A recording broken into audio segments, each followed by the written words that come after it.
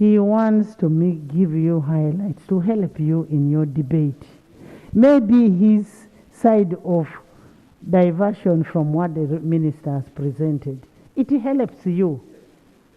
Honorable Xavier.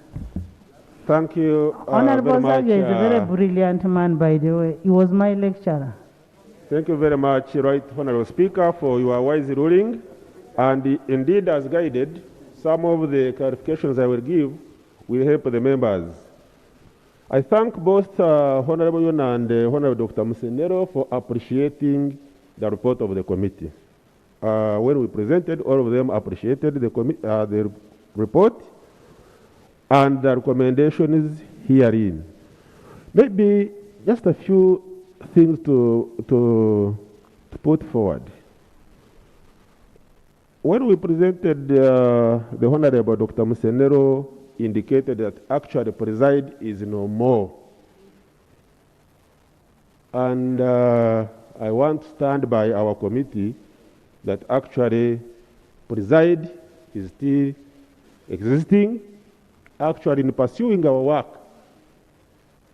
it is one of the places we last visited. The Secretariat was there, and when I was looking at the Ministerial Policy Statements, when you look at the Presidential Affairs Committee report on Ministerial Policy Statement and budget estimates for the financial year 2022-2023, page 16, you will establish that an amount of 25 billion shillings has been allocated for preside, meaning that actually it is in existence.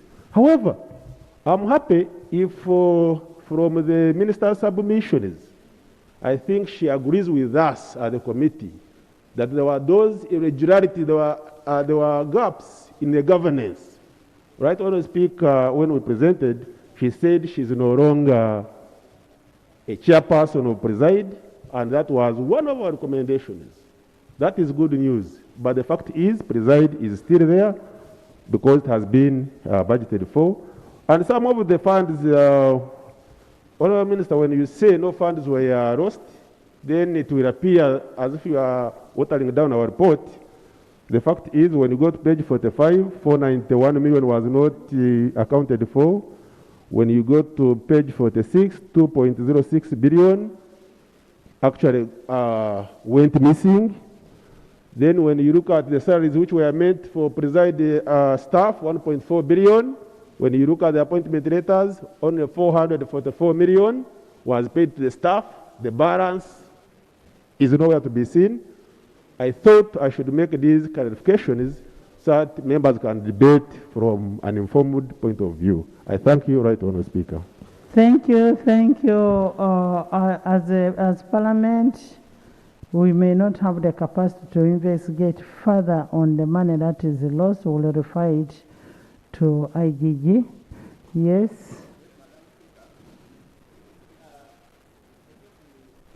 I wanted to start from up, then come as we come down. Thank you very much, Right Honorable Speaker. And Ekanya should know I am his whip, Honorable Ekanya. So when your supervisor stands up, you sit down.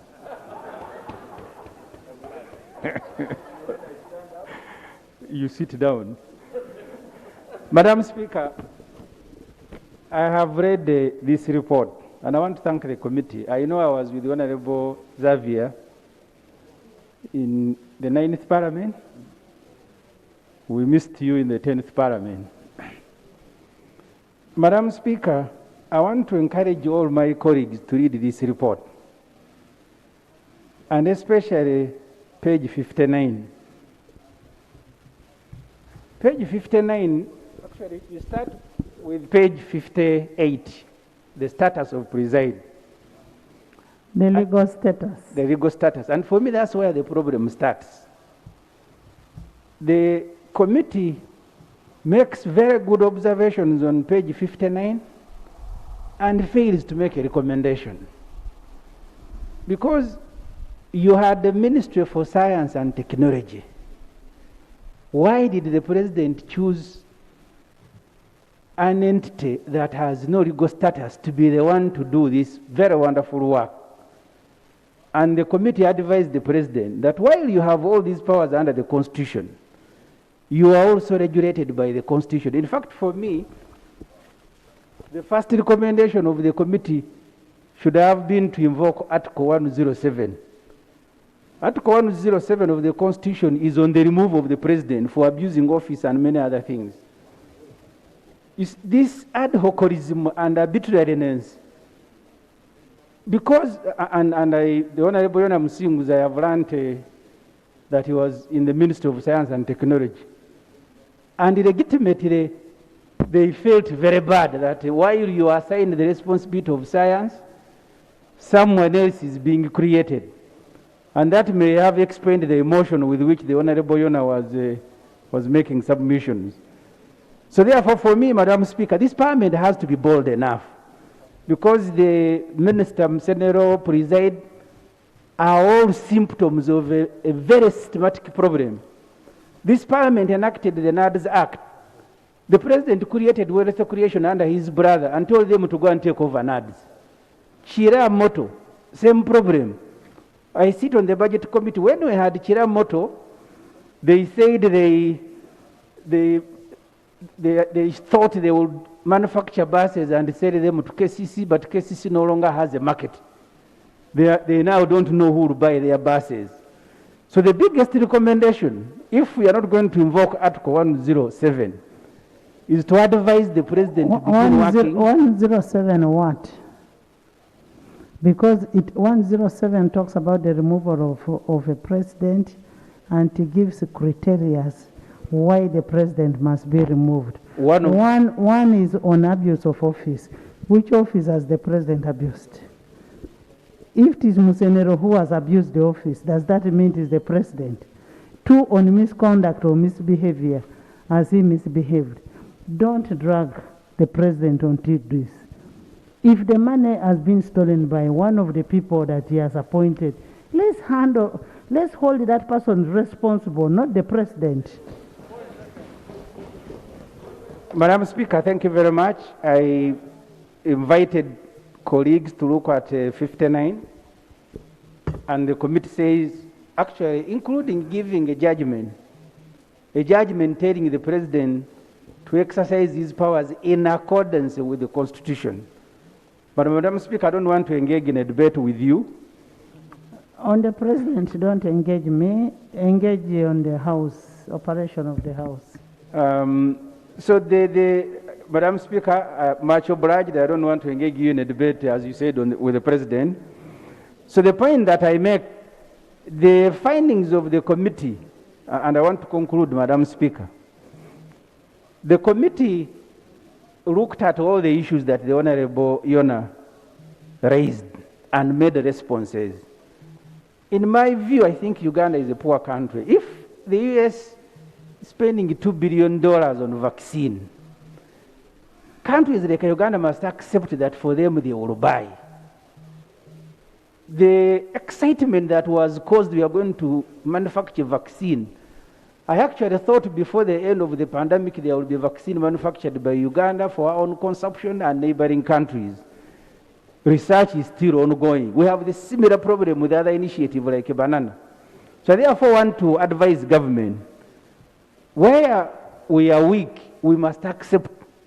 There is no point in starting an initiative to go and manufacture vaccines for COVID, yet you can buy them at maybe relatively lower prices when you go to buy from the market. Madam Speaker, finally, the accusations, many of the accusations by Honorable Yona Musingus, the committee makes recommendation for further investigation by Auditor General, etc. And I find this a very good report. I only invite colleagues to adopt it, and as you have advised, Madam Speaker, we can have other organs, competent organs of the state to look at what the committee recommends, including the Auditor General. Thank you very much, Madam Speaker. Thank you so much. As I said, I'm giving 5 people to debate.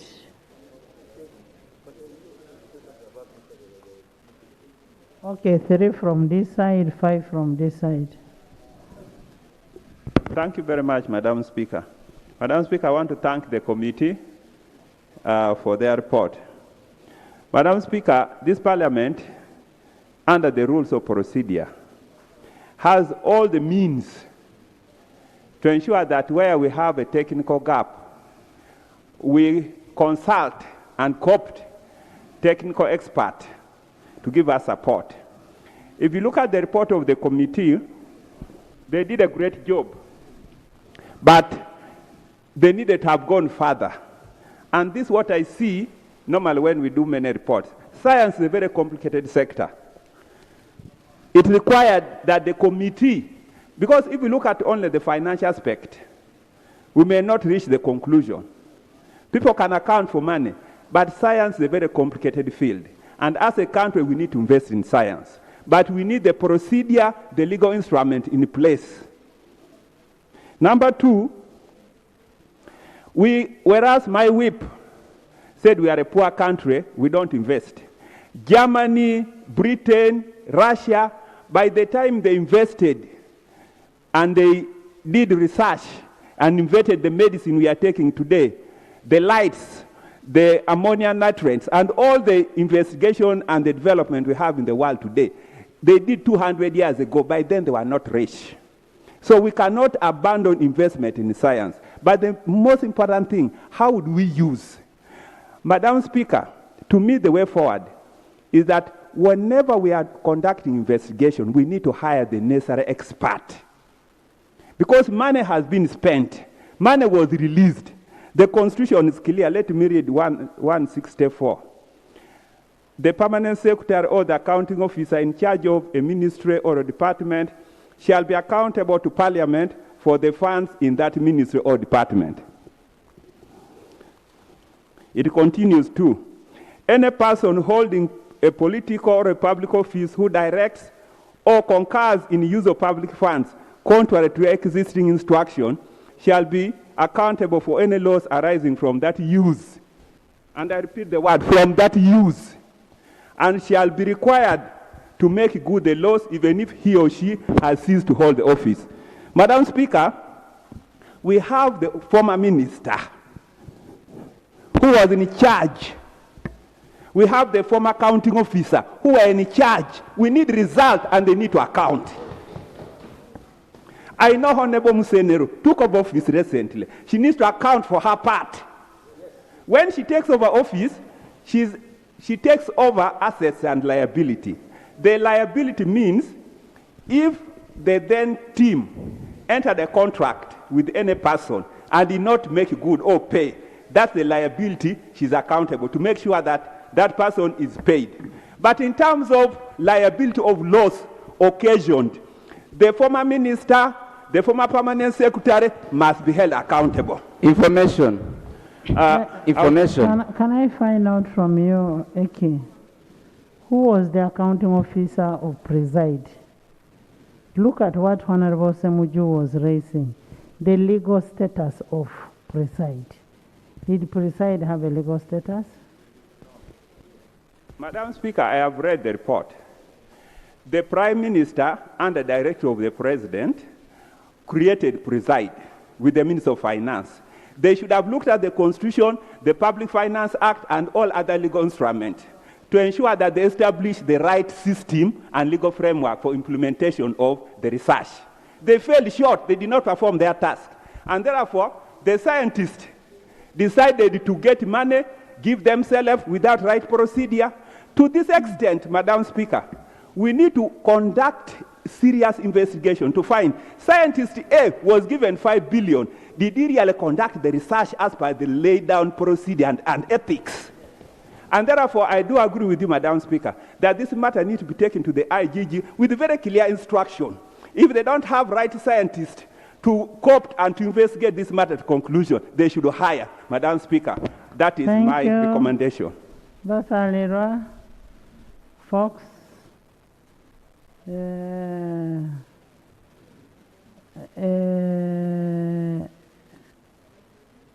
Kamuli, you first sit. I will pick you. I'm not going to give Dr. Mutono. Right Honourable Speaker. Right Honourable Speaker, I want to thank you for the opportunity And I want to thank the report, the committee and the team for the report. Right, Honourable Speaker, when you look at this report, it raises observations, and I want to thank the committee for bringing them out, particularly that 2 billion shillings was not accounted for. Secondly, that preside, which was the mandate of the minister, did not provide recommendations. That project operational funds were not accounted for to the tune of 491 million. The chair did mention it.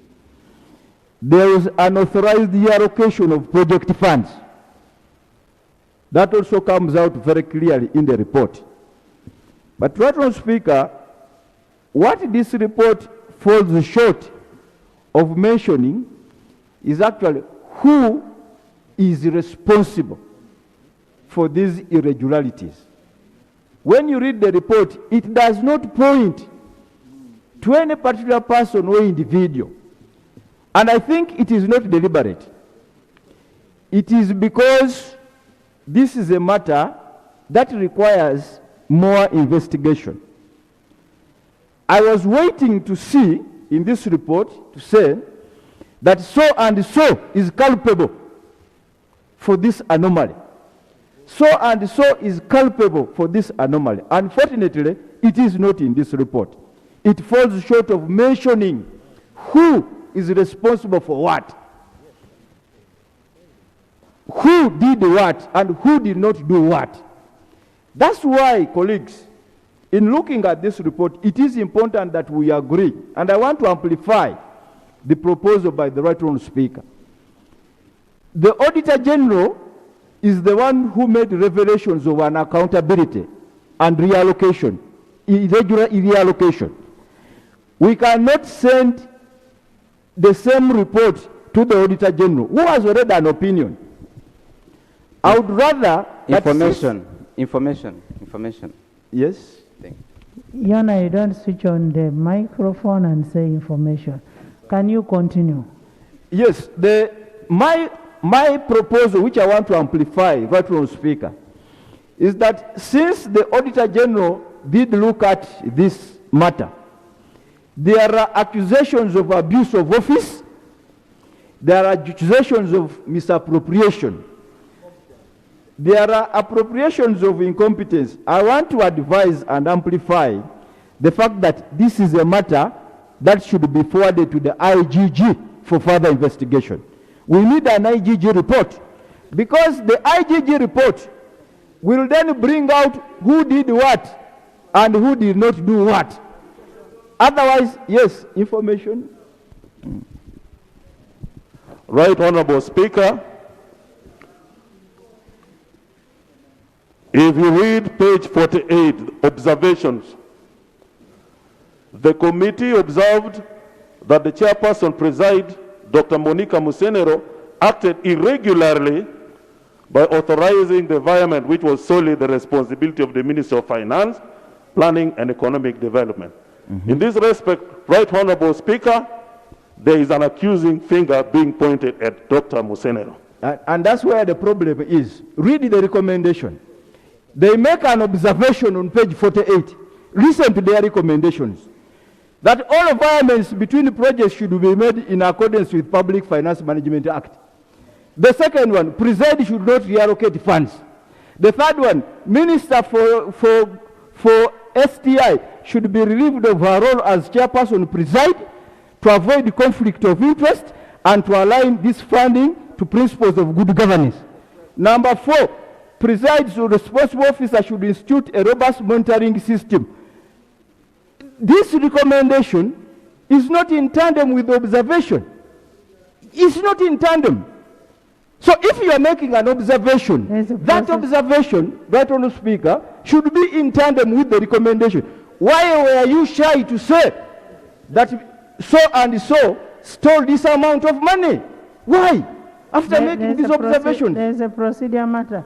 The issue that Honourable Asman is raising, that your observation must speak to the recommendations. Yes. Right, Honorable Speaker, the procedures, our rules of procedure, allow us to amend the observations, the recommendations, and the report.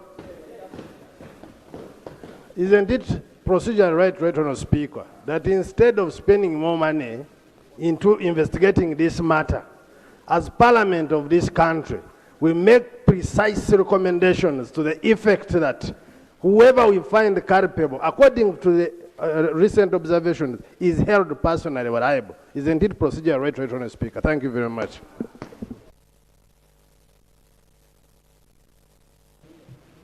Honorable members, the debate that is on is, we are debating on the report.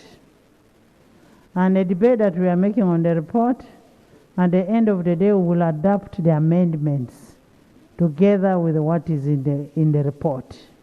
What is important is for us to adopt the report, have the amendments done, together with its amendments, and we need a treasury memorandum to that effect. Yes, have you finished? Finally, right, Honourable Speaker. But also it is a good practice in report writing that your recommendations, your observations must speak to the recommendations. And right, Honourable Speaker, and that's where I have a fundamental problem. By not mentioning, by observations not being in tandem with the recommendations, I don't think we were protecting anybody. I don't want to believe so. Secondly, right, Honourable Speaker, even if we are to talk about amending recommendations, you would have one challenge, that the committee had an opportunity to interact with the witnesses, which opportunity we don't have as the entire House. You run short of abusing the rules of natural justice. The committee had an opportunity to put all these issues to the witnesses, to be able to come up with biting recommendations, which they didn't do.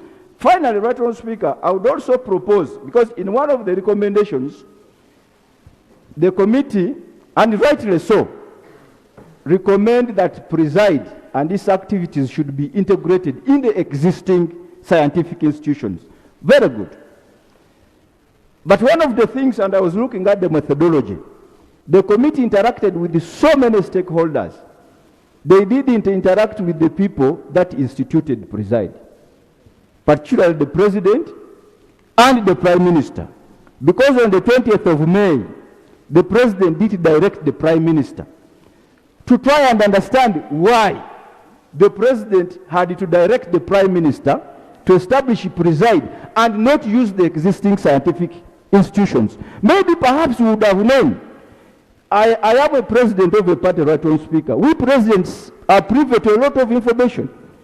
Perhaps the president has information on the existing institutions that we don't have. It was important to interact either with the president or the prime minister to understand why there was preside and not the existing institutions. In the methodology and the people they interacted with, including the minister and the others, because only the president and the prime minister can explain why it was preside and not the existing institutions. And that information is not here. So I thought that would have also helped in trying to understand the context. Otherwise, right, Honourable Speaker, this is a very good report. I pray that it should be adopted. Yes, subject to the recommendation of the IGG, looking at the abuse and malpractices here. I thank you. Thank you, Ollie Fox. Thank you. Fox. Thank you, Right Honourable Speaker. Right Honourable Speaker, I am cognizant of the wonderful guidance you have given the House that we debate devoid of emotions. And number two, that there are issues in the report that will probably require the further investigation and the attention of the IGG. That said, I'll start my submission from there. Right Honorable Speaker, in any investment, research and development is the most expensive aspect, let alone in sciences. The investment you put in research and development does not immediately yield results. We must recognize that as a House. Secondly, Right Honorable Speaker, for humanity to survive, for a nation to survive, you must invest in science and technology. If you don't invest in science and technology, you are headed to extinction. The United States invested very heavily in the development of the atomic bomb, and that's what saved humanity during the Second World War. So when we come here as a parliament, we must recognize the fact that we should help our government and we should help our scientists invest in research and development. But, Right Honorable Speaker, that's not to say that such investment must not be subjected to accountability. We should always ask questions. We should always ask for accountability.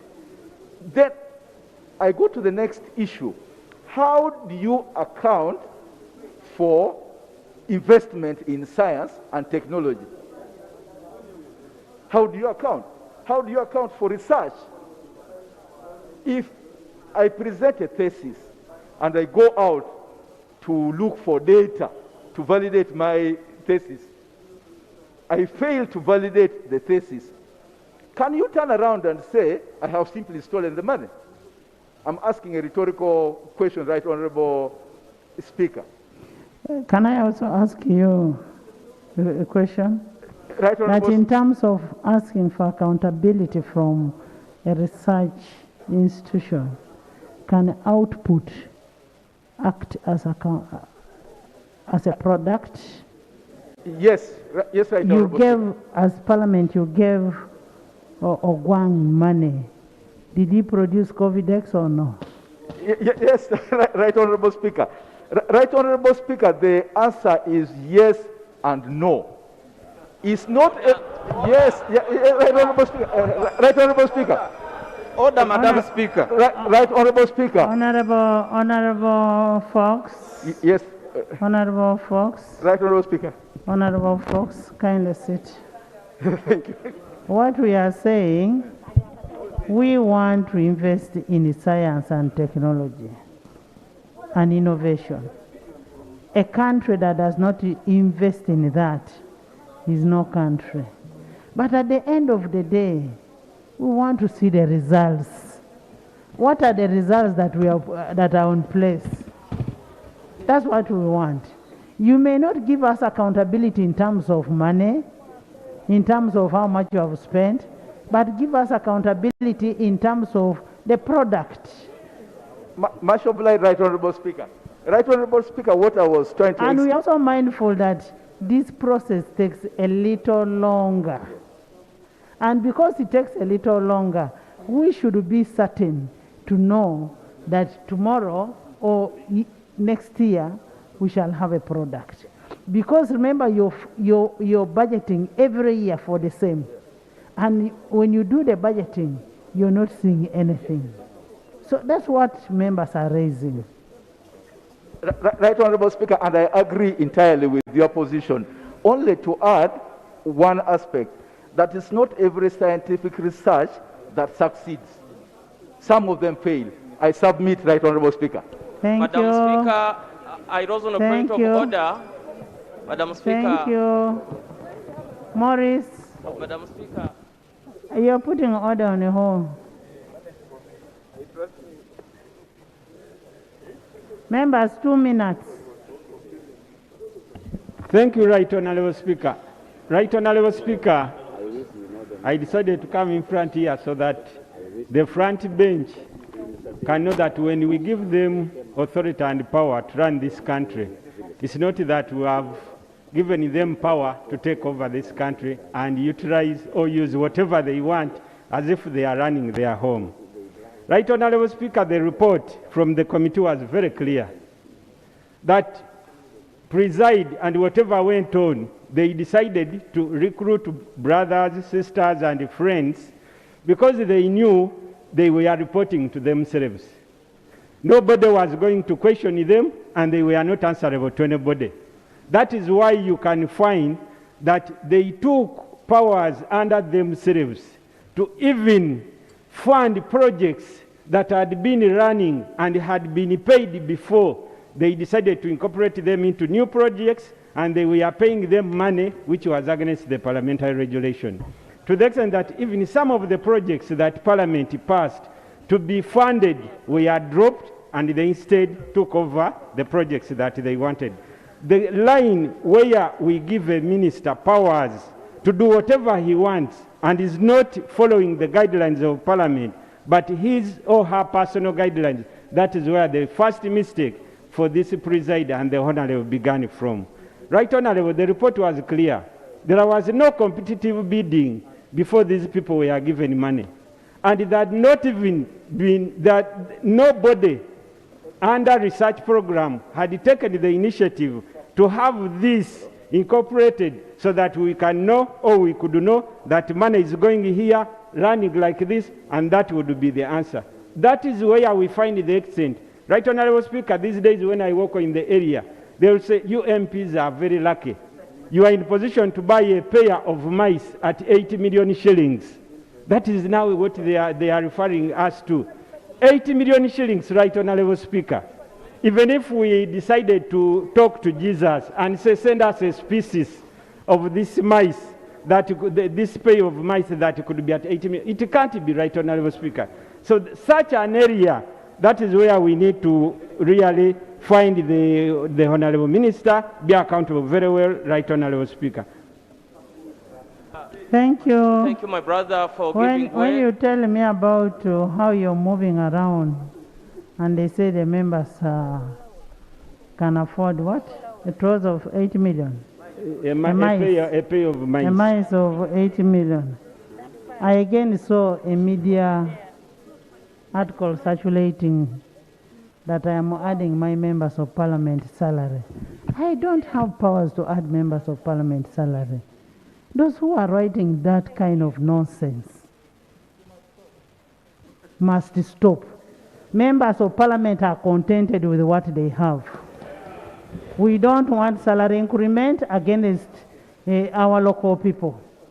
So they should stop writing that we are adding ourselves salary. We are not adding ourselves salary. Members of parliament have enough. So as I conclude, Right Honorable Speaker. Right Honorable Speaker, the report was very clear. The project had sectors where it was spending 164% of the money. Yet, Right Honorable Speaker, during COVID, there was 40% cut across board. But in this line, they were in position to spend 190%, 160%, and we are wondering where were they getting this money. Thank you. So, Right Honorable Speaker, as I conclude, I concur with the report. One, and as we began, the minister should be accountable. The minister should provide accountability. And at the end of the day, we urge members of parliament, we should share an example that when we give you authority, you must utilize it well by censoring the minister. Thank you, Nathan. Nathan. Thank you. Don't tell me procedures because you want to speak. Thank you, Madam Speaker.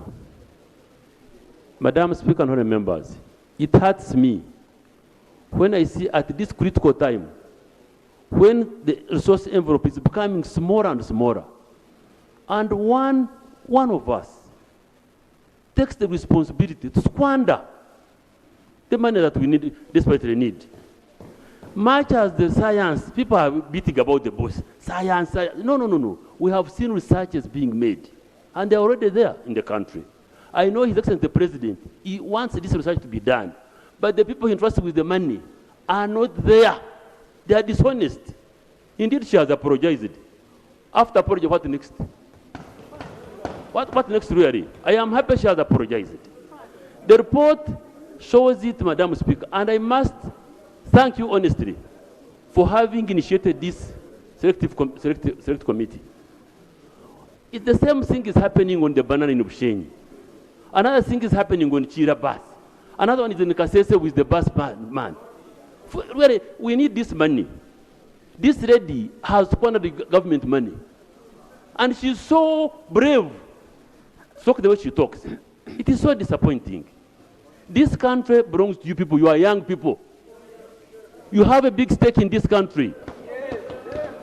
We want people to utilize money. The lady, she cannot hide behind science. No. There must be accountability in science research. And there was an MOU. She says, what is that company? Preside is no longer there. Now it appears in the budget. Madam Speaker, you must wear. Things have changed, Madam Speaker. Thank you, Kimosho.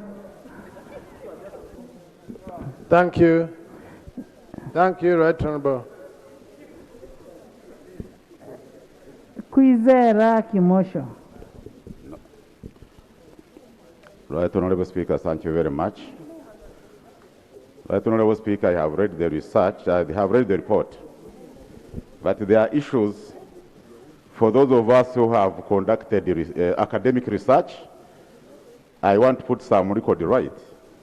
I have not seen where a minister makes a research proposal to the president, because we have National Council for Higher Education, which is mandated by law. By the way, by then she was not a minister. Whatever it was, because she was okay, that was a order by then. So, when someone makes a research proposal to the head of state, it is an abuse. It is a misdirection. That's very, very important. Another issue is that when the committee talks about a reference to the president and the president directing the prime minister, the prime minister could have advised the president that I'm reading on page 59, that the president directed that Musenor has written to me, now she wants to do research. This is unheard of. Do we have a research design? Or was it looked at? What are the results? How do we have results? Because accountability and appointment goes with responsibility. So do we have the research results? And if they say that there was no legal status, I am worried that even the Auditor General and the IGG cannot audit an illegal entity. Was it, how would it be audited? And for Auditor General to release even money under audit warrants, how did they get the money? So I would think that we go further to know that this one was actually a robbery. Disguised robbery because... Honorable Attorney General, I want to ask a question. When you get a directive from the president, do you just act or you act according to the law?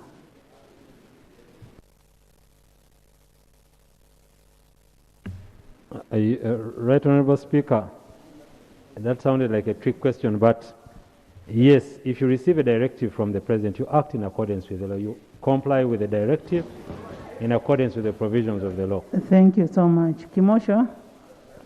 Thank you, Right Honorable Speaker. Right Honorable Speaker, I want to draw the attention of members on page 48, where the observations are very clear. I will not read them.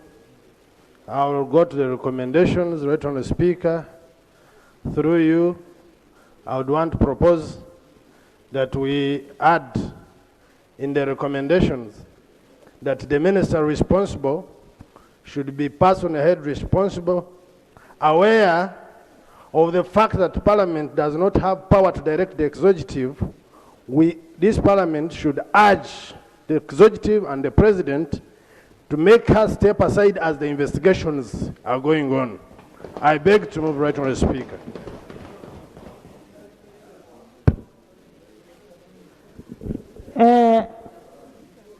Honorable members. Honorable members. Honorable members. Honorable members.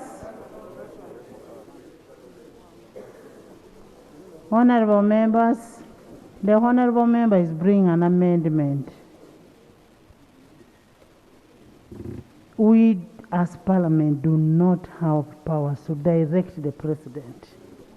Read the case of Severino versus Attorney General. The case of Severino versus Attorney General said Parliament does not have powers. The case of Fox Odoi versus Attorney General is still on the same. We can only argue the appointing authority. We can only argue the appointing authority, but we cannot direct. So the amendment of Honorable Kimosho, is it seconded? Madam Speaker, okay. Procedure. Yes. Madam Speaker, I asked colleagues here to read the report because you are going to look funny. At the time Preside was founded, you had a minister called Erioda Tumwesji and a PS called Ebong. If you want a minister and accounting officer held responsible, it is those two. We are not, we are saying the responsible at that time. Information, maybe. At that time. Yes, Thank you. Just fine. Thank you, Right Honourable Speaker. I think Honourable Semuju should read the report. Yes, he has not read the report. Observation number 1, the chairperson presided, Dr. Monica Musenero, acted irregularly by authorizing viament, which was solely responsibility of the Ministry of Finance, Planning and Economic Development. That is very clear, Right Honourable Speaker. Further information. Honorable members. Honorable members. Honorable members. I want Abed. Honorable Abed. Honorable members, let's have respect for each other. Let's debate on this thing.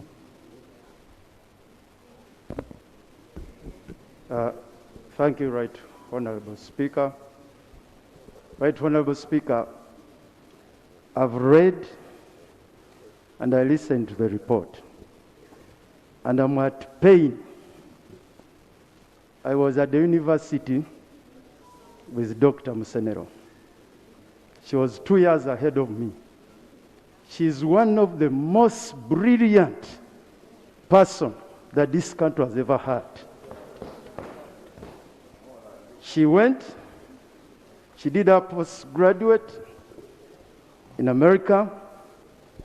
She decided to come back to this country. We must separate between the inefficiencies in the Ministry of Finance, the Ministry of Education and Science, where research falls, and Dr. Musenero, the scientist. Those two are very, very critical. If this Parliament fails to disassociate those two, we will be seen, Right Honorable Speaker, as if we are killing innovation.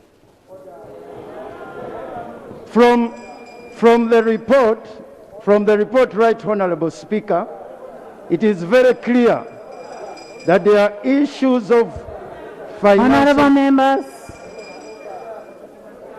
Honorable members. When you start making your orders,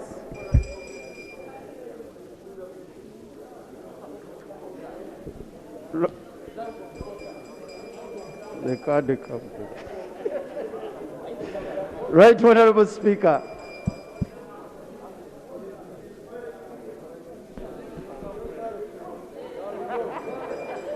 I don't care.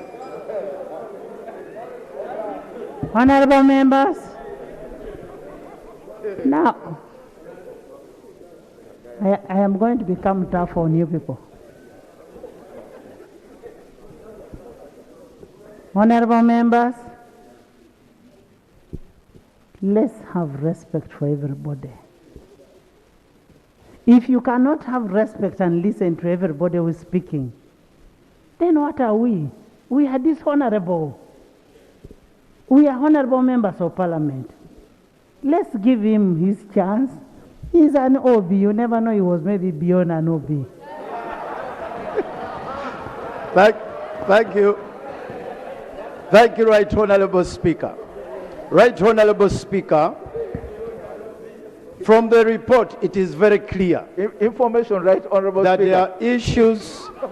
There are issues of financial mismanagement. It is also very clear that there are issues of illegality as far as the framework is concerned. In this country, we know that if you are going to do any research in science, the body is called the National Council of Science and Technology. It must approve the research. It must promote and watch over that research. From that report, it is very clear that that body did not do their work.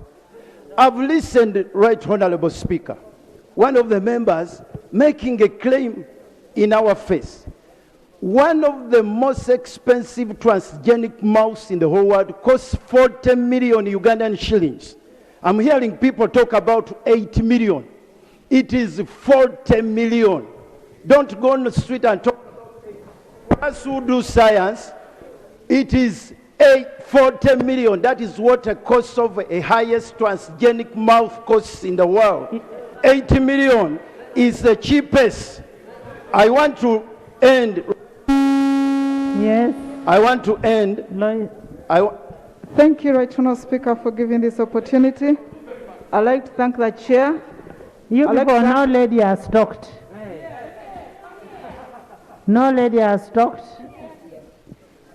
Thank you, Right Honourable Speaker, for giving this opportunity. I'd like to thank the chair and the members for the detailed and informative report, and also thank the minister for her response. Madam Speaker, according to the minister, she says the report relates to a period when she wasn't a minister, and she seems to be comfortable with the output. I do not know whether she can share anything on ground right now, and also want to find out whether, when she became a minister, whether she resigned from preside, because if not so, the issues of corporate governance come up. Madam Speaker, the misuse of funds, diversion of funds, reallocation without approval is becoming a trend in this nation. Whenever there is a program or a project, people get so excited because they want to eat that money. Madam Speaker, my colleagues have talked about the legal framework or the legal status of the entity that wasn't in existence. No wonder it was a bonanza for some people. I agree with you, Madam Speaker, that the IGG should investigate this matter further. Thank you. And once you're talking about the preside, that's one of the recommendations that has been made, that she must leave the preside. Sarah? I'm looking for a lady this side. Thank you. Sarah? Thank you very much, Right Honourable Speaker. Right Honourable Speaker, it's extremely unfortunate Members, 2 minutes. that my dear sister, the Honourable Musenero, was caught up in all these anomalies. Right Honourable Speaker, I have had statements here that the Honourable Musenero was not a minister then. But I'm quite aware that she was a senior presidential advisor. And Right Honourable Speaker, the Leadership Code Act states or includes presidential advisors or senior presidential advisors as leaders. And therefore, once you're a leader, you are actually supposed to conduct yourself in accordance with the Leadership Code Act 2002 as amended. And therefore, there are certain minimum standards required of every leader. And if what I have read here is true, that she was chairperson preside. She was also senior presidential advisor. And therefore, she can be held responsible for the omissions that I have read in this report, Right Honorable Speaker. It's extremely unfortunate, Right Honorable Speaker, but I think on page 44, I don't want to read everything, but people procure equipment, no formal requests for equipment was made, creating wastage, no formal procedures were followed. Some equipments were procured, yet they are available in country. The thermal recyclers, laboratory freezers, microplate stackers. I said 2 minutes. Indicating, Right Honorable Speaker, that there was wastage. Right Honorable Speaker, can I just conclude on the issue of the IGG? If we are to refer this report to the IGG, we must give a timeline. Otherwise, it will be an investigation forever. I want to propose that should we refer this report to the IGG for further investigations, we give them 3 months within which to report back. Thank you, Right Honorable Speaker. Thank you, Madam Speaker. I want to say that when people or departments come here for approval of budgets... Right Honorable Speaker, I'm raising on a point of procedure. Yes. Right Honorable Speaker, have we lifted the requirement of members of parliament while in the chamber to put on masks? I can see my brother, a couple of members here. Are we proceeding well, Right Honorable Speaker? Madam Speaker. But honorable members, the member is very correct. This is a closed area. You never know, somebody could be having. If you don't have a mask, can we distribute masks for you? Let everybody, if you're not putting on a mask, get out.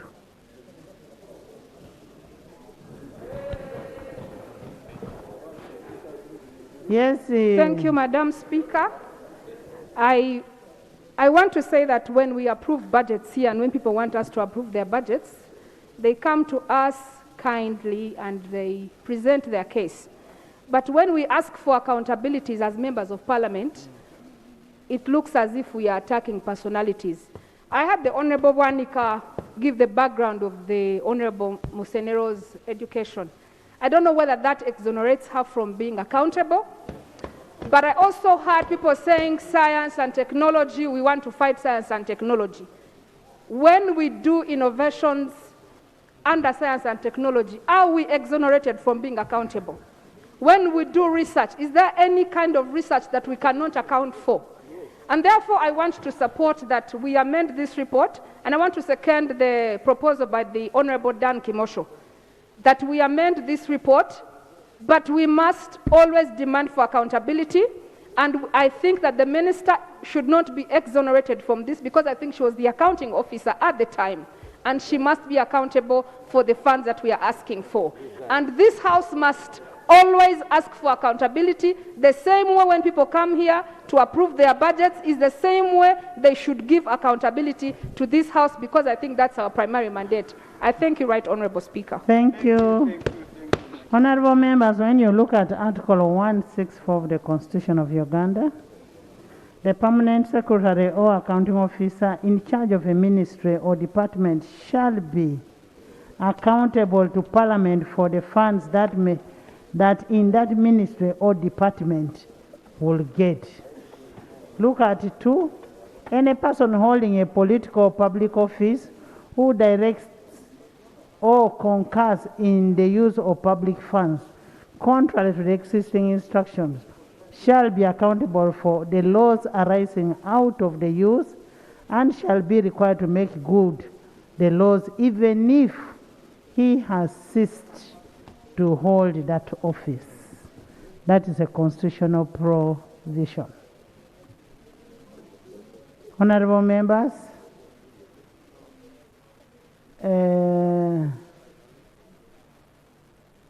Namuga. Thank you, Right Honorable Speaker. Namuga Goret, MP Maogola County, and the Shadow Minister for Science, Innovation and Technology in the Alternative Government. We don't have. Right Honorable Speaker, this is the most suitable moment for me to inform you that I've totally failed to carry on my assignment as a shadow minister. This is a ministry that actually you failed to locate where the ministry is. It was a resolution of Parliament that the ministry be housed under the office of the President. Now you find it's under State House. Right, Honorable Speaker, we need to be guided. This is a very critical ministry to this country that is grappling with so many debts. It is using borrowed money, and it is this very money that is being misused by the Honorable Minister. Right, Honorable Speaker, much as the Honorable Minister studied from abroad, she is very experienced. Coming to the report that was written, Right, Honorable Speaker, this shows that the Honorable Minister failed to carry on her assignment. I totally agree that the Honorable Minister should be censured. As I also find how to carry on my assignment, Right, Honorable Speaker, you would have found this ministry very vibrant if the Honorable Musenero was doing her work the way she was doing. I'm totally in corridors finding how to do my work as an alternative minister, and I failed, Right, Honorable Speaker. So the fact that you have this report, Right, Honorable Speaker, now, I request that it is the time that we have to put this ministry to order. Right, Honorable Speaker, the President is urging the government to increase salaries of scientists. Where are we going to find them? This is the very ministry that would have promoted scientists. We are looking out for research, funding the research and development, because we want to create employment for the youth. So, Right, Honorable Speaker, as the minister in the alternative government, I strongly agree that the Right, Honorable Speaker, as a minister, I request that you give me a minute to conclude. As a shadow minister. Right, Honorable Speaker, my prayer is kindly let's use Parliament to put this ministry to order, such that we can have this country get the output from this office. Right, Honorable Speaker, as I've alluded, I'm very vibrant and willing to serve this country, but I'm rendered useless because my colleague is not doing her part. Thank you. Honorable Shadow, where is the censure coming from? Is it in the report, in the what? Right, Honorable Speaker. Right, Honorable Speaker. The report has its recommendation, but I also move a motion. I add that in addition to what has been written. That is not how they move a motion. Right, Honorable Speaker. I can move a motion. Yes, Right, Honorable Speaker. I move that we amend. Madam. Yes, Right, Honorable Speaker. I am saying that is not how they move a motion of censure.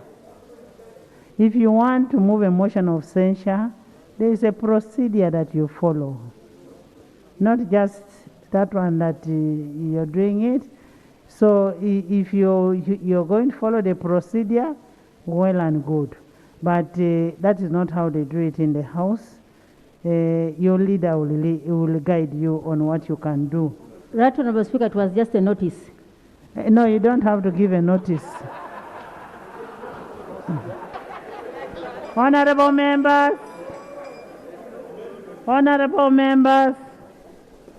you've debated on this thing. You've debated on this thing, on this report. I like when you stand when the speaker is speaking, including this smuggler of mine. Senior smuggler, okay. Honorable Macho. The Right Honorable Speaker of the Parliament of Uganda. Madam Speaker, I am no longer a smuggler, I am a cross-border trader. Madam Speaker, I do want to appreciate the report. Although the observations and recommendations of the reports did not fit my expectation. But when I was reading the background of the report, it talks about allegations of irregularities, manufactured COVID-19 vaccine, amount of funds so far released to the research to establish how the funds were utilized. And I want to agree with Dr. Abedi Wanika that True Honorable Dr. Musenero is very brilliant, intelligent. And brilliant, intelligent people know how to craft things sometimes. Why I say so, Madam Speaker, the committee recommendation omitted an issue of performance and also at the same time, incompetence. I note incompetence of the Honorable Minister Musenero, but Honorable Speaker, in our culture they say, what will be a mushroom you see when it is coming? Honorable Musenero, when she was a nutrition officer in Mbale, that was the same song, lack of clarity in expenditure and handling of finances. Madam Speaker,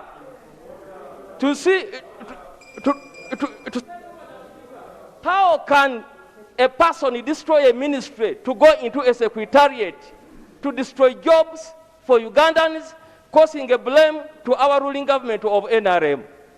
Because if you read into the report, the ministry was getting almost 35 to 40 billion shillings, but as we talk now, they are getting 3 billion, which means there are some jobs that were lost, and this was done intentionally to kill the evidence. That's why she sacked people. Madam Speaker, look at her. Those people were sacked, have families, have children, and they are suffering right Now, Honorable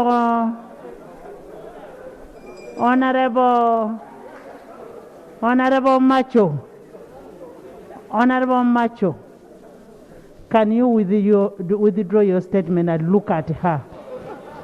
When you say look at her, you're saying look at all the women in this house. Madam Speaker, I want to withdraw the statement of saying we should look at her, so let me speak while looking behind. Madam Speaker, that was what I was meaning, to talk while looking at the minister. Let's have decorum but I in withdraw. this house. Madam Speaker, I withdraw. She's an honorable member of parliament. Madam Speaker, I withdraw. Madam Speaker, to proceed further, proceed, yeah. When Dr. Malinga passed away, Honorable Musenero contested as a candidate and she got only 60 votes. 60 votes in the whole of the constituency. Honorable. Why? That was because she lacked integrity.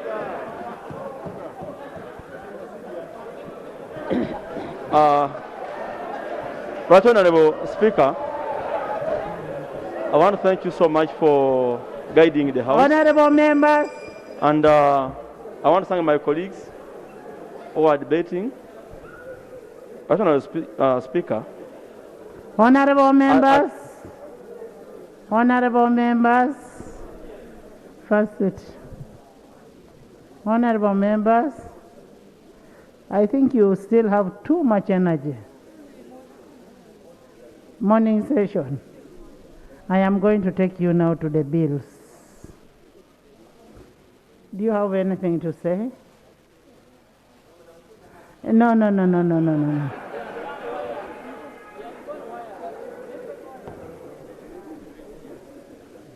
Much obliged, Right Honourable Speaker.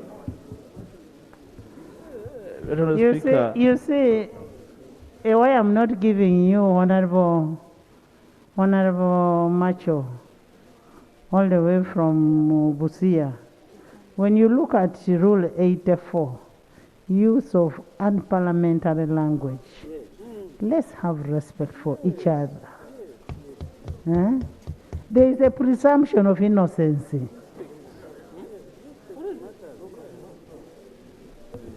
Thank you, Right Honourable Speaker. I'd like to appreciate the committee for the report. And at the beginning of this Parliament, Right Honourable Speaker, we set ourselves quite high standards. And this debate and the consequential output will speak to the commitment to those very high standards we set ourselves in this House, Right Honourable Speaker. The Honourable chairman and his team should be applauded for the courage to dare. And this House owes them a duty. If their findings are watered down, we shall have empowered a culture of impunity. We would have empowered a culture of I don't care. And all of us will be culpable.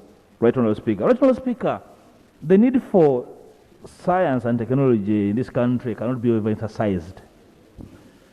All of us would desire to see this country progress on a clear path where innovators and scientists guide our daily thinking and the path to development.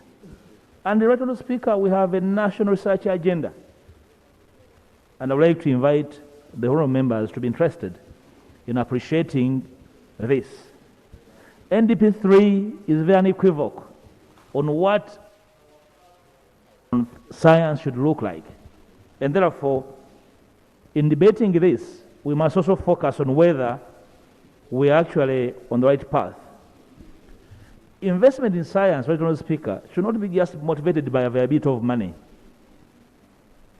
but by actually availability of skills and the commitments to invest those skills in a particular output, Right Honourable Speaker. The Honourable Namugan, Shadow Minister for Science and Technology, able observed, Right Honourable Speaker, this House resolved inter alia that this ministry resides in the office of the President. For some reason, and the Prime Minister should explain, why are we debating this ministry to be under State House? Was it defiance? Is it part of the impunity that is incubating in this ministry? There is a resolution on the record, on the Hansard, Right Honourable Speaker, that the ministry resides in the office of the President, not in the State House. State House is the personal residence of the President and his family. And we are voting funds for it. We are very clear on purpose and intention. So we need to find out from the Prime Minister whether Parliament was defied on that resolution, Right Honourable Speaker. Honourable Lob, I thought the vote is under the office of the Prime Minister. It is under the Presidency. Yes, President. It's under 002, Right Honourable Speaker, in complete disregard of an existing parliamentary resolution, Right Honourable Speaker, and we expect the Prime Minister to make clarification. If it was defiance, we find a way of dealing with it, Right Honourable Speaker. Right Honourable Speaker, I have no personal grudge with the Honourable Dr. Msenero, a former CEO of Preside and now Minister.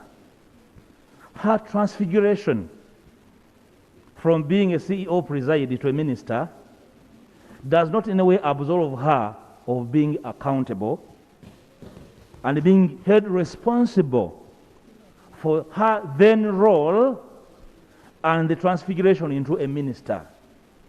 I have read clearly the indictments in the report on virement of funds, on failing to account for funds, and one of the most unfortunate developments, Right Honourable Speaker, was that the minister was trying to rebuttal the report in her statement.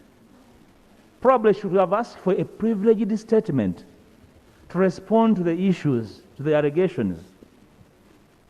The then Minister of Science, Dr. Rioda, has his own troubles, and he must be, whatever he is, should really get out of his hiding hole to come and also account.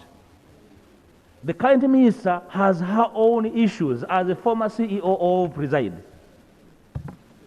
For that, she must really be properly indicted by this House and held accountable. Right Honourable Speaker,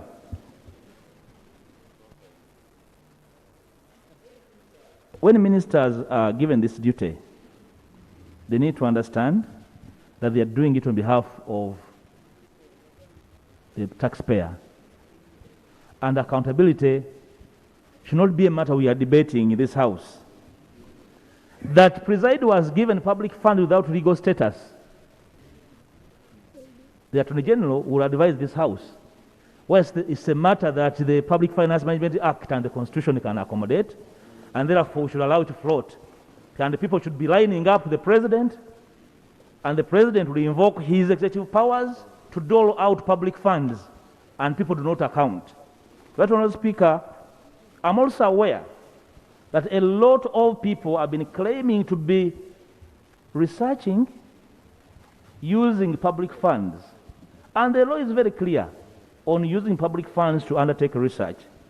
Probably the Minister of Finance would advise us how many patents are in your custody on account of public funds voted on research.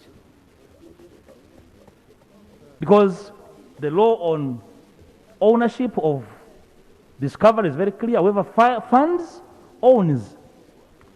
That the Minister of Finance have a catalogue of patents that are in your custody by virtue of funds voted by the taxpayer to finance them.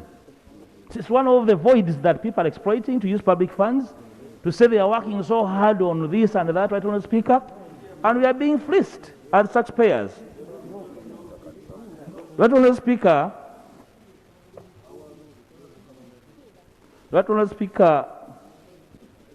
this House should have the courage, and it's upon this House to invoke the provision of Article 118.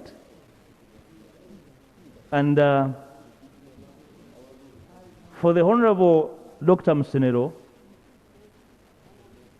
holding a public office calls for a higher level of personal integrity, and unfortunately for you, whether you were used, whether you used the others, Article 118 is available, but you are free to preserve your name and say, I have jumped.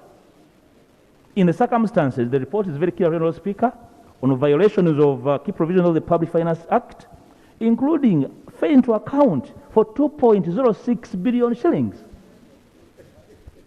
So what do you do about that? Is it just a happy go around to say people are researching? Right, Honourable Speaker, as I conclude, we are likely to be in the budget cycle.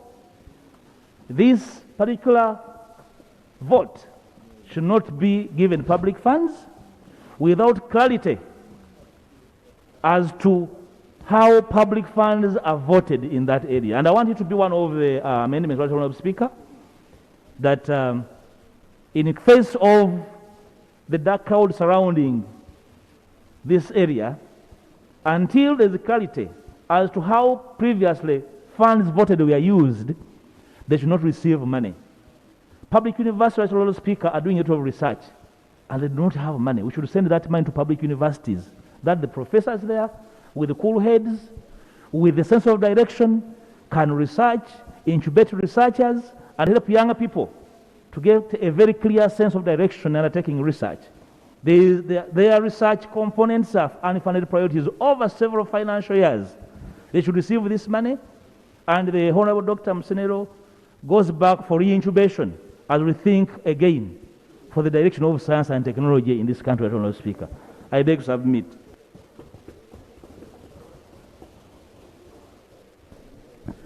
Thank you so much, Leader of Opposition. Leader Lob. Thank you. And when you look at, I do agree with you that the vote should not be in State House, because State House is supposed to be for private residents, unless with the recommendation of the President, and that is still on the staff. That is under Article 172.2. It refers to that. So I don't know what could have happened with the Budget Committee, because this House made a recommendation that the vote should be, it should be under vote 002. Budget.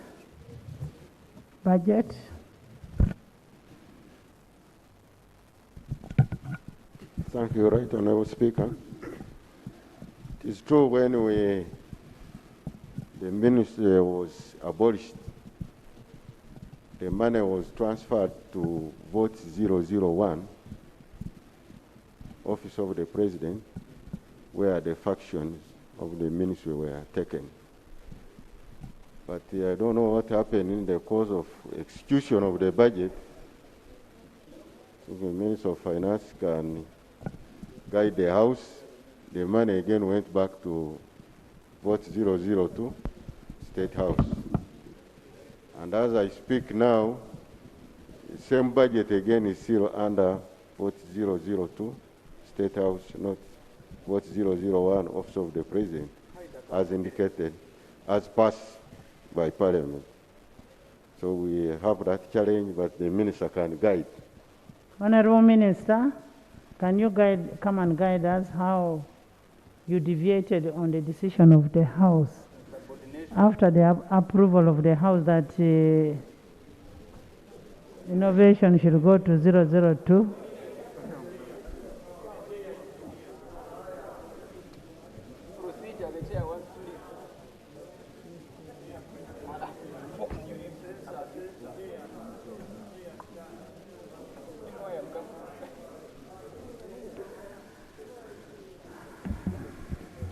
Madam Speaker and honorable colleagues, it is true I moved the motion here to move money from Ministry of Science and Technology to vote 002 under Office of the President. 001 under Office of the President.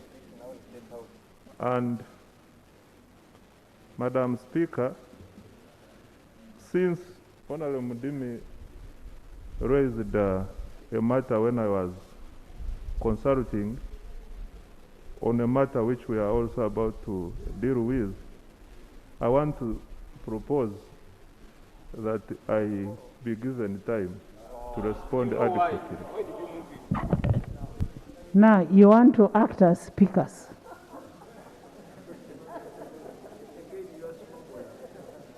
Now, if somebody is asking for time to give us information, let's give him time. Because, first of all, Lopez already said, we should not give innovation money if they are going to be under State House, unless they are under the Prime Minister. So we need that information, Office of the President, unless if it is under the Office of the President. Because you know, under State House, it is classified. We cannot audit. Madam Speaker, the decision that was taken by this House was to create a vote under the Office of the President. The same way you have internal security, external security, AIDS Commission. It was not just for sending money to Office of the President. The decision by this Parliament was that money will go under the Office of the President, but under a vote. I don't know what consultation the Honorable Musasi needs to make. Was the vote created? Did money go there? We are in the budget process, sit on the Committee on the Budget. And that's why I said, Madam Speaker, there is something that this Parliament may not do. All these Musasis are victims. You deal with the President who has turned his bedroom and sitting room into an office. Was the vote created under which ministry?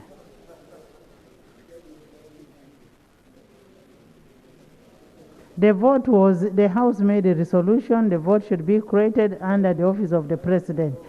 Chairperson, Presidency. Thank you, Right Honourable Speaker and colleagues.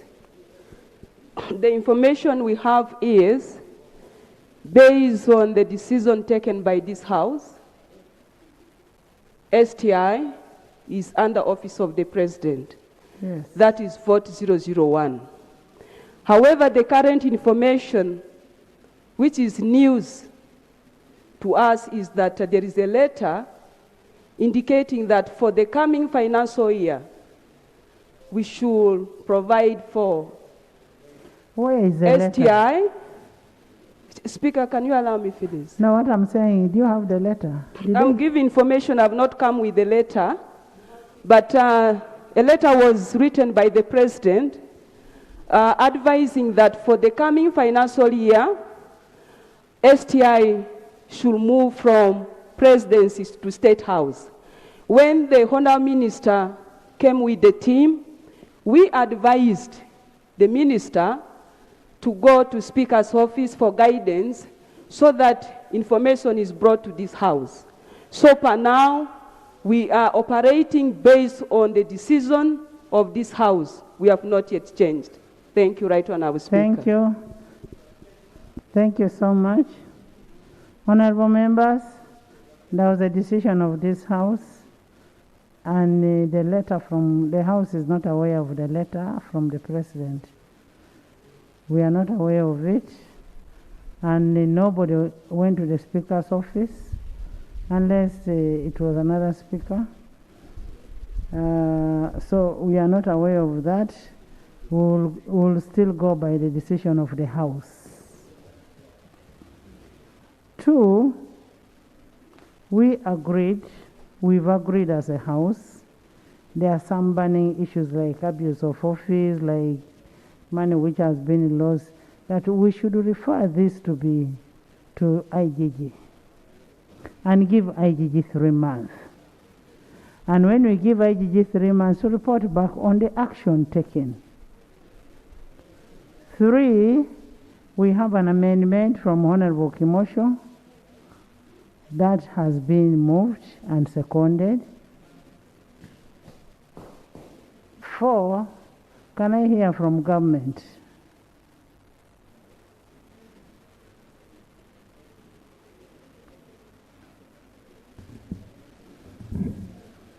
Right Honourable Speaker, I want to thank the committee for the report, and also want to take this opportunity to thank the members of Parliament for their contribution in the House. I want to commit that government is going to study the recommendations in the report and also involve the relevant departments like the IGG and come back to the House after 3 months with the Treasury memorandum. Right Honourable Speaker, I thank you. Thank you so much. Prime Minister will be waiting for a Treasury memorandum within 3 months. We are referring this report to IGG. We are also including the amendment of Honorable Kimosho. I now put a question that a report of Select Committee on Science, Technology, Innovation on COVID-19 related research be adopted with amendment on taking the report to IGG and amendment from Honorable Kimosho. Those in favor say under the control and nay. The ayes have it. Thank you. Next. Item 3, Bill second reading. The Supplementary Appropriation number 2 Bill 2021.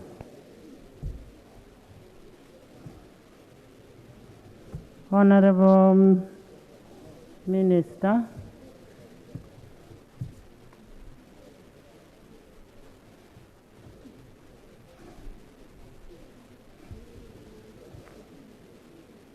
The appropriation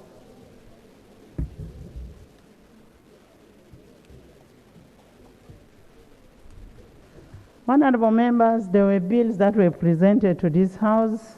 The Supplementary Appropriation Bill number 2, Bill number 3, and Bill number 4. And we did not pass these supplementaries. We got a legal opinion from the Attorney General.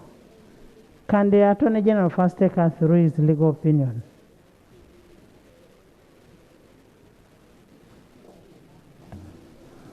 Thank you very much, Right Honourable Speaker.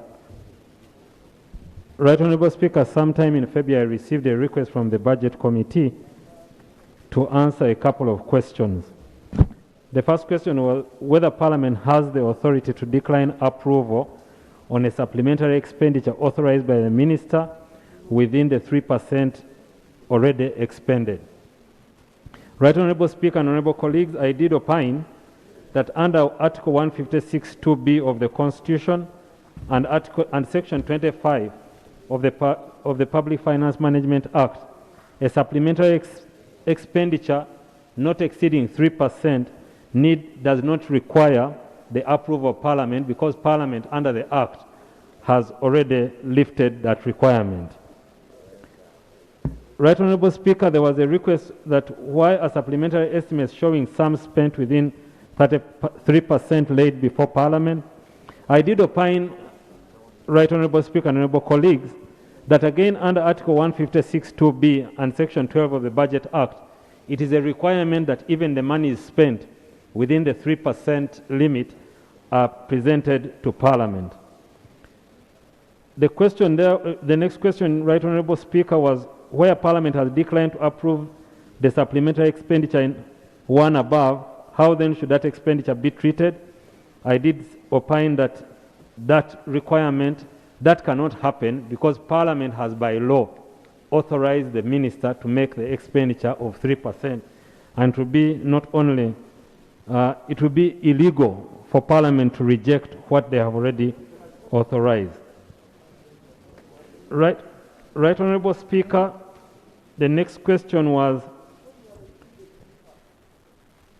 I didn't get that question. Oh. Does the act of disapproval of that expenditure offend the PFMA? I said yes, it does offend the PFMA because the law has already allowed, Parliament has already allowed the 3% expenditure. Whether a supplementary appropriation bill should automatically capture amounts, expenditure spent within the 3% legal limit, irrespective of whether the amounts were approved by Parliament and therefore are not contained in the parliamentary resolution. Right Honourable Speaker and Honourable colleagues, the 3% expenditure over and above what was approved by Parliament was by law under Article 153, Section 32 of the PFMA not expected to be in the bill or in the Act of Parliament. And therefore it follows that the supplementary expenditure within the legal limit of 3% is part of the supplementary expenditure which should automatically be captured in the supplementary appropriations bill.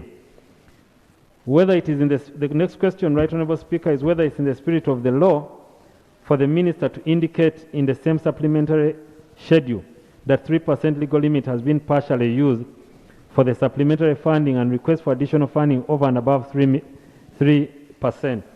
Right Honourable Speaker, I did opine that the 3% expenditure is a discretion that Parliament left to the Ministry, and how it is to be expended, they have to only come and account for it to the Parliament at the time of the supplementary appropriations bill. Whether a supplementary appropriation bill should replicate figures or amounts contained in the relevant parliamentary resolutions, or rather reflect amounts released by the Ministry and expended by the agencies. The supplementary appropriations bill, my Right Honourable Speaker and colleagues, should reflect all supplementary, including all supplementary approved by the Minister within the 3% limit, as well as any other supplementary expenditure approved by Parliament over and above the 3% limit. So the supplementary appropriation bill should have the 3%, the amount approved by Parliament, and also any 3% that has been used by the Minister. Whether the Minister for Finance has powers to suppress allocations to votes within unapproved national budget without express approval of Parliament, I did opine that no, suppression means putting down something, that is stopping it, removing it. We just need to be careful, honourable colleagues and members. There is a difference between suppression and cash flow management, because you may have less money than is required to meet your entire financial requirement, budget requirement, and therefore Minister of Finance may have to allocate the resources depending on the available resources. However, the Minister cannot suppress a budget that has been passed by Parliament. I submit, Right Honourable Speaker, I did issue the opinion in writing on 13th April, and I beg to lay the same. Please lay. Thank you. Yes. Right Honourable Speaker, I thank you for this opportunity. Right Honourable Speaker, we find the opinion of the Attorney General very highly not well grounded in the law. I'm not a lawyer, but I have this noble duty to have a rebuttal of the Attorney General's opinion. Right Honourable Speaker, if we give in to what the Attorney General wants us to do, we would straight away turn this Parliament into a rubber stamp. But I have a written rebuttal to him, which I furnished to your office, for which I will read verbatim for him to know that he's encroaching on the very, very essential powers of this Parliament. And it has been a very contentious issue over time. And we must guide it carefully. The gist of the Attorney General's position. The Attorney General, in his 6-page opinion, contends that 1, supplemental expenditure authorized by the Minister within 3% of the approved budget, annual budget, and already expended, does not require parliamentary approval. That's the gist of his submission. 2, spending of 3% expenditure without approval of Parliament is permitted under Section 25 of the Public Finance Management Act and the Budget Act. Remember, the Budget Act was not repealed. Some sections of it were left out. The Minister is only required to lay in Parliament estimates of the authorized expenditure within 4 months after the funds have been spent, in line with Article 156, Section 56, subsection 2 of the Constitution. Parliament is only authorized to scrutinize the 3% expenditure and make recommendations, if any, to the executive. That's what you contended. Disapproval of supplemental expenditure within 3% of the approved annual budget is not a legal requirement. In the event the supplemental expenditure are found unlawful, Parliament may only make recommendations whoever is found culpable for the unlawful spending and not approval. The Minister may submit to Parliament requests for supplemental expenditure before exhausting the 3% supplemental expenditure limit. Parliament has discretion on such request to approve or reject it. Parliament has powers to approve or reject supplemental expenditure that are above 3% supplemental expenditure. And lastly, supplementary appropriation bill should not automatically capture the 3% supplemental expenditure authorized by the Minister and other supplemental expenditures approved by Parliament. Right Honourable Speaker, that's what the Minister contended, and I want Parliament to carefully listen to our observation. 1, following the scrutiny of the Attorney General, the following observations are made. 1, the Attorney General is silent on the provision of Regulation 18, subsection 3 and 6 of the Public Finance Management Act as amended, that require the Minister to approve the 3% supplementary budget only when it is unavoidable or unforeseeable. The burden of judgment guided by the regulation is placed upon the Minister and is accountable for the Approval Act. Regulation 18 of the Public Finance Management Act as amended states that 1, where in respect of any financial year, money is expended for any purpose in excess of the amount approved for that purpose, or for purpose for which no amount was appropriated by the Appropriation Act, a supplemental estimate showing the amount required or spent, as the case may be, shall be laid before Parliament, and in the case of excess expenditure, within 4 months after the money is spent. 5, Parliament may approve a supplemental appropriation, or the minister may approve a supplementary budget, as the case may be, where the supplementary expenditure is unavoidable or unforeseeable. 6, for purposes of this regulation, unavoidable, I don't want to define it for the minister, unavoidable means an expenditure that cannot be postponed to the next year's budget. Unforeseeable does not include an expenditure that was foreseen at the time of budgeting, an expenditure which is in excess of the approved budget of a vote, and which is not in accordance with this section, shall be treated as a loss to public funds as provided for under section 79(1) of this article.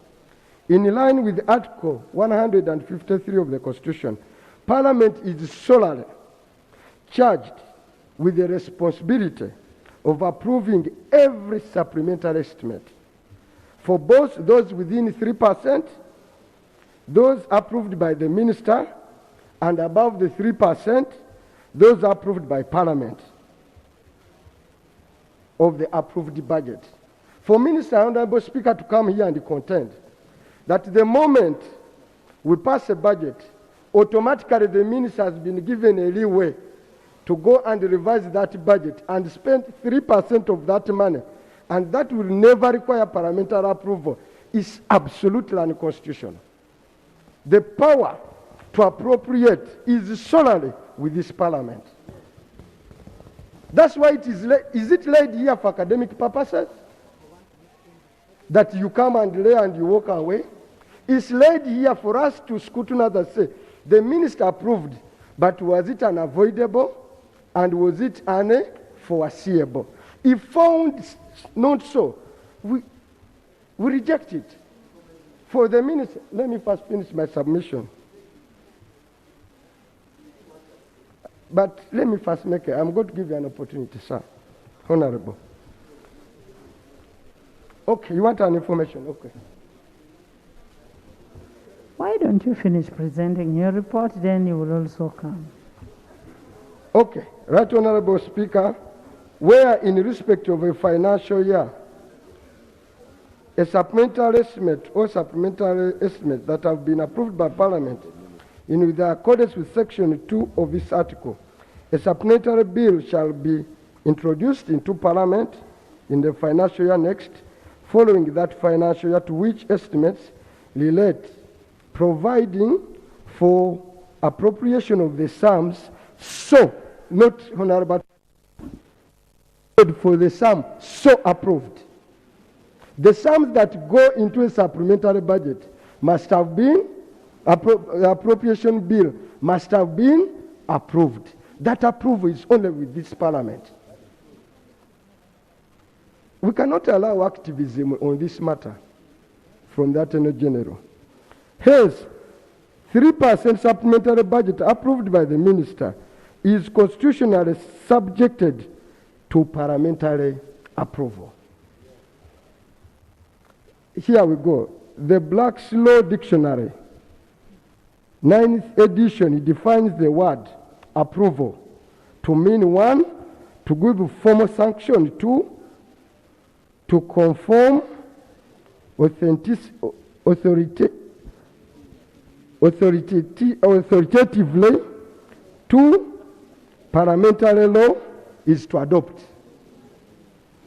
Therefore, the process of approval, Parliament subjects the minister's approval to a criteria provided in Regulation 18, subsection 6 of the Public Finance Management Regulation as amended. Therefore, it's not automatic that the minister's approval will be confirmed or rejected. This for Parliament is expected to exercise its discretion. The cited provisions, when read together, actualizes the checks and balances that accrue from the principle of separation of power. Based on the already cited Article 156, subsection 3 of the Constitution, Supplemental Appropriation Bill is only expected to contain estimates so approved by Parliament. Therefore, it is not automatic that Ministers' approval of 3% supplemental expenditure should be contained in a supplemental appropriation bill. The opinion of the Attorney General, your opinion, sir, is unconstitutional to this extent. On the other hand, the approval of the supplementary should automatically be included in the supplemental appropriation bill.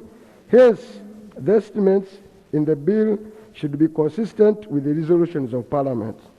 In line with Article 106.42 of the Constitution and the Regulations 18.7, subsection 7 of the Public Finance Management Act, Public Finance Management Regulation, the political or a public officer that directed or concurred to the expenditure of the supplementary expenditure that were not approved by Parliament should make a good of the loss of the funds.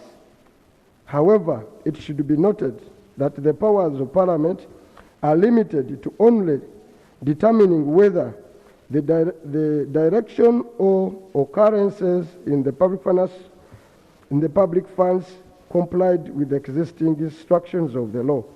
Pronouncement of the offense and recovery of the public funds are made by other organs of government.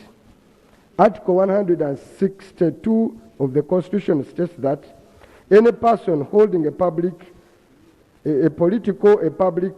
office who directs or concurs in the use of public funds contrary to existing instructions shall be accountable for any loss arising from that use and shall be required to make a good of the loss, even if he or she has ceased to hold that office. Guided by the dictates of Article 156 of the Constitution, when dealing with supplementary estimates, Parliament approves and appropriates. It does not recommend for it, for it is empowered to exercise approval discretion to either confirm or reject a supplementary estimate. The Attorney General may have misconstrued the provisions in Section 12(1) of the Public Finance Management Act that restricts Parliament to making recommendations to the Minister on policy matters. Section 12(1) of the Public Finance Management Act states Parliament to analyze policies. This is what you referred to and misconstrued this to refer it to approval of expenditure. And I've quoted that section.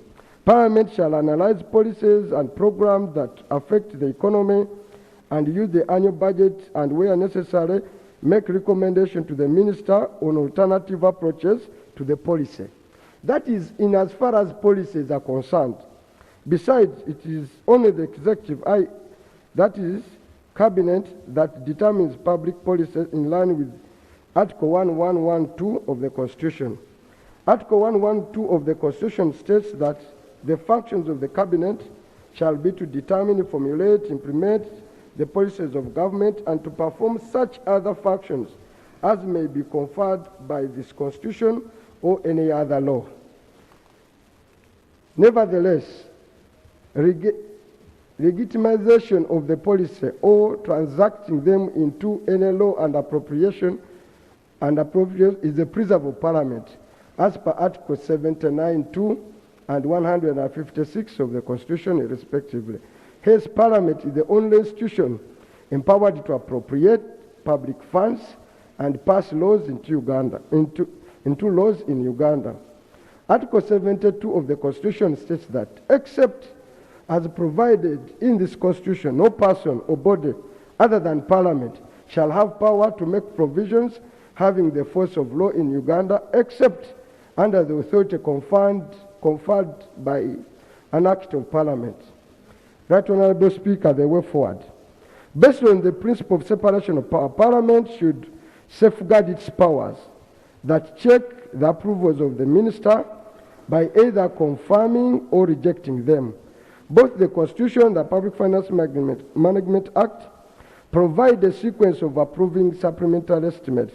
Parliament holds superior and ultimate approval powers.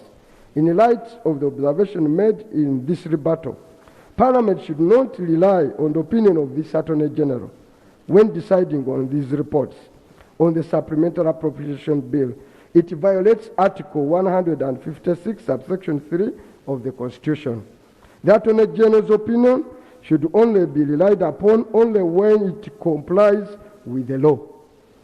We are not under obligation to comply with your opinion if it offends the law. Besides, the Supreme Court held that the opinion of the Attorney General does not bind Parliament on any appropriation matters, for they do not relate to a contract or agreement or any other legal transaction to which government or public institution is partially or has an interest. Is a party or has an interest. The Supreme Court in Constitutional Appeal number 12 of 2015, Honorable Theodore Sechkubo and others versus the Attorney General and others held that one, in our opinion, in applying the generous and purposeful rule of constitutional interpretation, while the legal opinion of the Attorney General must be accorded the highest respect, it must be binding where it relates to a contract, agreement, or any other legal transaction to which government or public institutions is a party who has an interest. This is to give confidence to third parties to deal with government. Right Honorable Speaker, my rebuttal literally means that the Attorney General's opinion on this matter, which is unconstitutional, should be disregarded, and we take the rightful decision. Right Honorable Members, those of you who are not well versed with the issues at hand, a simple 1-minute explanation. Some of the expenditure the Attorney General wants us to include in the appropriation bill, at the time of appropriation, Parliament rejected them. They went ahead using the 3%, the minister to allocate funds, in disregarding the resolution of Parliament. I was in the budget committee and the chairperson, Honorable Mudim and others. When they brought these expenditures, in our opinion, we found them having abused the powers of Parliament. We rejected those expenditures. They now want us to include them in the appropriation bill, having abused the powers of Parliament. Attorney General, that is unconstitutional, and he should apologize for this opinion. I beg to move, Right Honorable Speaker. Thank you. Thank you very much, Right Honorable Speaker. Before you get up, I want to refer you to the Public Finance Management Act, Section 25(2). That is on the retrospective approval of within 4 months. Thank you very much, Right Honorable Speaker. Right Honorable Speaker, first of all, for the record, the request for the opinion I got from the Budget Committee, and I'm happy that Honorable Mwanga Chibumbi is saying he sits on that committee. I was not privy to the facts that he's raising here as to what happened.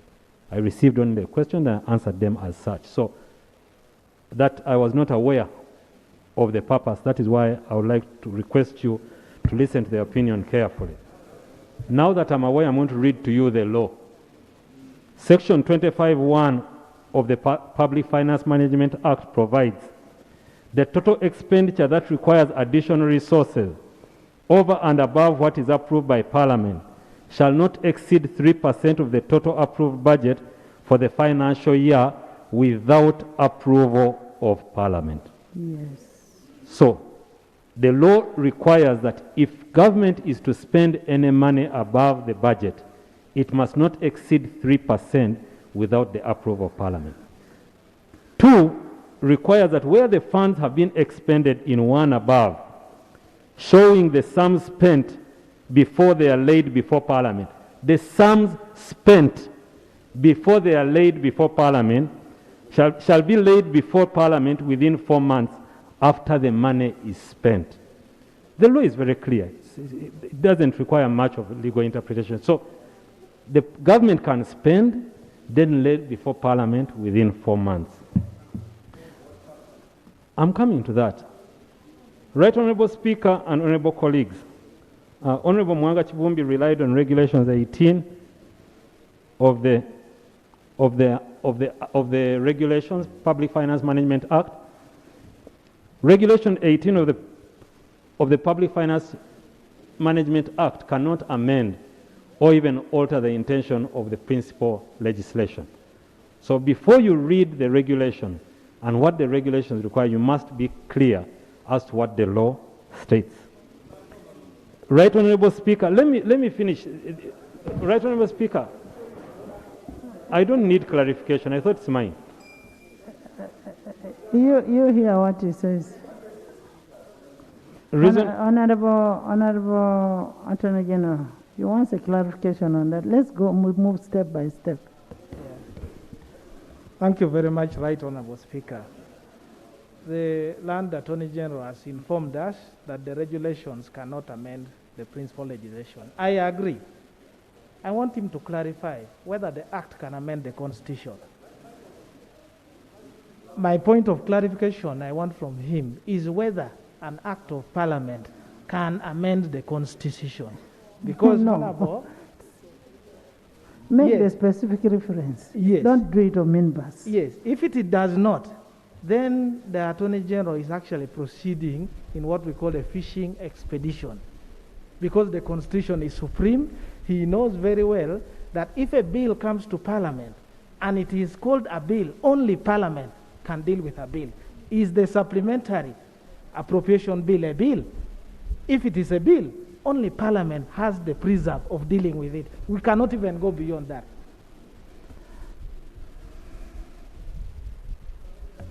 Right Honourable Speaker, I agree with my...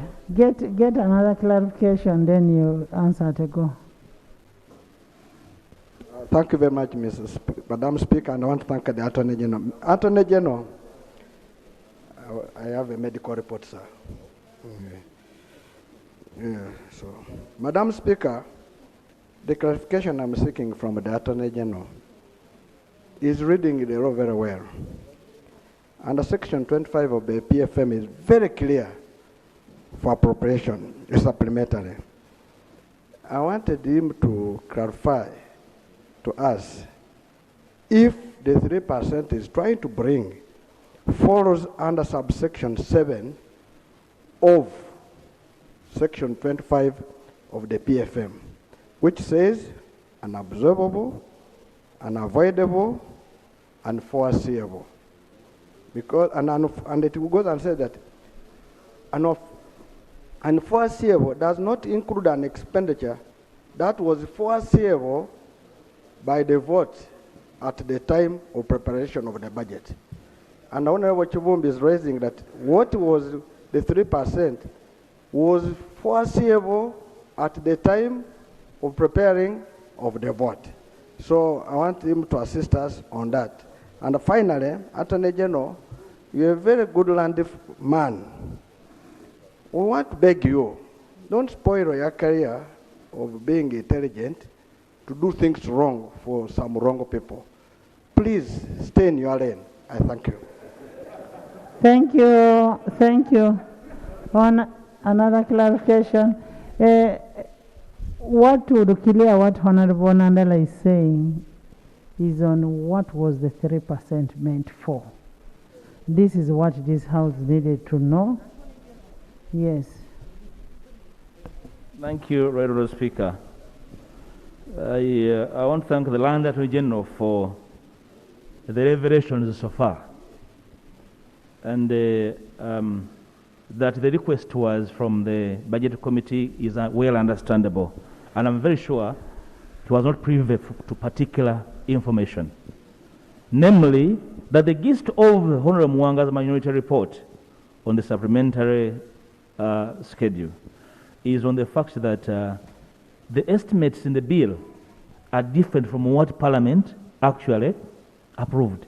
I don't know whether you are privy to that the Minister of Finance was able to disclose to you that it's part of the contention, that actually they spend beyond what Parliament had approved, and therefore an undertaking to scrutinize expenditure by expenditure will actually render your legal opinion sitting in a lane not clothed in the law. So are you privy to that fact, Land Attorney General? Second, Right Honourable Speaker, and related to my, my statement, I remember moving under Rule 43 and asking the chairperson of the Budget Committee to explain the implications of passing supplementary appropriation bills for financial that have already been closed. Because the question, Land Attorney General, was that the Auditor General had already laid reports for financial 2018, 2019, 19 and 20, and then 2021. Therefore, the implication of passing of appropriation bills on the integrity of the reports, the Auditor General had already made reports, and then we pass the bills retrospectively. The integrity of the reports, in your view, given the fact that they are late, do you get that information and therefore advise the committee and the finance accordingly? Because I remember the Speaker directing the chairperson of the Budget Committee to address the issue when the reporting of the bills came up. But, Honourable Speaker, it raises concerns regarding accountability of the funds relating to the estimates in the supplementary bills, and that's why we are in this kind of quandary, Land Attorney General. And if you do not have all the information, the only justice you can do to this House, Land Attorney General, is say, I only rendered opinion limited to those matters, but I was not privy to the gist of the issues before Parliament. Then we can move appropriately, Land Attorney General. Thank you, Right Honourable Speaker.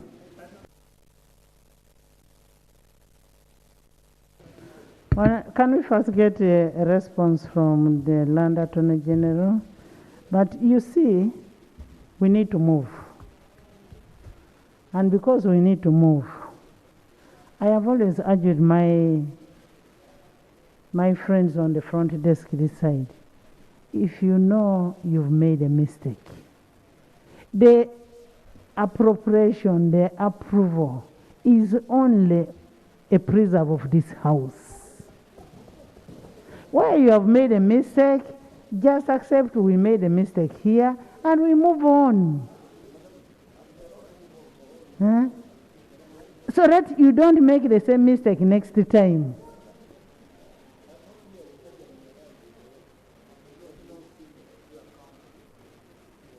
Thank you very much, Right Honourable Speaker. Right Honourable Speaker, the reasons for the supplementary budgets are not within my knowledge, and they are not even quite relevant on the interpretation of the provisions of the law. The reasons, like Honourable Nanda Lamafabi stated, the consequence of not being relevant and unforeseeable are different from the use. So that's what we need to be clear about. Secondly, that's my view. Yes. I agree with the Honourable Member that accountability under 164 is required. Accountability for any monies under 164.2 is required, and it's a constitutional requirement. Unfortunately, the Honourable Member did refer to Section 12 of the PFMA, and I think you misinterpreted it because... 1 minute. Actually, the mother law here is the Constitution. I will only refer you, for honourable colleagues, to Article 156, subsection 3, and I'll read.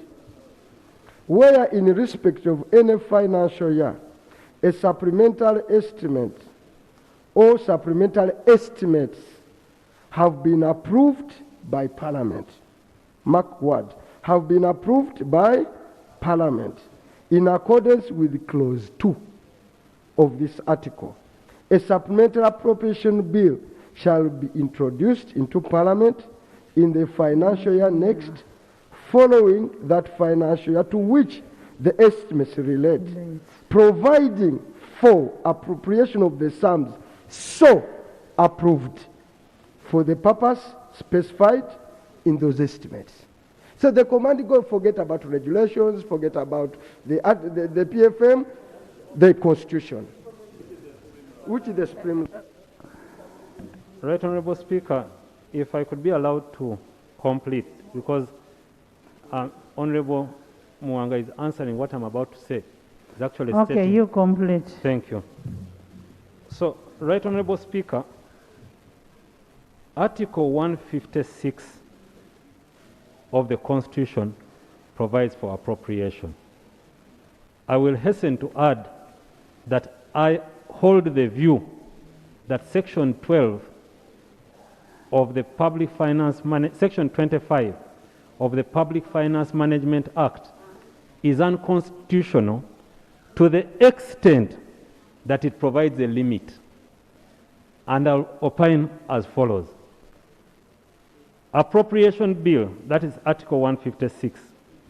If in respect of any financial year it is found, B, that any monies have been expended for any purpose in excess of the amount appropriated for the purpose, or for a purpose for which no amount had been appropriated, a supplementary estimate showing the sum required or spent shall be laid before Parliament in the case of excess expenditure within 4 months after the month. This provision reads the same as Section 25, only that Section 25 added a limit of 3%.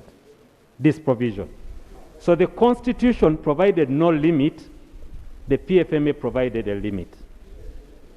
To give it effect, and to agree with my colleague, it was wrong to use the Public Finance Management Act to purport to amend the Constitution.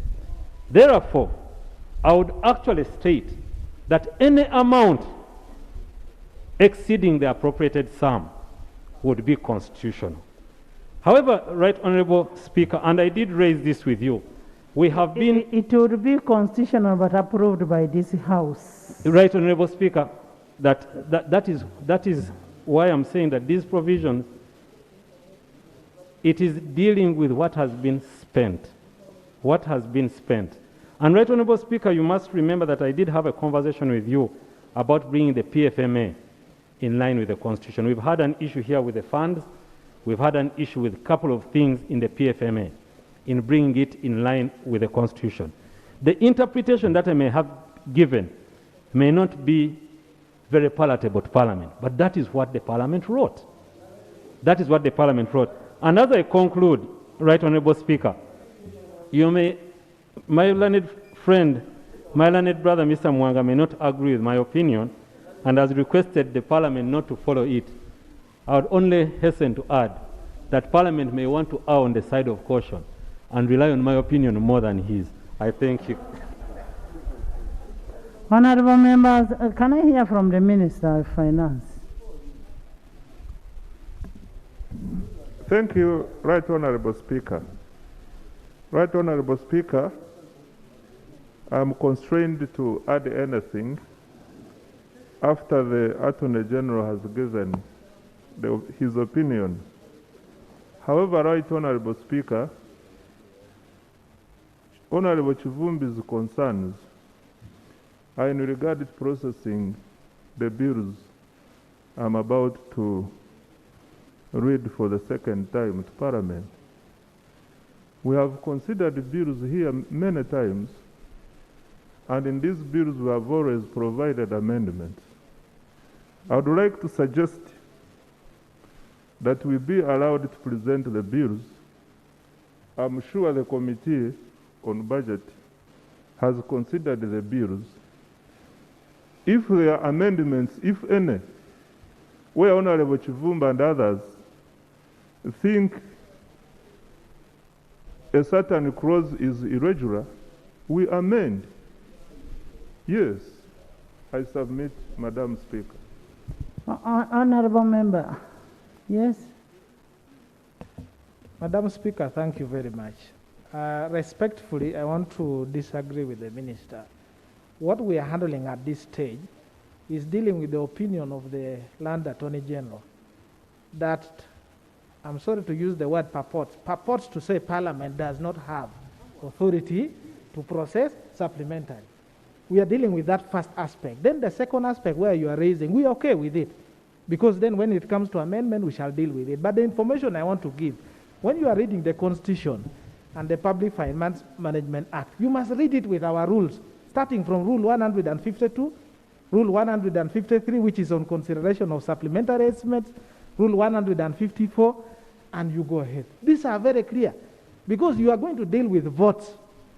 And when a vote is called here, Madam Speaker, you will come and sit here. When you call a vote, any member of Parliament is free to move that you increase or you reduce.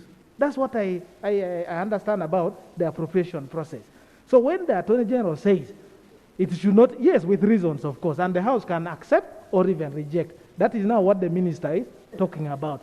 So even the argument that we have about the relevance, whether it was necessary and the rest, that is aside for now. For now, we want to deal with the issue the Attorney General is raising, which is an attempted usurpment of the powers of Parliament. And I wanted to add that this Attorney General, we should actually forgive him. I understand you are coming from dealing with parties elsewhere. This is a very serious house. We cannot entertain hangover of parties here. Honorable members of Parliament, Abudu, Honorable Abudu.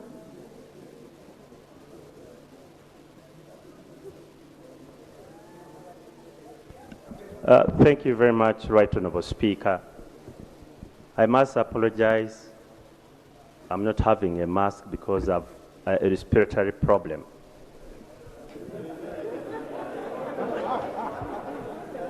I have given you permission. Thank you, Right Honourable Speaker. Right Honourable Speaker, I want to say this. Institutions of government should work in harmony. We should not seek to have conflicts. And both Parliament and Executive should realize one thing, that if we have those conflicts, then every institution will fight for its powers in accordance with the law. And then we have stalemate. This debate is actually unnecessary if somebody taking a decision would have put that in mind. And let me explain why, Right Honourable Speaker. If Parliament in its wisdom has decided that this expenditure cannot be, you cannot appropriate this money for this particular use. You cannot, the executive, turn around and say, we shall use the authority of 3% and use for the same expenditure. You are causing a conflict. You'll be causing a conflict. And at the end of the day, you'll have a standoff. You'll have a standoff. Because Parliament say, we have reasons why we could not agree on this particular appropriation. The issue of the Landed Attorney General's office, we had this debate, colleagues, many years ago. And it took me to go to court, the Constitutional Court, to cite the authority Honorable Mwanga Chivumbi is talking about. The Sechikubo case. That was me. I had to apply to be added as a party to make sure that, one, we have the independence of Parliament, but also recognize the role of the office of the Attorney General. And the Supreme Court has already pronounced on that. We don't have to start debating who has powers, this and so on. My view, Right Honourable Speaker, and this to the Minister of Finance, it is wrong on your part to go and start using the window of 3% to do what Parliament had refused to do. And those facts you should have told the Attorney General. Because what you did, you put the Attorney General in a position where he renders an opinion without knowing the background. And that is wrong for any lawyer. Because for us, we render opinions because of the facts that have been given to us. Some of these facts are now coming to the table now. And now Honorable Muyanga said, no, you Attorney General, you are wrong because of these facts. And actually, Land Attorney General, those are the facts. But they were not brought to your attention. Why were they not brought to the attention for somebody who was seeking your authority? Was he acting in good faith? Because you bring the office of the Attorney General also in the fray of your bad decision as finance. Whoever sought the opinion of the Attorney General should have given it the background and ended up with the questions that the Land Attorney General tried to answer. And, Right Honorable Speaker, the problem is finance. The problem is finance. Don't make other institutions look bad. And colleagues, when a profession gives an opinion and tells you this is what I was asked, let us respect that. But say, well, they should have given you more information. And my advice is, if we can now, the Attorney General has more facts, then he can even look at the opinion and give a content. That the preserve of appropriation lies on this house. We had a very sharp argument yesterday with my brother, the Attorney General, and he said we as executive are the ones who do the budgeting, but this is not for a debate, but we resolved it. They do the budgeting, but even in the appropriation, we are not meant to change any figure. And I said in appropriation, when we are doing the supply, we will change figure from the other one to the other one. What we cannot change is the resource envelope. That is a preserve of Parliament that we are not about to give out. We will not give out that power of appropriation. That is the only thing we have as Parliament. Finance.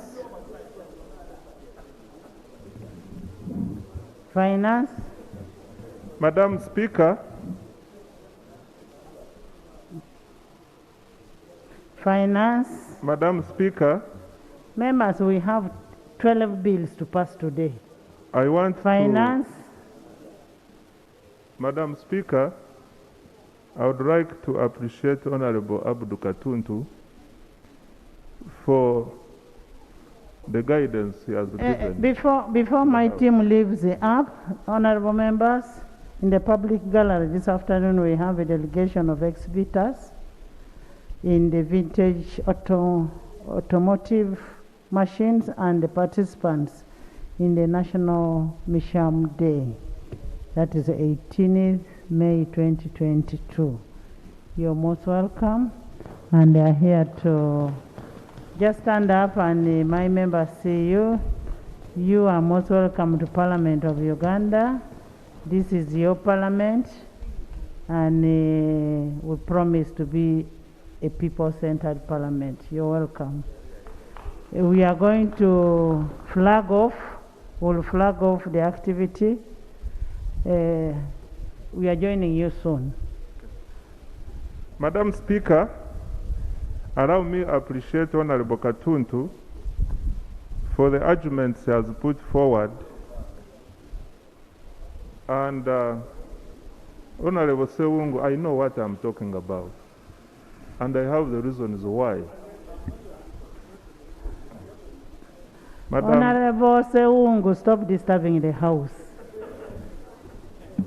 Madam Speaker, why I want to appreciate Honorable Katuntu is his consideration and respect for professionalism. I am a professional myself, and I know what it means by a professional opinion. Madam Speaker, I want to believe that the life I have spent in this house, I am on a learning curve. Every other debate that comes through, we get new experiences. And from these experiences, we have gradually improved. I want to appeal to you, honorable colleagues, that yes, the law is there.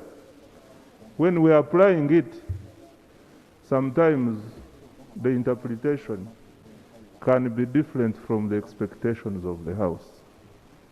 But to move forward, let's always learn from our experiences. We take your advice where there are gaps. We shall continue to improve for the betterment of the House and for the betterment of this country. Madam Chair, I submit. And with this, I beg that we move forward to the next stage. Thank you. Thank you. There is a procedure matter from Madam Speaker, you sit. the Minister of Finance has bills, a number of them. He has just finished a lecture. The Minister of Finance has a number of bills before Parliament, but he has just finished a lecture of how he runs, how. Now, how does his lecture help decision making? The procedure issue I am raising is whether now we are going to take decision by lecturing. So one member finishes, another one starts. Because I thought you provide specific information, we take a decision. The Honorable Minister is accepting the critique, the decisions that have been said, the information that has been brought, and is apologetic actually for it. And he's saying this is a learning process. You know, he was a chairman, he has just become a minister. So he's asking, can we go and look at the reports of the committee? Honorable Nathan. Thank you very much, Madam Speaker. Yes, the Minister, Madam Speaker, you are right. When you apologize, there's a punishment which you can get. Instead of being high, it can be low. Madam Speaker, the Public Finance Management Act, that was the lead person when we were making it. Abdul Katunti is here. Madam Speaker, the background, we took time to do this law. And we did it very, very carefully. And now, for a minister who knows the public finance to come here and plead ignorance, I am worried. Now, under section 25(9), any expenditure which is not in excess is treated as a loss. And if it's treated as a loss, the person who caused the loss is supposed to be held personally liable. Not regulations, I'm reading the law. Regulations can be, this is section 25(8). So, Madam Speaker, he's a professional accountant.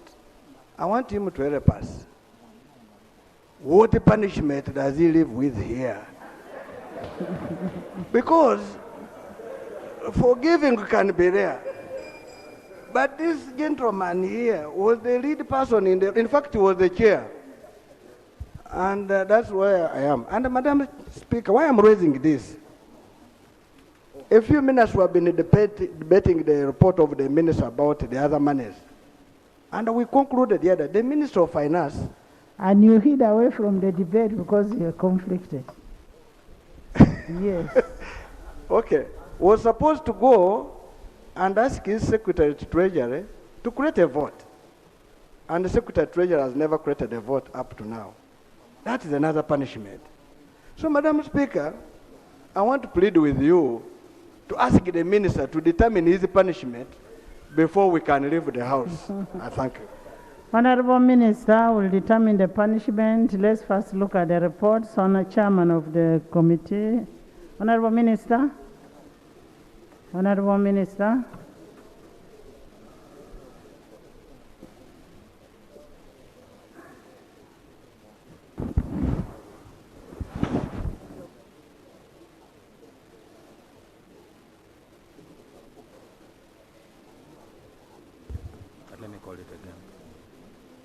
I called it already, but let me call it again.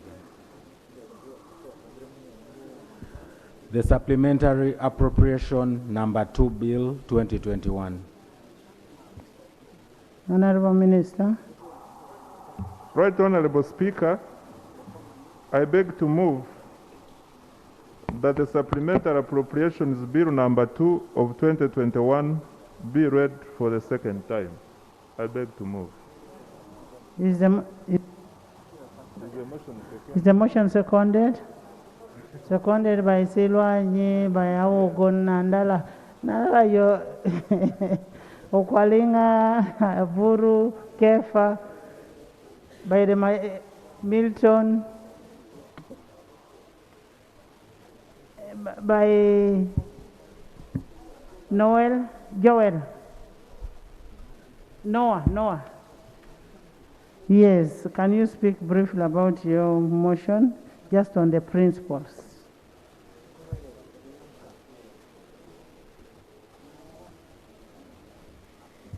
Madam Speaker, the object of the Supplementary Bill number 2 is provide for supplementary appropriations out of the Consolidated Fund under Article 156(3) of the Constitution and Section 25 of the Public Finance Management Act 2015 as amended of a sum of 1,334,320,858,000 shillings only to meet additional expenditure for the financial year 2018-2019. I beg to move. Thank you. Honorable Chair.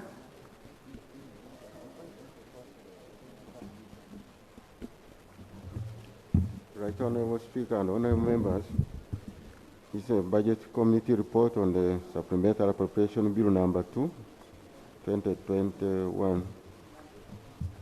For that, I have documents to lay. I have a copy of the report, minutes of the meeting, submissions of the bill, submission from Minister of Finance, Office of Attorney General. I beg to lay. Please lay. Right Honorable Speaker and honorable members, this bill was for some time back. During the implementation of the budget for financial 2018-2019, government sought additional resources and a allocation to meet the expenditure requirement. These requests were read before Parliament in 2 supplementary schedule 1 and 2, including addenda, according with provision of Article 156(3) of the Constitution of the Republic of Uganda and Section 25 of PFMA as amended. We have looked into all this. It should be noted that on 1st April 2020, the Minister of Finance, Planning and Economic Development laid on table the Supplementary Appropriation Bill for the first reading. Further, the committee noted that the bill was not considered by the House as per Article 156(3) of the Constitution of the Republic of Uganda. This bill was accordingly reintroduced and read for the first time on 29 September 2021 and referred to the Budget Committee. The object of the bill, the Minister has indicated the object of the bill. And on page 3, on assessment of the funds, the committee examined the appropriation bill against the Supplementary Appropriation Bill 1 and 2 laid in the House, the addenda to the Supplementary Appropriation Bill, and the resolution of Parliament authorizing expenditure for the financial 2018-2019. Now, 4.1, the resolution of Parliament. On 21st May 2019, Parliament approved a total supplementary expenditure of 1,291,285,000 235,128,853 under Supplementary Appropriation Bill 1 and 2 for financial 2018-2019.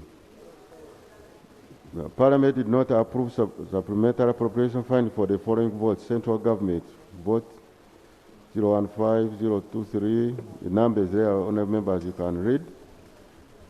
And on the schedules, I've indicated on table 1, the approval which was not done by the House. Now, 4.12, variation in amounts approved to the current expenditure. The committee noted inconsistencies between the figures appearing in the votes. You can read the votes, there are several of them. And the table 2, also indicates the variances on the last column. It stretches up to page 8. And also there were variances on development on table 3. During the discussion with Minister of Finance, Planning and Economic Development, the committee was informed that the supplemental appropriation amounted to 1.7. Honorable members, when we finish the bills, we shall handle the coffee and tourism. So don't go. Supplemental of 1.73 billion, of which 869.965 was authorized by the minister within the 3% legal provision in accordance with section 25 of PFMA as amended. It was further noted that during the consideration, Parliament rejected 151 million, in spite of the fact that it was authorized by the minister within the law and it was included in the bill. That's what was the Attorney General trying to elaborate. The committee sought an opinion of the Attorney General, which the opinion was read. I don't want to go into all that. And straight away we move that the committee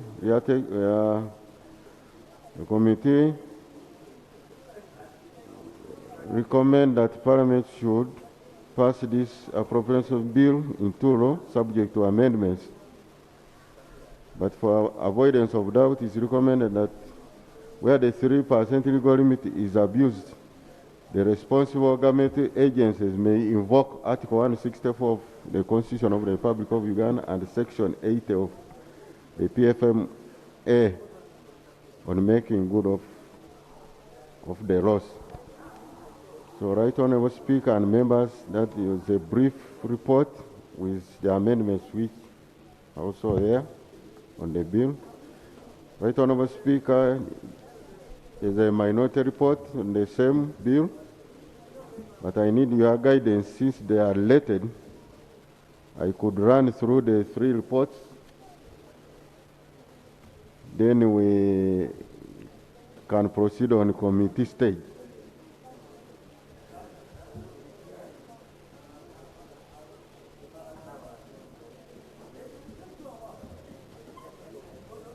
Right Honourable Speaker, I need your indulgence. You have been on.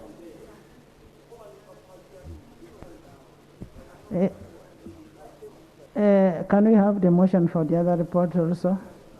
That is supplementary to Minister. 3. Bill second reading, the supplementary appropriation number 3 Bill 2021. Honourable Minister, we will debate all of them and go to committee stage one by one. The minority, there's a minority on 2? No problem. Can we have... Right Honourable Speaker. Just a summary, eh? No, Right Honourable Speaker, my approach to, if I could beg your indulgence, if the minister reads through all the reports, the chairperson then I make one minority report because the arguments are literally the same. Yes, that's what we're saying. So let him come read the second report, then I'll come and make the one. Honorable Minister.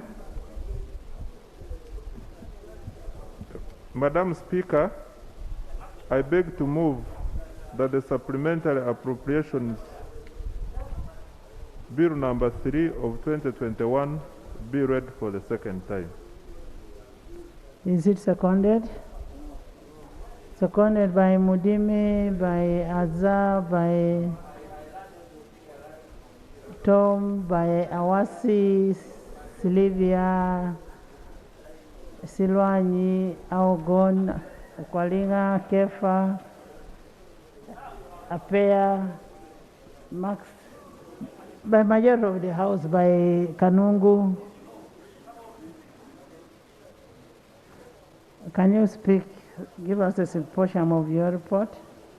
Right Honorable Speaker, the object of the bill is provide for supplementary appropriation out of the consolidated fund under Article 156(3) of the Constitution and Section 25 of the Public Finance Management Act 2015 of the sum of 2,307,812,195 shillings only to meet additional expenditure for the financial year 2019-2020. I beg to move. Thank you, Chair.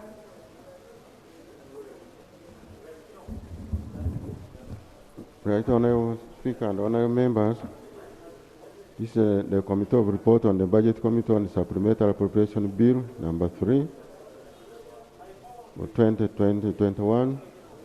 I have documents to lay. Right, Honorable Speaker, I have a committee report. I have a report of the committee, minutes of the meeting, the submissions made by Minister of Finance, Planning and Economic Development, Office of Attorney General. I beg to lay.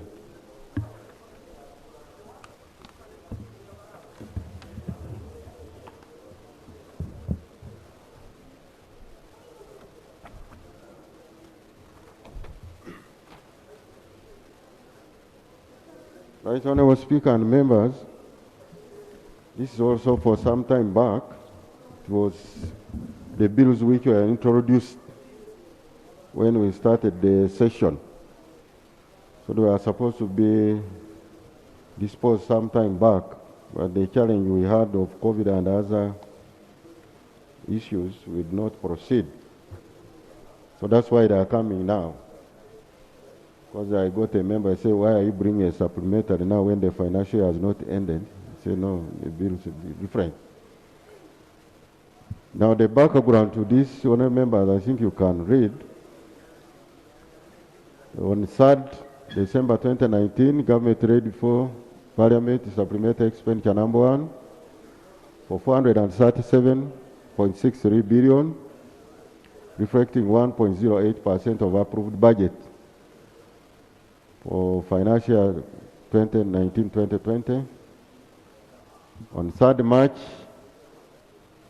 another Schedule 2 was laid of 662.337 billion, reflecting 1.64% of the approved budget. And on 19th March of the same year 2020, Addendum 1 to Supplementary Schedule 2 amounting 749.82 billion, of which 638.879 was required parliamentary approval, and shillings 9.887 billion was statutory vote the judiciary. On 31st March 2020, again, Addendum 2 was laid on the supplementary schedule number 2 amounting to 84 billion to cater for intervention in combating the COVID-19 pandemic. Further, On March again, the same period, same date, Addendum 1A to Supplementary Schedule 2 for financial 2019-2020 of 2.408 billion was also related to cater for street kids under Ministry of Gender. 932.765 billion of the Supplementary Appropriation Addendum 1 of, and Addendum 2 was approved by the House by the resolution of Parliament. The chronology is there, members, you can read through. And we move ahead.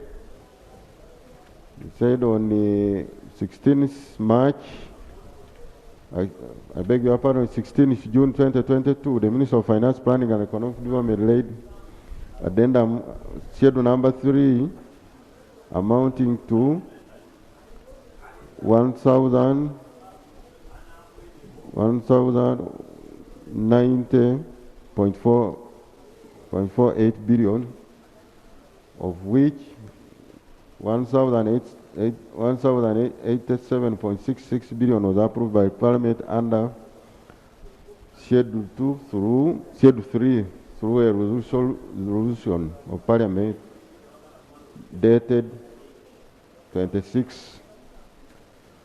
You can read the methodology. The methodology we adopted. We got the resolution of Parliament on the supplementary expenditure number 2 and 3 for that year, including addenda. The hazard of April 7th, 25th June, 26th June 2020, and the budget committee at that time. Observation. Variation between the supplementary appropriation bill and the parliamentary resolution. The overall assessment indicates a variation of Uganda shillings 89,437,929 between the bill and the resolution of Parliament on supplementary expenditure for financial 2019-2020. The total expenditure estimate in the bill, that figure is there. However, the total estimate as per resolution of Parliament, it was creating, the difference was creating that general assessment. In considering the schedules, the committee then, budget committee then deferred consideration of schedule number 2, but resolved to process addenda 1 and 2 to schedule number 2. Further note that schedule number 1 was not considered by that committee by then, and thereby creating a discrepancy between the figures in the bill and the resolution. We went further to say funds under supplementary schedule number 3 were approved by Parliament on 26 June 2022, but these were, however, not captured in the bill, thereby creating a discrepancy between the figures in the bill and the resolution. The discrepancy was, however, explained by the Minister of Finance, Planning and Economic Development to the fact that not all the sums that were approved by Parliament were released by Minister of Finance, Planning and Economic Development due to the cut-off effect. That's the end of the financial year. The financial was coming to an end, so they could not expend the money. The bill erroneously captures in the narration financial year 2018-2019 instead of financial 2019-2020. That estimate relates to vote 791 Uganda Municipal Council was erroneously captured as Njeru Municipal Council in the bill under the current expenditure. Vote 59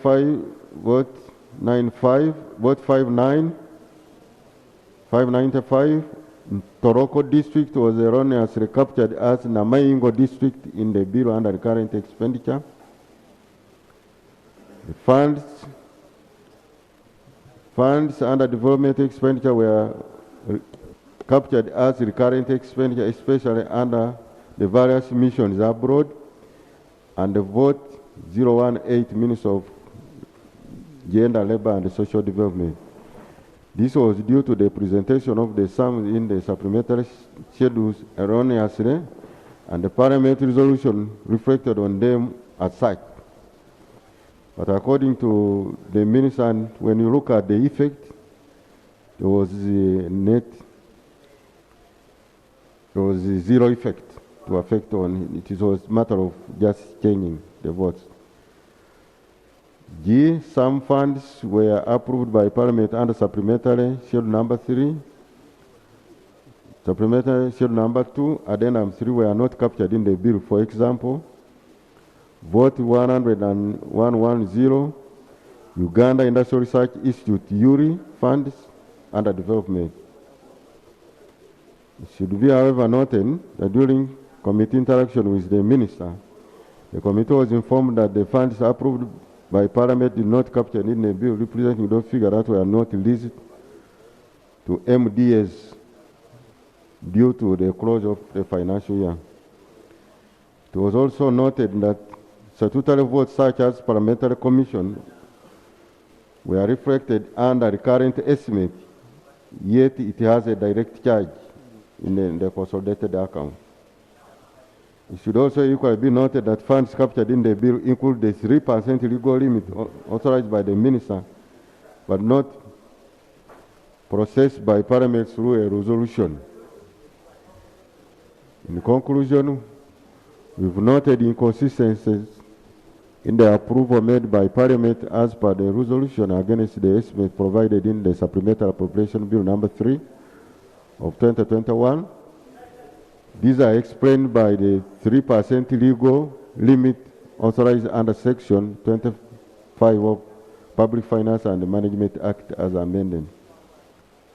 The committee therefore recommends that the bill be passed into law with proposed amendment. There are proposed amendments on the members. And this report is a bit big. You go to annexes, table 1, it shows why Parliament deferred some of the approvals. You can read, members, from page 1, from table 1 up to the end. Right Honourable Speaker and members, I beg to submit. There is a minority report also attached to this bill. Thank you.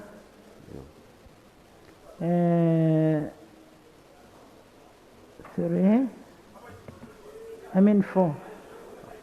Bill second reading, the Supplementary Appropriation number 4, Bill 2021. 4.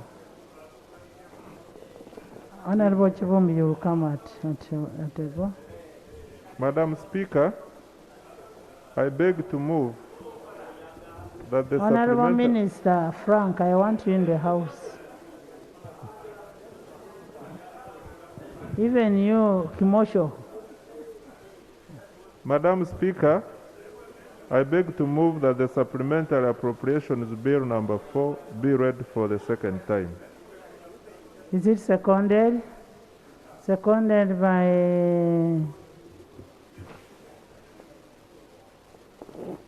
William Awasi Azar, James Mamawi, Simon Max Avuru, Connie, by the majority of the House. Yes, can you speak to your motion?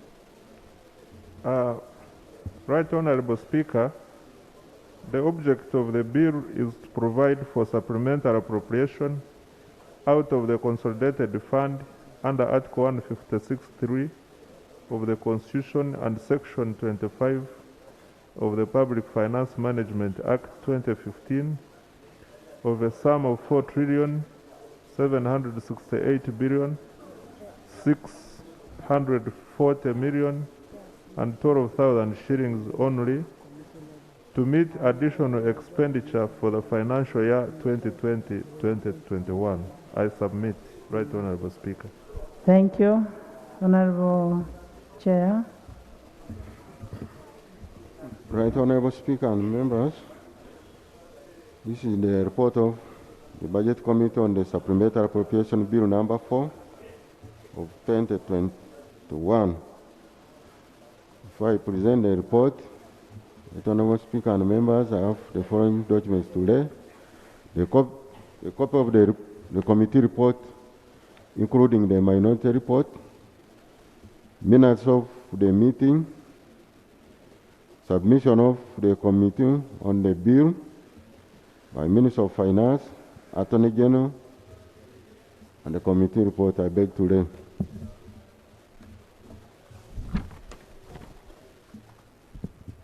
Right Honorable Speaker and members, during the implementation of the budget for financial 2020-21, government sought additional resources and a reallocation to meet the expenditure requirement. These requests were read before Parliament in 5 separate schedules, Schedule 1, 2, 3, 4, and 5, including addenda thereto, in accordance with provision of Article 156(2) of the Constitution of the Republic of Uganda, and Section 25 of PFMA 2015 as amended. This was again referred to the committee for scrutiny. The object of the bill, the minister has read the object of the bill. Background to this.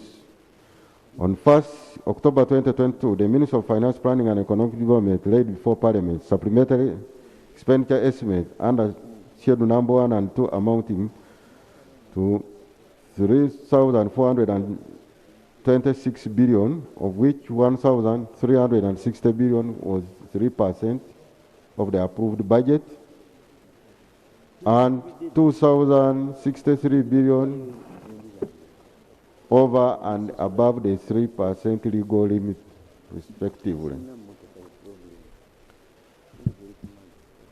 On 6 October 2020, an addendum to Schedule 2 amounting to 389.36 billion was laid. Schedule 1 and 2 and addendum to Schedule 2 were approved by Parliament and a resolution dated 20th October 2020. On 20th October 2020, government again laid another addendum, a schedule, rather schedule number 3 of 353.8 billion. And on 18th November, they laid addendum 1 and 2 to the schedule amounting to 48.67 billion and 5.64 billion respectively. And this was approved by the House by resolution dated 20th November 2020. On 18th December, schedule number 4 amounting 94.32 billion was laid. On February 2nd, 2021, government also laid addenda 1 and 2 to schedule number 4 amounting to 111 billion, 111.477 billion, and 86.597 billion respectively to those schedules. And this was also approved by resolution of Parliament on 3rd March. So the methodology, we have examined this request, and on their findings, the committee observed that a total of 4.768.6 billion,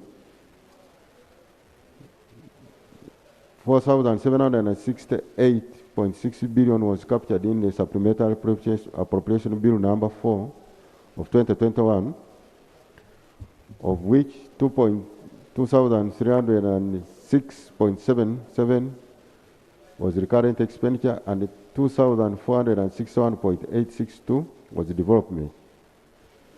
On the other hand, parliamentary resolution on supplementary expenditure for financial 2020-21 tabled amounted to 4,773.953 billion, of which 2,294.4 billion as recurrent and 2,479.533 was development. This resulted into an overall excess of 5,295,000. No, I beg your pardon, 5,295,037,000.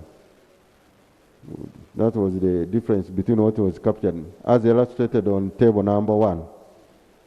When you look at the variance parliamentary resolution and the variance between the Supplementary Appropriation Bill number 4 of 2021 and the parliamentary resolution on expenditure, supplementary expenditure schedule for 2020-2021 indicated below.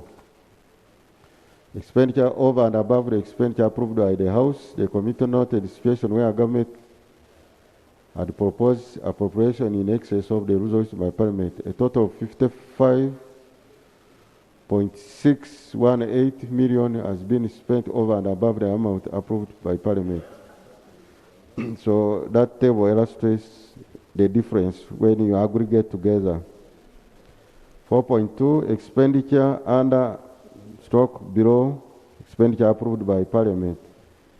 The committee noted that proposed supplementary appropriation for the following votes detailed in table 3 below were lower than the expenditure approved by Parliament for financial 2020-2021.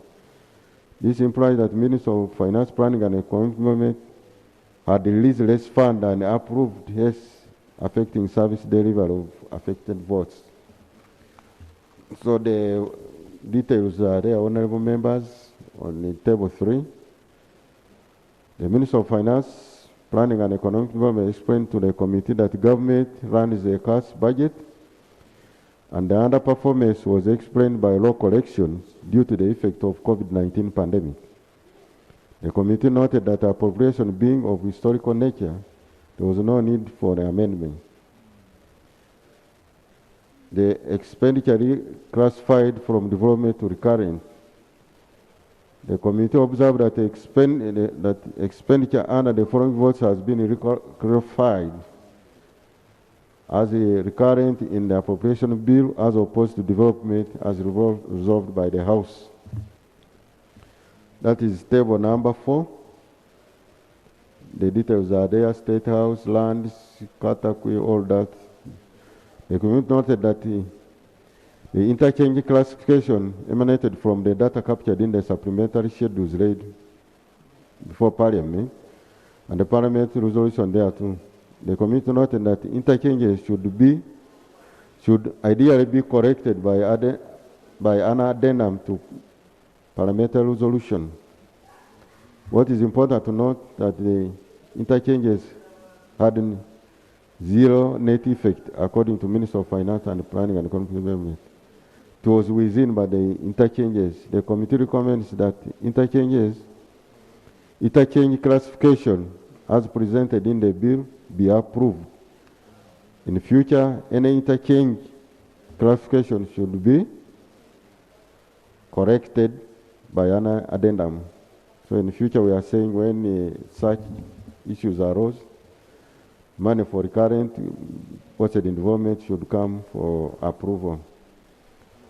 Conclusion, the committee noted their inconsistency in the approval made by the Parliament as per the resolution against the estimate provided in the Appropriation Bill number 4, 2020-21 table. However, explanation given by Minister of Finance, Planning and Economic should suffice given the historical nature of the approvals involved in the bill. The committee therefore recommends that the bill be passed into law with a proposed amendments. Right Honorable Speaker, I beg to report. This report is also accompanied by a minority report, and the author of the report is in the House, and we can talk about his report. Thank you. Whatever has not been read should be captured in the Hansard. Thank you, committee. Honorable Chivumbi, can you have 3 minority reports or 2? 3. Could you said they are the same issues, eh? Right, Honorable Speaker, the cross-cutting issues are literally the same across the 3 weeks, just minor adjustments. The main gist of these arguments, we dealt with them in the earlier debate. Yes. Because majority opposition was based on the opinion So of that. the minor adjustments, do they come in the debate or at committee level? I can speak to them briefly in about 4 minutes. Okay. Honorable Speaker, Appropriation Bill number 2. There was inadequate, the areas of dissent, inadequate proposed amendments. Minister's approval of supplemental budget is not equivalent to appropriation. We've dealt with it. And admissibility of Attorney General's opinion, we've dealt with it.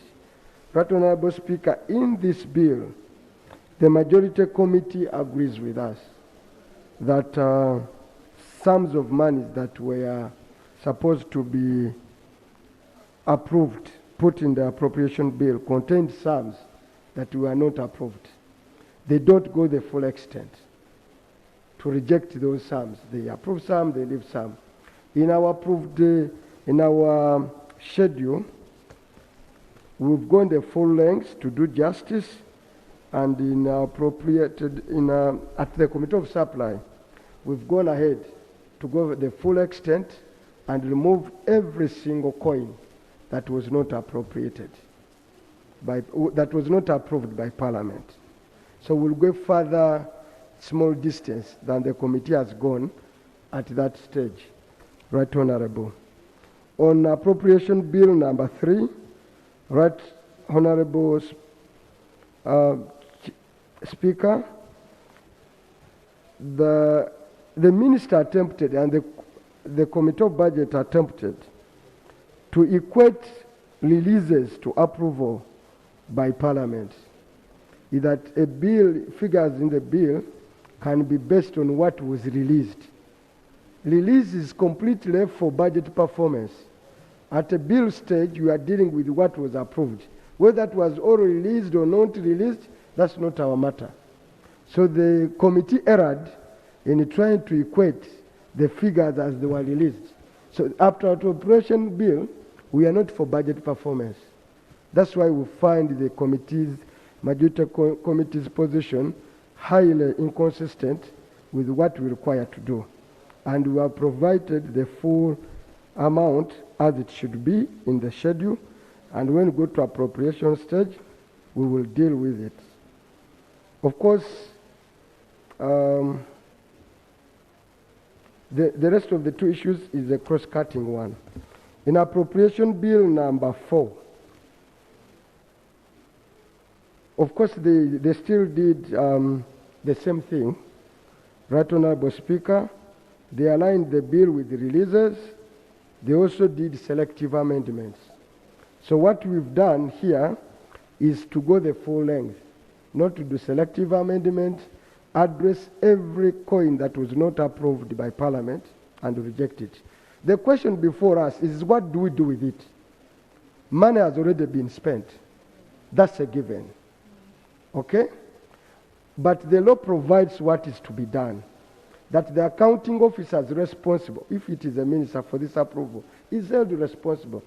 We may not go the full extent of what the law says, but in the minimum, in the last Parliament, we passed a resolution to call on the minister to offer a formal apology. Because what we don't want to do is a repeat and impunity of this practice, and we have to cure it. I beg to move, Right Honorable Speaker. Thank you, Honorable Minister. You've heard what the colleague is saying. We don't want these things to repeat again. We need an apology from finance. Actually, you're making Attorney General's chambers to suffer for no good reason. So we need an apology from you that such a repeat should never happen again. You should know where the powers of appropriation are.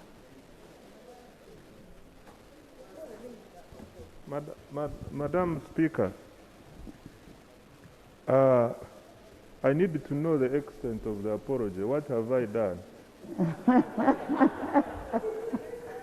Spending money outside the 3% without approval of the House. But Madam Speaker, just a minute. Madam Speaker, that is not correct. The money was not spent to, Yes. beyond 3%. Yes.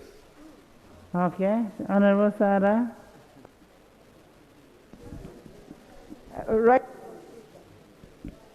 Right Honorable Speaker, the Minister now, it is now his word against ours.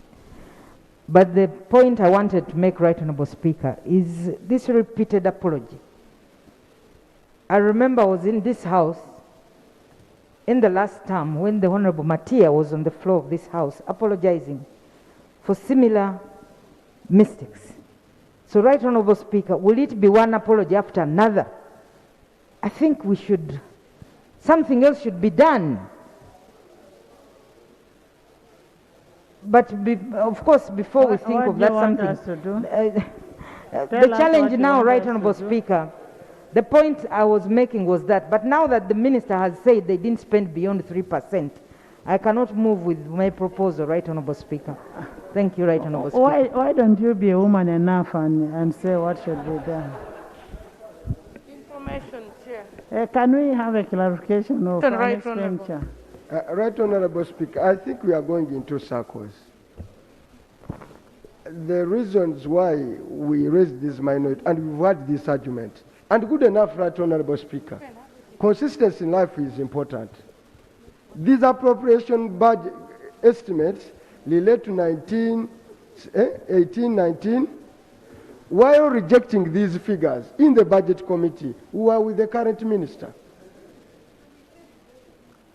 the Minister of Planning, Honorable Ogorobi, was the chair, and Honorable Musasizi was the committee member. We can even trace a record of attendance of the same minister while rejecting these figures. So why isn't he man enough? Why isn't he man enough?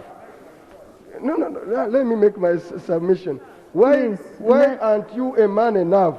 We were in the same room and we did these sins and rejected these figures. History has placed you where you are. Okay? You don't have to be, I don't begrudge you, but be man enough and say what, can you repeat the very words you submitted in the committee while rejecting these figures? So, Honorable Mudimi kept on accusing me that it's me and Honorable Ugolobi that caused this crisis, and you are with you.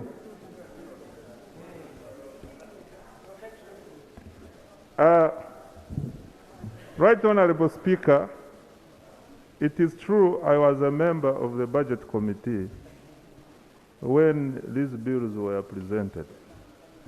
Madam Speaker, to the best of my recollection, and which I still stand for now, the question was not whether the requirements of spending within 3% have been complied with. The question was, in these expenditures, were these expenditures meeting the test of supplementary expenditure in regard to unavoidable and unforeseen?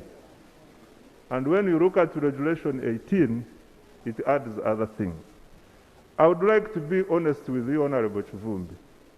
If the records capture something different, I will apologize. But to the best of my knowledge, Honorable Speaker, this was my argument then, and I still stand by it. Let's look at whether there is a variance when we are at committee stage. We'll look at that when we are at committee stage.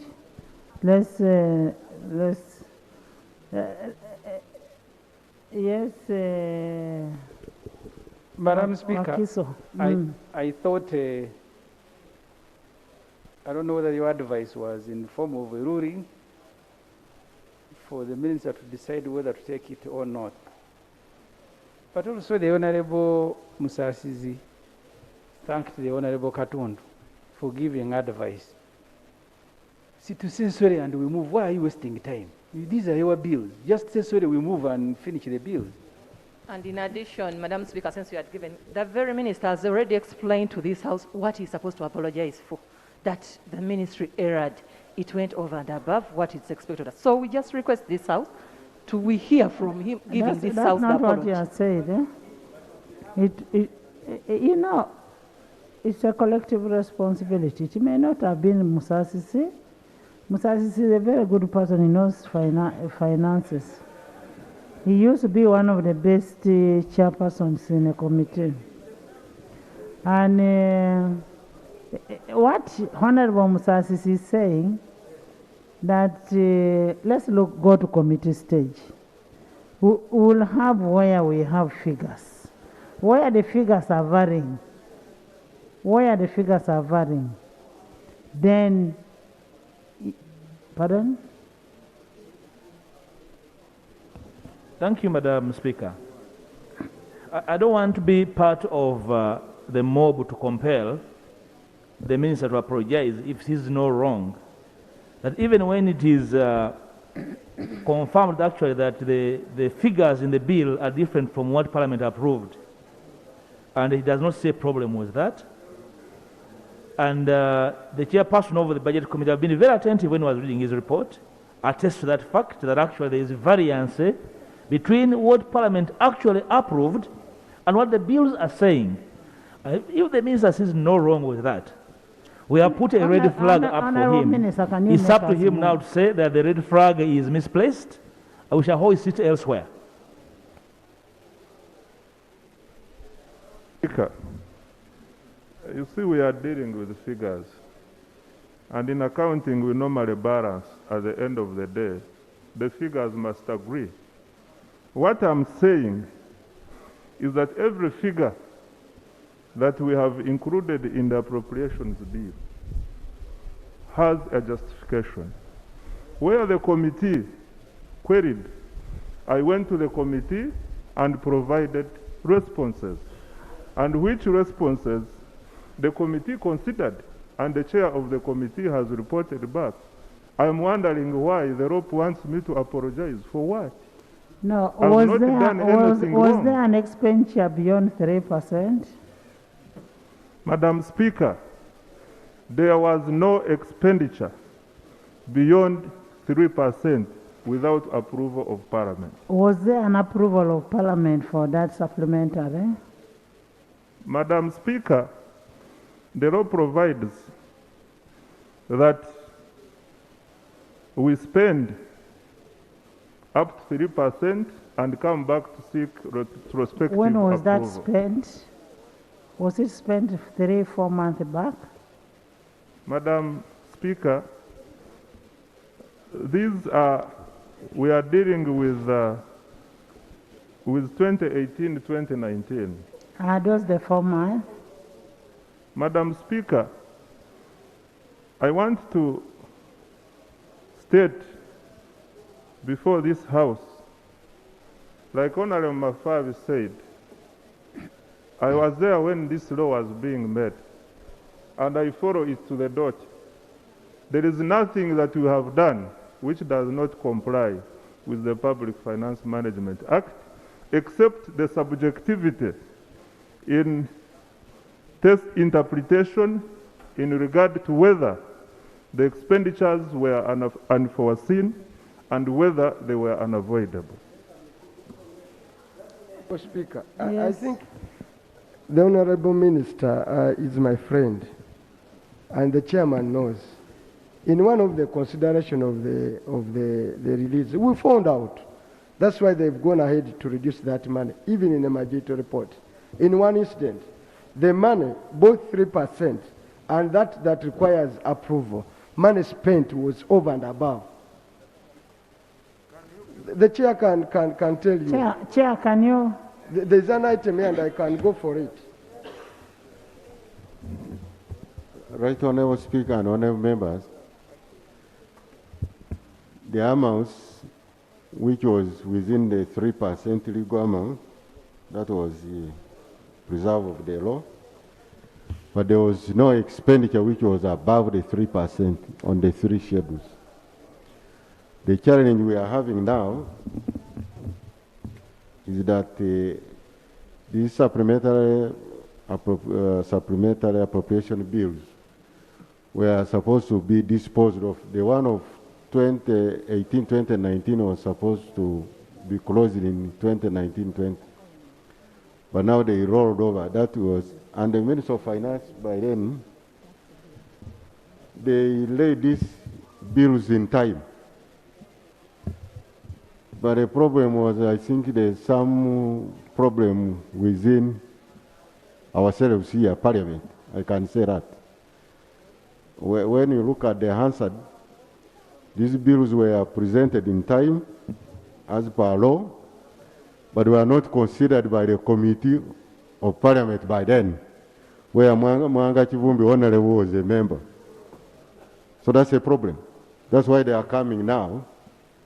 Much as you are pushing Honorable Musasi to explain, there was also a problem which, internal problem within the Parliament. By that time, the committee. I'd left the committee by then, you don't point at me.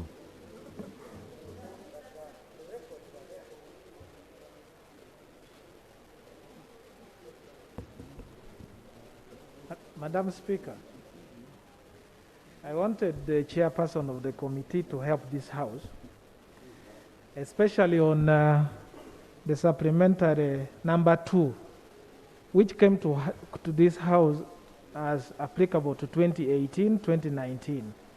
If I remember very well, this very supplementary was time-barred because it related to the year 2018-2019. Now the committee has recommended in its own report here that you correct 2018-19 and make it 2019-2020 to bring it within the legal framework of this House. I thought here the committee should help us and be honest. Where the supplementary is time-barred, this House, the hands are tied. It should not even find its way anywhere on the record of this Parliament. The executive can deal with it the way they want, whether they have done it with impunity, but the moment it is time-barred, you have not brought it within the limits prescribed by law. This one of 2018-2019 should not even be discussed by this House. Otherwise, it's going to raise a constitutional crisis. So, Honorable Minister, Attorney General, the issue of time-barred.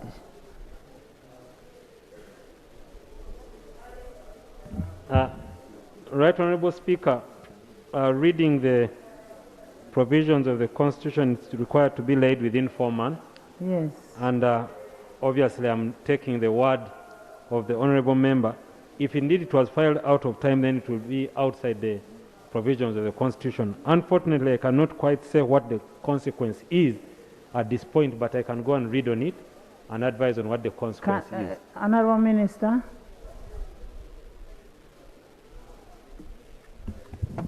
Madam Speaker, I was trying to check for the date when we submitted the bills, but in the circumstances that I can't get it, I want to rely on the member's submission and apologize for submitting the bills late. Thank you. Honorable members, I mean, we should move on. We should move. Honorable Chivumbi, Attorney General, can we move to the committee stage?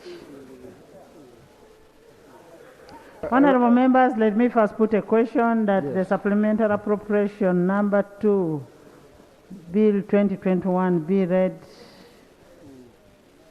for the second time. Those in favor say and to the contrary, nay.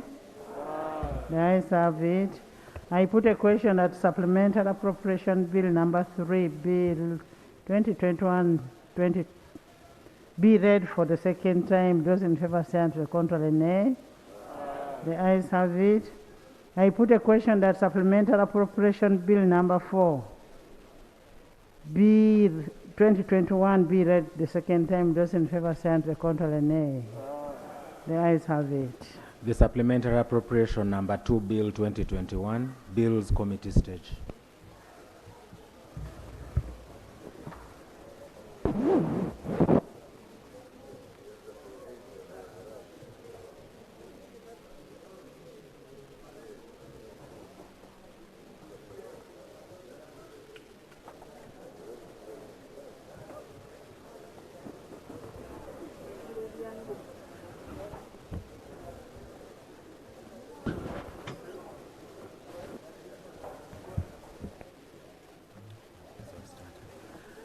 Clause 1.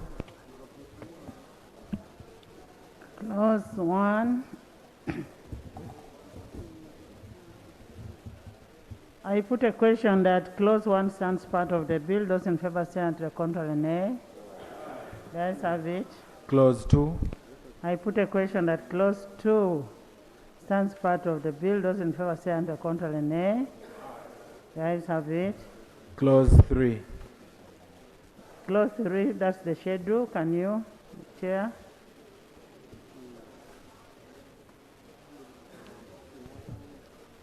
Madam Chair, I propose to move an amendment that we delete vote 101, judiciary, under recurrent estimates where it appears in the bill. Justification, it is a statutory vote which has a direct charge to consolidated account. I beg to. Right, Honorable Speaker. No objection, Minister. Madam Chair, I agree with the Chair. I put a question that... But Chair, I would like to delete from the bill the following votes and their corresponding expenditure estimates. And I'll read, they are quite, I'm going to read the numbers, and it's a tedious work. Ministry of Trade and Cooperative, 7.9 billion. Ministry of Science and Technology, Ministry of Science, Technology and Innovation, 3.5 billion. National Citizens and Immigration, 60 billion. Uganda Revenue Authority, 17 billion.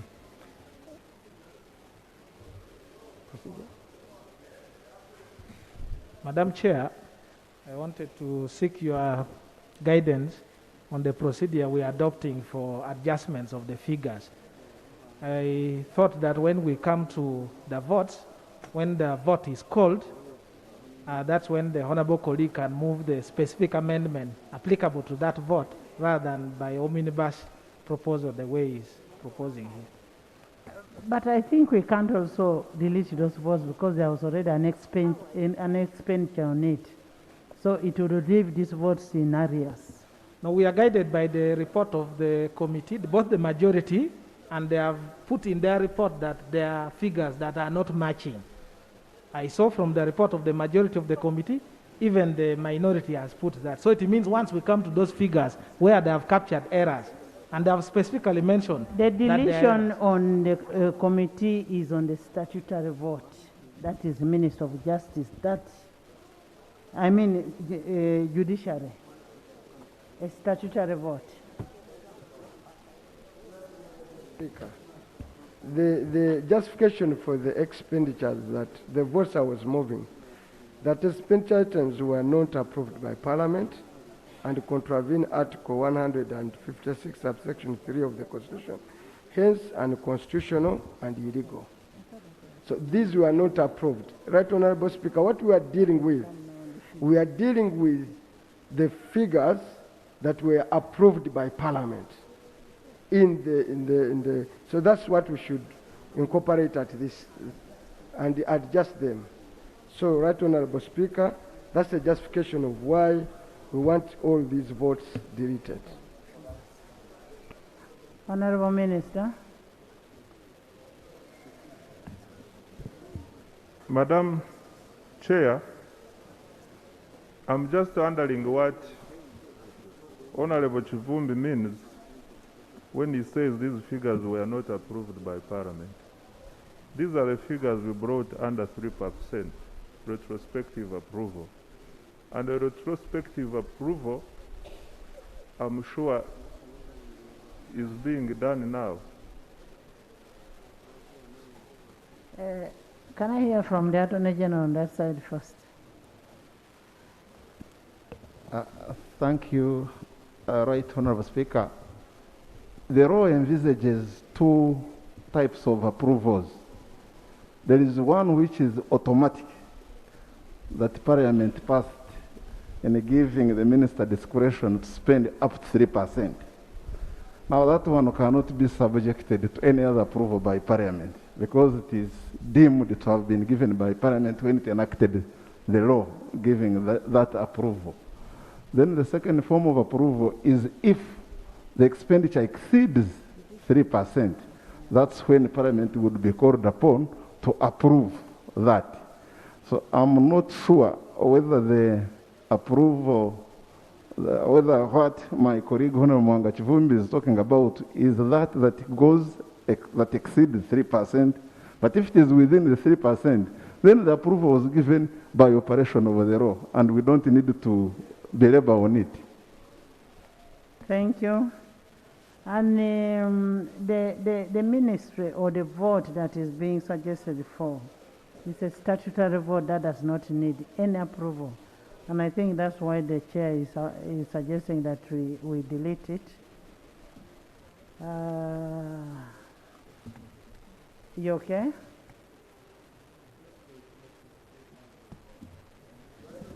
Yeah. I have a resolution of Parliament on the appropriation of the supplemental expenditure schedule number 2 for the financial year 18-19. Detailed every vote that was approved and the amount corresponding. So, any amount that is not in this vote, which was approved by Parliament, to that extent, is not covered. Honorable Nwagawa, with due respect, you missed a debate that you did not attend, and I had spoken to you before you stood here to speak. So,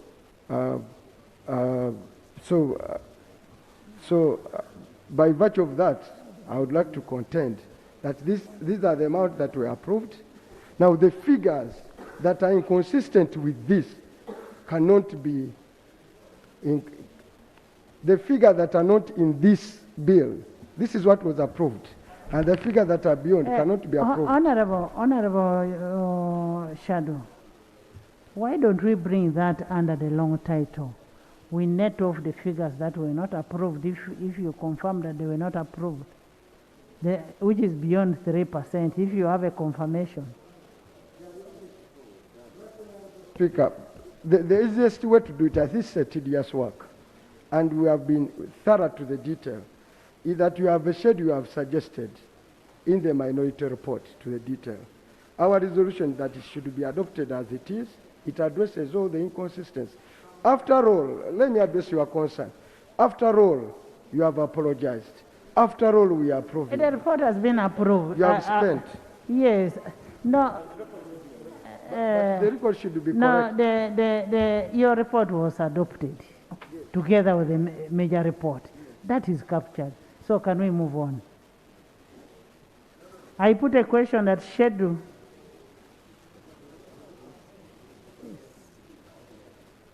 I put a question that schedule to the bill be amended as proposed by Honorable Musasisi. Those in favor say and to the contrary nay. The ayes have it. The schedule as amended. I put a question that the schedule as amended. Madam Chair. Madam Chair, schedules include votes. In legislation, those votes are the same as clauses. There is a vote we have read, not so.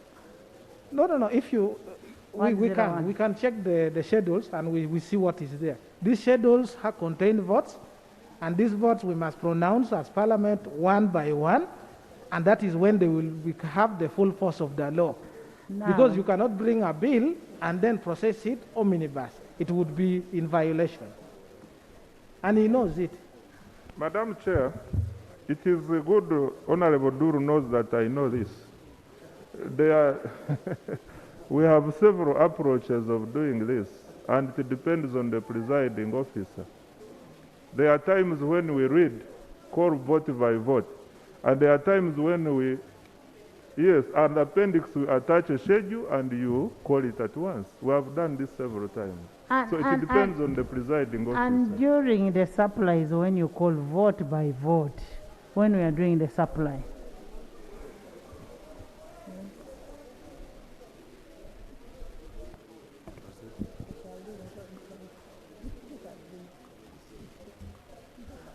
Title. There's an amendment to the long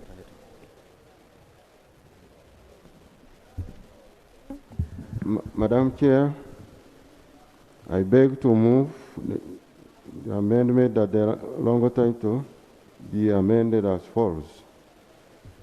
A sum of 1,332,374,237,000 shillings only to meet additional expenditure requirements for financial 2018-2019. The justification, vote 101, judiciary is a statutory. The one we have excluded.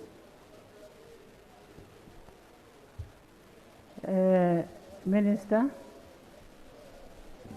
Madam Chair, I agree with the chairperson of the committee.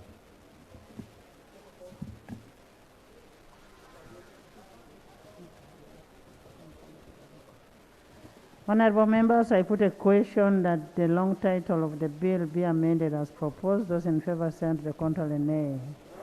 The ayes have it. The title as amended. I put a question that the title as amended stands part of the bill. Those in favor send the contrary nay. The ayes have it. Motion for resumption of the House. Madam Chair, I beg to move that the House do resume and the committee of the whole House report thereto. I put a question that the House does resume and the committee of the whole House reports thereto. Those in favor send the contrary nay. The ayes have it.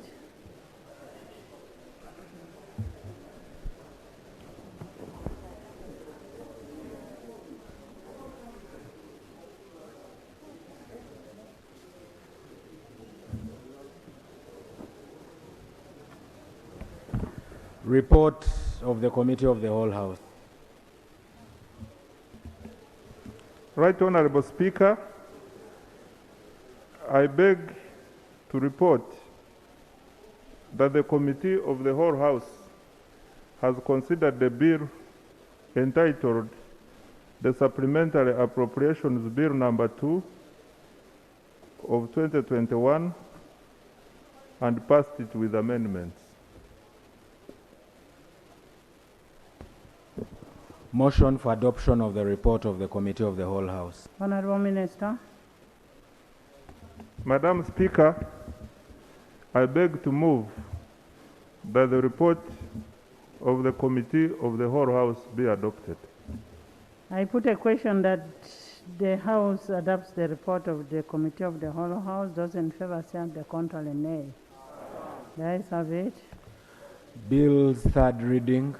The Supplementary Appropriation Number 2, Bill 2021. Honorable Minister.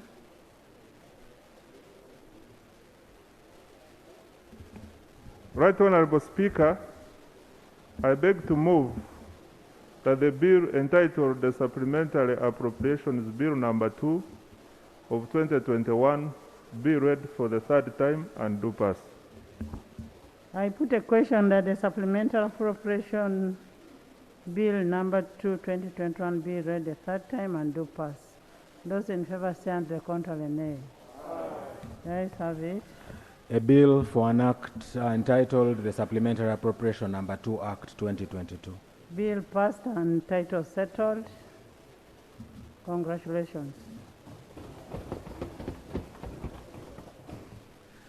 The Supplementary Appropriation Number 3 Bill 2021, Bills Committee stage.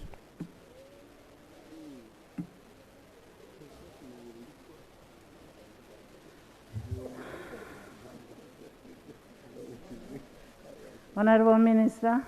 Clause 1.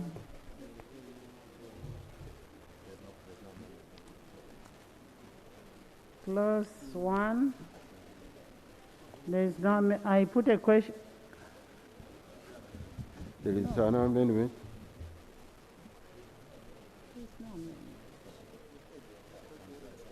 What comes in the schedule?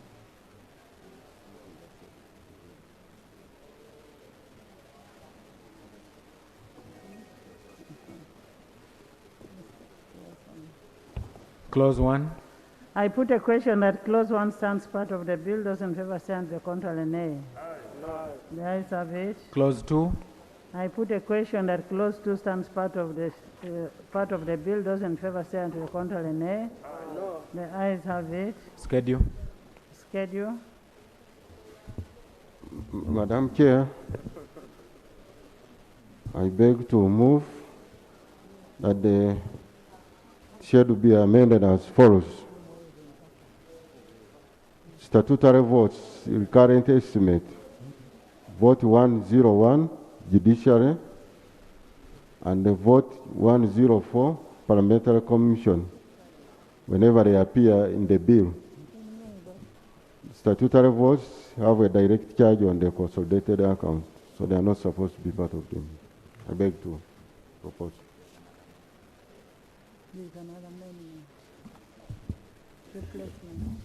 Other amendments on the same schedule, we have to replace financial year 2018-2019 in the bill with financial year 2019-2020 whenever it appears in the bill. B, under the recurrent vote, expenditure, vote 595 replace Namaingo district with Ntoroko district. C, under recurrent expenditure, vote 791 replace the word Yelu Municipal Council with words Ivanda Municipal Council. The justification, the correct financial at which this estimate rates is financial 2019 to 20. B, vote 791 belongs to Ivanda Municipal Council, not Njelu Municipal Council.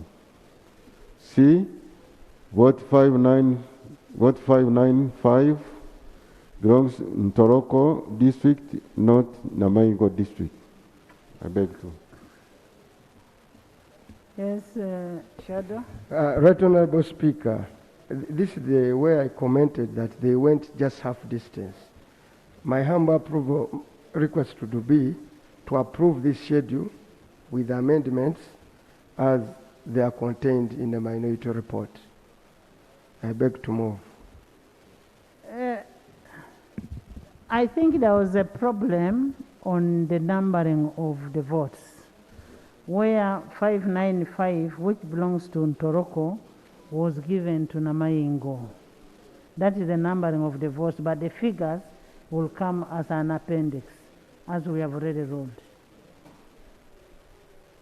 Right Honorable Speaker, I'm not objecting to what the chair read. Yes. I'm in agreement for changing Yes. for those corresponding. I only say, since we have adopted this approach, which the chair finds convenient, and I don't, but for heaven's sake we move with it, is that you approve the figures as the schedule appears in the minority report. Because it goes, for example, the first justification is that the expenditures contravene the Constitution and were not approved. Honorable Chivombi, we already approved the figures as an appendix, but where there is a mistake, 595 belongs to Ntoroko, not Namaingo. That's what is correcting. That's okay. Yes. I'm only saying further amendment. Further, yes. That the further amendment, that that whole schedule should be amended as per what is contained Yes. in a minority report. It comes as, yes, it is Yes. amended. I beg to. Chair, Minister. Madam Chair, I agree with the chair's position, not Okay. the minority report.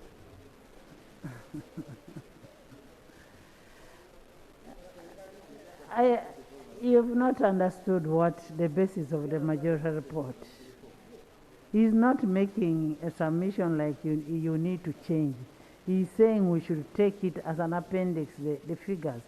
And that's why I was laboring to explain that the changes that are here are basically on a vote, not on the amounts.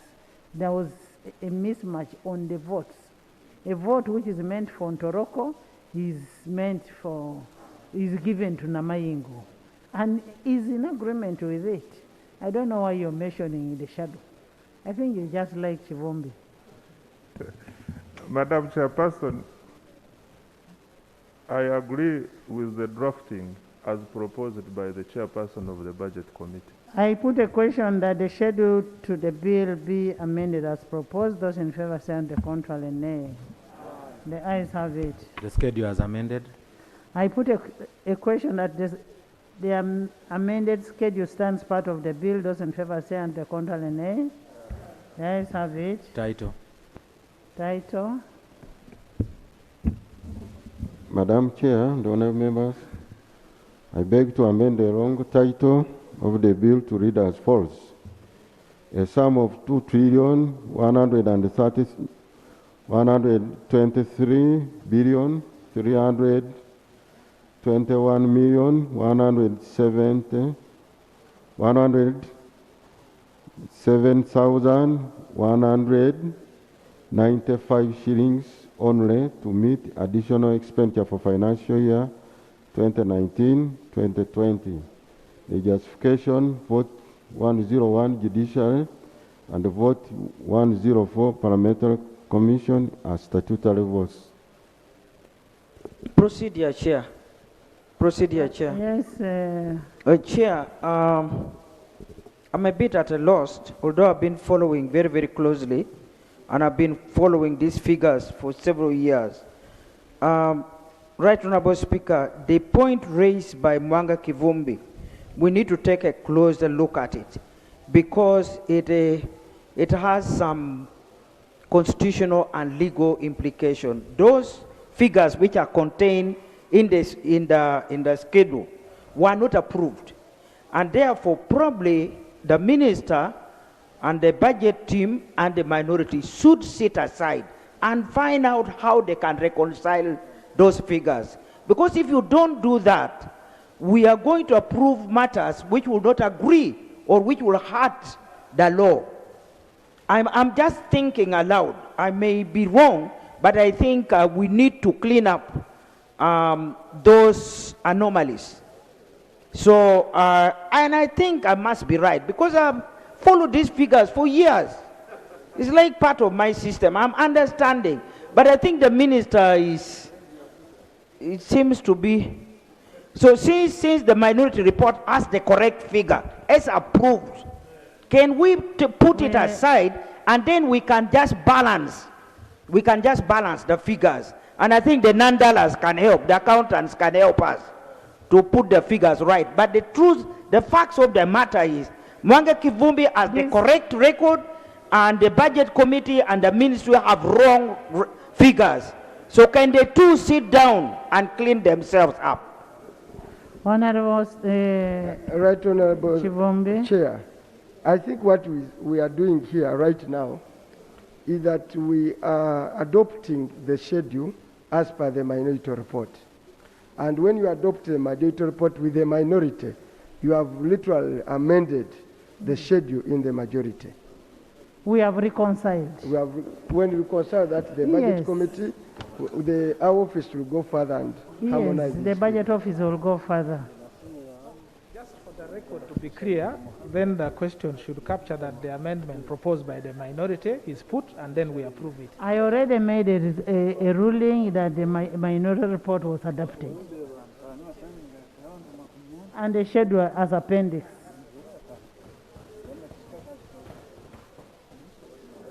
The amendment to what the chair raised is that, just for emphasis, is that the schedule as attached in the minority report also be adopted. For reconciliation. For reconciliation.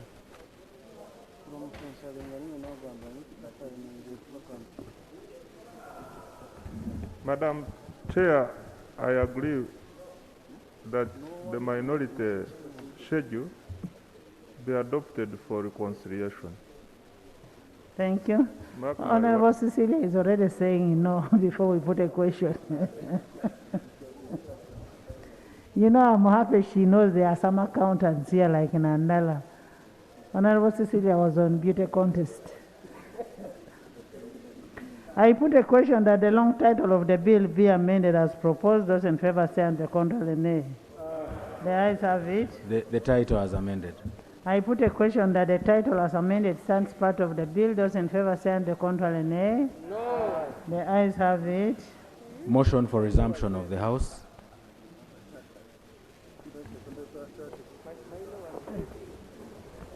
You move a motion. Let's move a motion.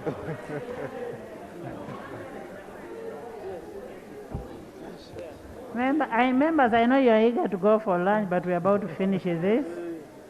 And the rest are very short. Madam Chair, I beg to move a motion that the House do resume and the Committee of the whole House report thereto. I put a question that the House do resume and the Committee of the whole House their reports too. Those in favor say and the contrary nay. No. The ayes have it.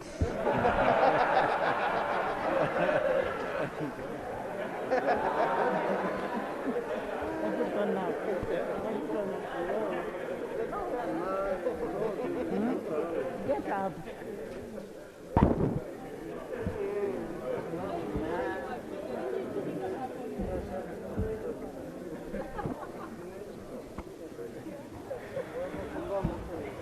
Report of the Committee of the whole House.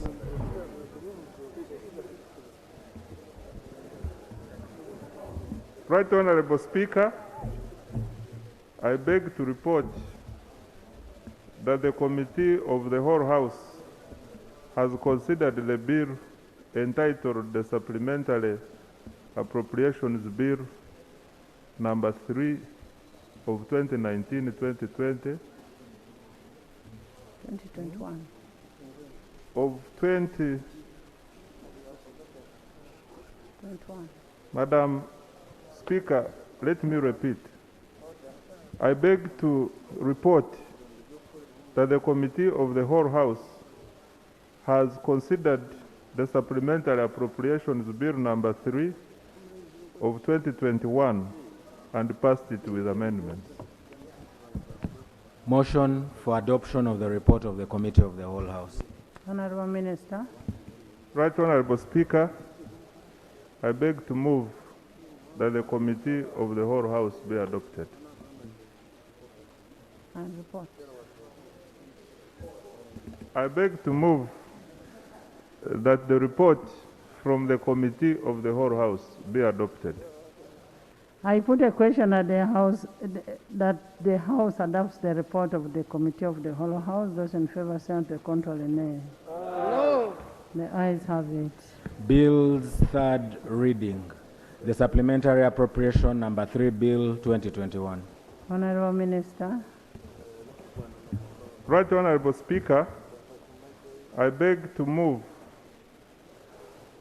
a motion that the Supplementary Appropriations Bill number 3 of 2021 be read for the third time and do pass. I put a question that the Supplementary Appropriation Bill number 3 2021 be read for the third time and do pass. Those in favor say aye, the contrary nay. No. The ayes have it. A bill for an act entitled the Supplementary Appropriation Number 3 Act 2022. 2022 now. Bill passed and title settled.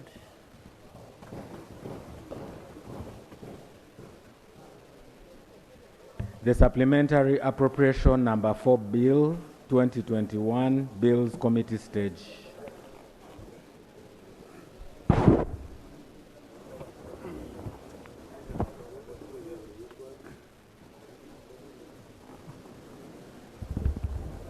Honorable Minister. Clause 1.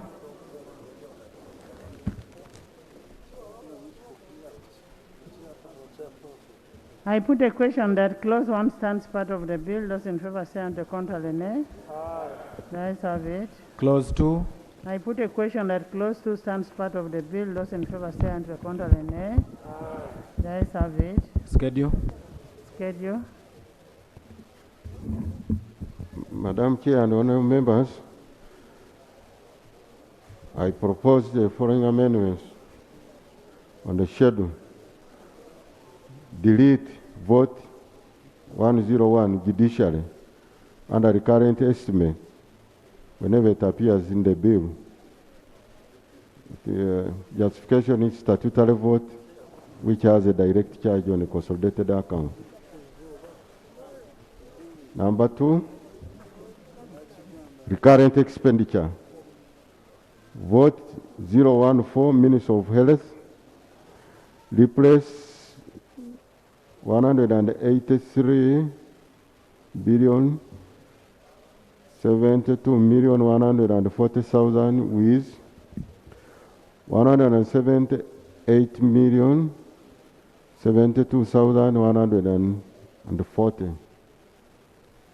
Vote 122 Kampala Capital City Authority. Replace 5 billion 543 million 190,000 with 5 billion 503 million 190,000. Under development. Under development expenditure. Vote 579 Bududa District. Replace 699 million 551,000 with 121 million 123,000 shillings. Justification is to harmonize the amount as approved by Parliament. I beg to. Honorable Chibombe. I concur, but in addition, as per the schedules in the minority report. As already approved. As already approved. The Minister. Madam Chair, I agree. I put a question that the schedule to the bill be amended as proposed. Those in favor say aye, the contrary nay. The ayes have it. The schedule as amended. I put a question that the schedule as amended stands part of the bill. Those in favor say aye, the contrary nay. The ayes have it. Title. Chairperson. Madam Chair and honorable members, I beg to move an amendment on the longer title to read as follows. A sum of 4 trillion 653 billion 359 million 476,000 shillings only to meet additional expenditure for financial year 2020-2021. Justification, vote 101, judiciary statutory vote, and also to harmonize the amount as approved by Parliament. I beg to propose. And with the Procedures. and with the harmonization of the schedule, with the reconciliation with the schedule that is on the appendix. The Minister. Madam Chair, I agree with the proposal by the chairperson of the Committee on Budget. With the proposal on on harmonization. Yes, on reconciliation. Madam Chair, I agree with the proposal by the Committee Chair of Budget and also the Shadow Minister of Finance that the schedule be reconciled. Thank you. I put a question that the long title Procedure, of the Chair. bill be Procedure, amended as proposed. Procedure, Chair. Those in favor say Procedure, aye. Chair. Nay. The ayes have it. The title as amended. I put a question that the title as amended stands part of the bill. Those in favor say and the contrary nay. The ayes have it. Motion for resumption of the House. Right Honorable Chair, I beg to move a motion that the House do resume and the Committee of the whole House report thereto. I put a question that the House does resume and the Committee of the whole House reports thereto. Those in favor say and the contrary nay.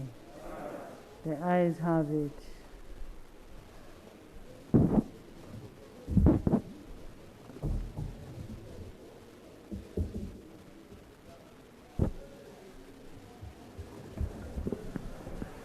Report of the Committee of the whole House.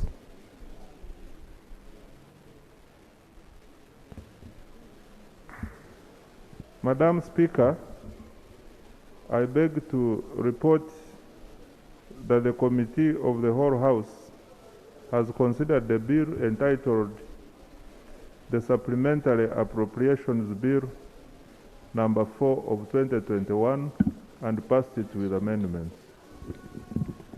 Motion for adoption of the report of the Committee of the whole House. Honorable Minister.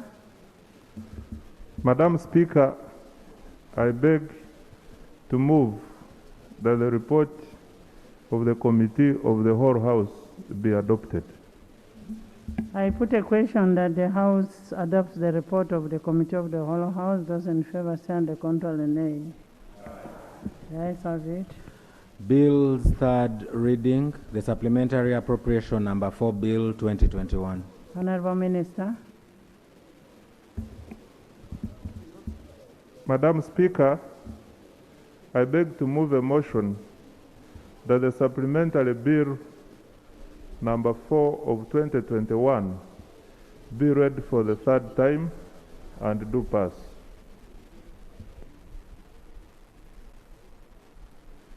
First repeat it again. Repeat it. You make appropriation.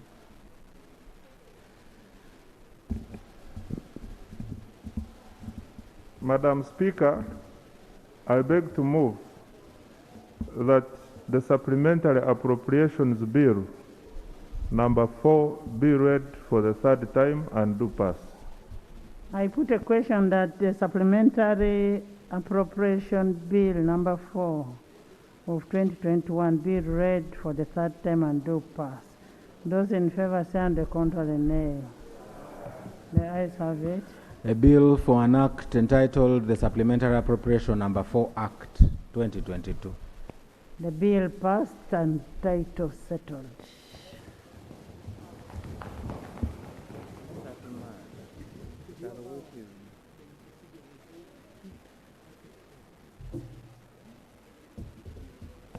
Madam Speaker, the procedural matter was raising is what has just been done. That those questions you put, your power and authority to ask those questions was not in place. So I beg that that can be readdressed. Now that it's back, you ask the question so that it cannot be challenged. Otherwise, there was no parliament. Honorable members, that is the only place where I get my powers. Third reading. Bill's third reading, the Supplementary Appropriation number 4, Bill 2021.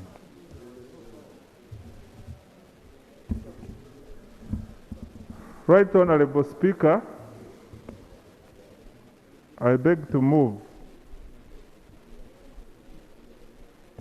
that the Supplementary Appropriations Bill number 4 of 2021 be read for the third time and do pass. I put a question that the Supplementary Appropriation Bill number 4 of 2021 be read the third time and do pass. Those in favor say under the contrary, nay. The ayes have it. A bill for an act titled the Supplementary Appropriation number 4 Act 2022. The bill passed and the title settled.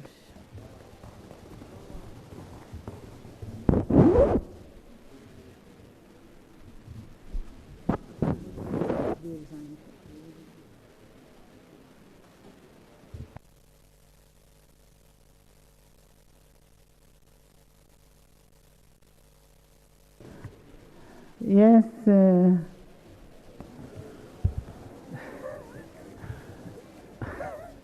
thank you, Right Honourable Speaker. The Honourable Musasizi have no reason to look at me with that just a minute scary before look. Just a minute before you go on your procedure. Clerk Hansard, capture all what has been said and whatever is not, what has not been read. That's 1, 2. Can I have the coffee bill uploaded? I mean report. Coffee and tourism. I mean and Naguru. No, Right Honourable Speaker, it's a very small matter. I saw my friend a bit worried. I'm not dragging you back. But as a way of housekeeping and keeping the decorum of this house intact, I would like to appeal to the front bench that this kind of shabbiness should not happen again. The House Speaker is put in a very difficult situation to try and roll back on matters would have handled a smart way. Secondly, the front bench, Right Honourable Speaker, is not communicating with us. And we have no choice but to undertake citizen arrest on them. If they have issues and they believe they are going to come here and ram through matters, the small numbers here are technically prepared to take you on. So please clean up.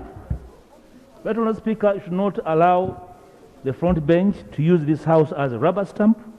If there are procedural challenges, let them come out and be clean, and we move in a tidy manner. We cannot proceed being part of this untidiness, and all of us must be apologetic for moving shabbily when people are sleeping on duty. I saw my chairperson of the Budget Committee struggling to really deal with matters not belonging in his domain because people are sluggish. Right Honourable Speaker, I thought this should be on record, that the front bench should not really make work difficult for us. If you have issues, we are here for the business of the country. Please communicate. Otherwise, we are either with handcuffs. We shall have you for lunch. Thank you. At least one thing you should know, I can never allow to be as a rubber stamp. I will never do that. The Anita Mong I know can never allow that.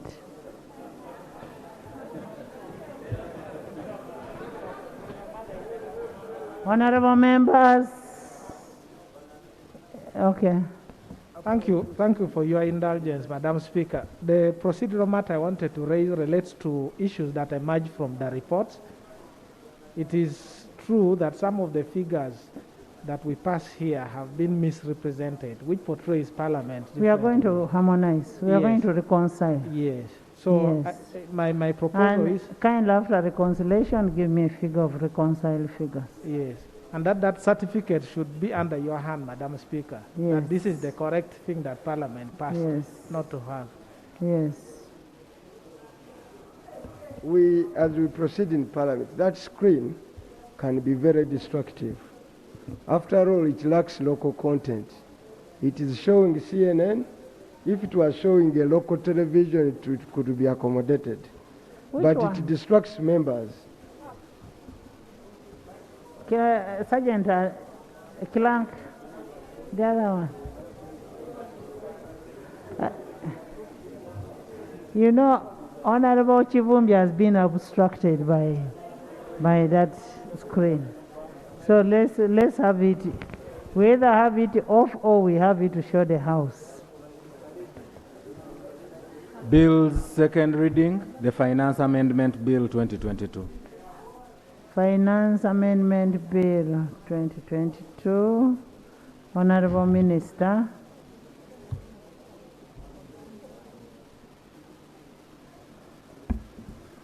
Right Honorable Speaker, having gone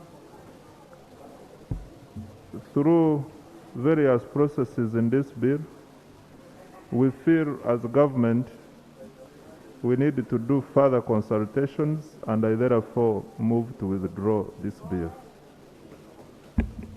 Thank you so much. The Uganda Revenue Authority Amendment Bill 2022.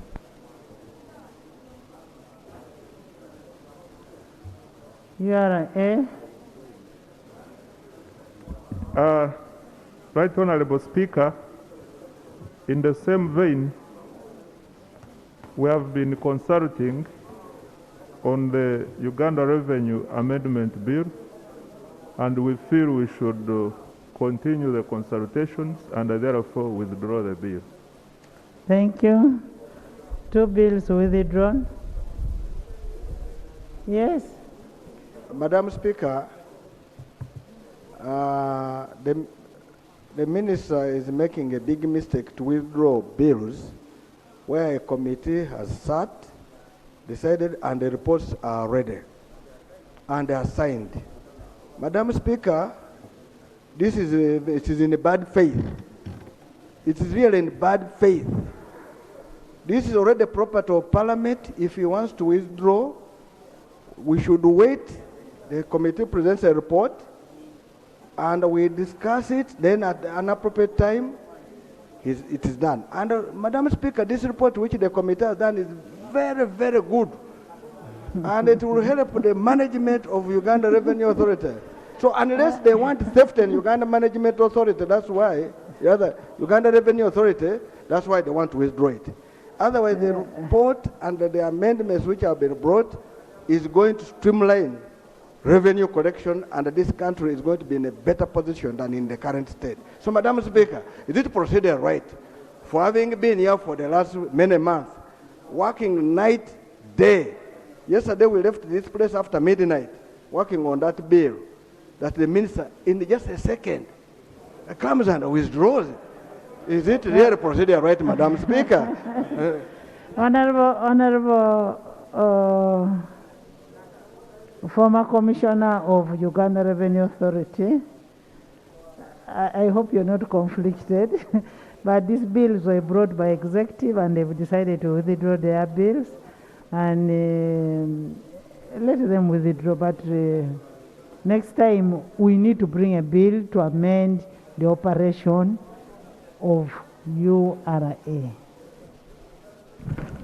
Now, these ones are on collection of revenue. You need to come up with a real bill to amend the act of URA in terms of the running of URA. I know what you want to say. I know what you mean. I agree with you, but bring an amendment to the act. Procedures, Chair. Procedures, Speaker. Madam Chair, procedure. Madam Chair, you recall you were one-time chair at the Kosase. The issues you raised in the Kosase are the ones we are correcting now. Madam Chair, Madam Speaker, maybe you know the object. The Commissioner General wanted to become the URA himself. So, Madam Speaker, would it be procedure? Order. I think my honorable colleague is out of order. He's on procedure. Madam Speaker, you need to take such people for induction. You are shaming us, a member of the Finance Committee. Please, Madam Speaker. So, Madam Speaker, Enos, don't panic. Don't panic. Don't panic. You'll grow fat later. Madam Speaker. Madam Speaker, this was an opportunity for Parliament to deal with this matter. And we have handled it very well. Is it procedure right, Madam Speaker, even if the Commissioner General came to you, to really change? Yet you have the committee has 40 members, all of them have signed, apart from even Enos, who is standing up, has also signed, and he wants to change it now. Is it procedure right, Madam Speaker, that we really withdraw the bill at this stage without consulting the House and without debating it? Is it procedure right, Madam Speaker? Honorable members. Right, Honorable Speaker, I just want to draw the attention of the House to our Rule 140.1. It says, a member in charge of a bill may at any time give notice that he or she wishes to withdraw the bill subject to the approval of the House. That is our own rule. But I personally, I think it's good. I just want to advise the previous speaker that when a child has performed badly and he confesses that I have failed, I think you need to admit that the child is weak and he has failed. I'm trying to inform Honorable Nandala, please.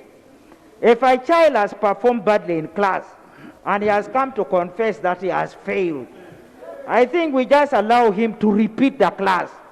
So, Right Honorable Speaker, this one will require your authority to amend, to allow this rule to be amended so that the minister can be helped, because he has now declared that he's a weakling. We should help him, and I think we should really help him. Honorable members, as per Rule 140, the House must approve. And the minister said he is not willing to proceed with these bills. I am now going to put a question for an approval. Madam Speaker, is the procedure, what happened? The minister is up. I know what you want to bring. I know your issues with the URA. I wish you could, what we could do is to ask for a treasury memorandum of the COSASE report. What did they do? Minister, we want a treasury report on what was done in URA and all those institutions. Madam Speaker, I am going to follow up on the Treasury memoranda and report back to the House. Yes, Avoru. Thank you, Right Honorable Speaker. Right Honorable Speaker, it is with a lot of dismay for us as Committee of Finance, particularly the leadership, to hear this from the Minister right here after we have processed the report. Really, it is, I don't know whether it is in good spirit or not. It sounds a great insult on our personality as the leadership of the committee. We labored to process the report. We left here yesterday about 9. I have been in touch with the minister since morning, but only to surprise us. Really, it demotivates, Madam Speaker. I don't think it is proper.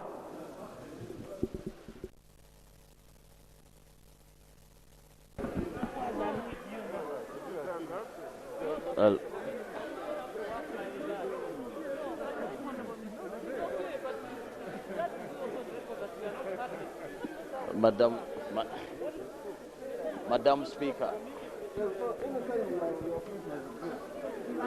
Clarification. Clarification, Madam Chair.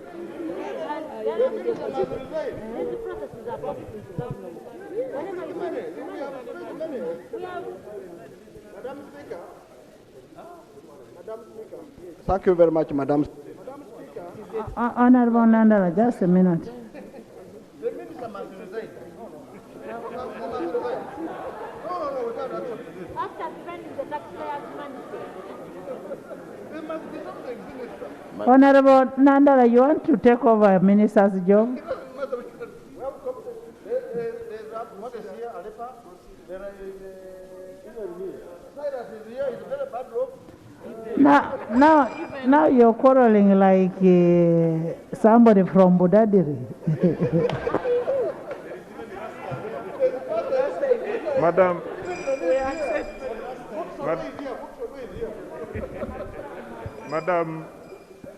Madam Speaker,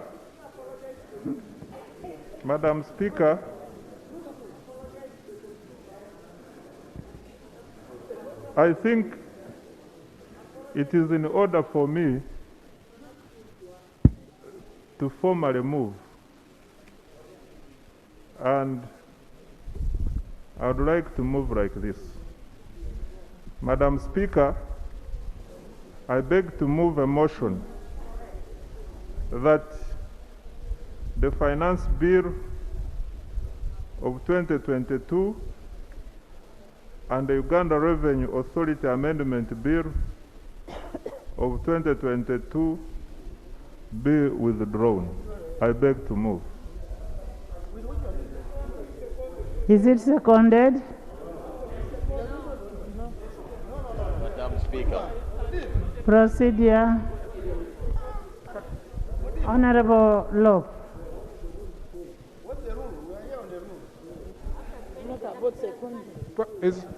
Madam Speaker,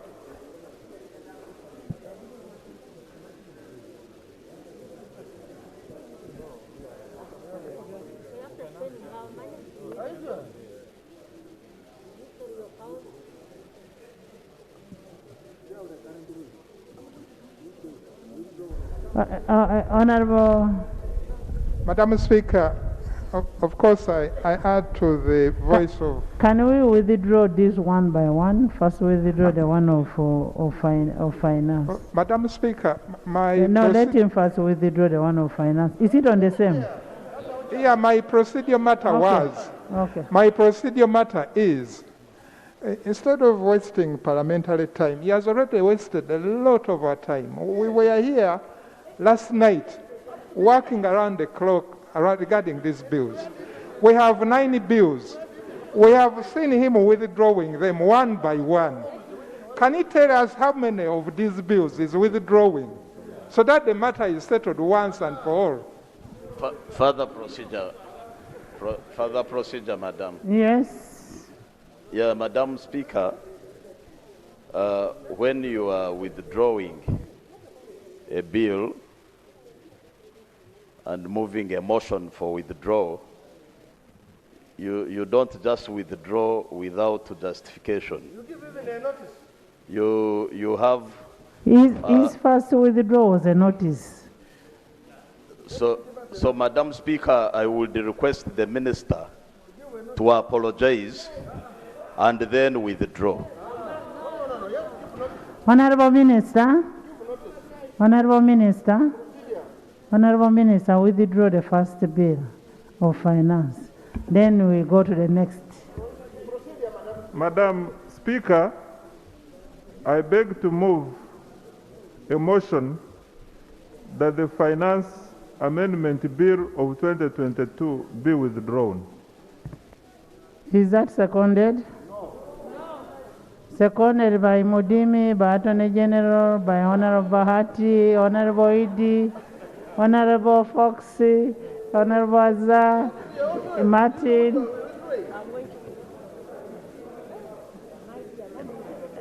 Honorable Rose Obiga, honorable members, the honorable member has moved a motion that he wants this bill withdrawn. Those in favor say and the contrary nay. The ayes have it. Madam Speaker, procedure I'm raising is under our rules number 140. It says... The notice, it doesn't specify how much time a notice should be. The first mention that is withdrawing was a notice enough. Yes, Madam Speaker, that's where you're right. The minister should give us a notice. He goes and sleeps. He comes tomorrow. Then he says, I gave you a notice yesterday. But Madam Speaker, if we go like this, we are going to really remove. So is it procedure right Madam Speaker, for the minister to come in just a second, he gives a notice and withdraws. After withdrawing in the time of the committee, no.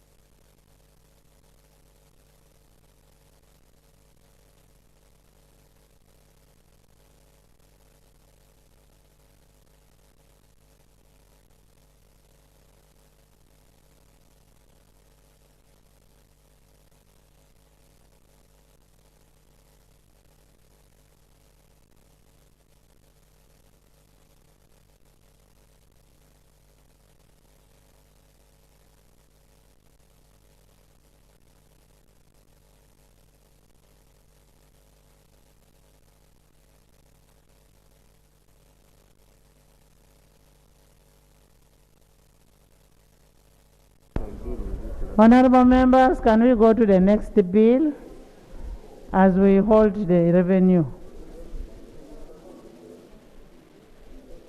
Honorable. Bill second reading, the Traffic and Road Safety Amendment Bill 2022.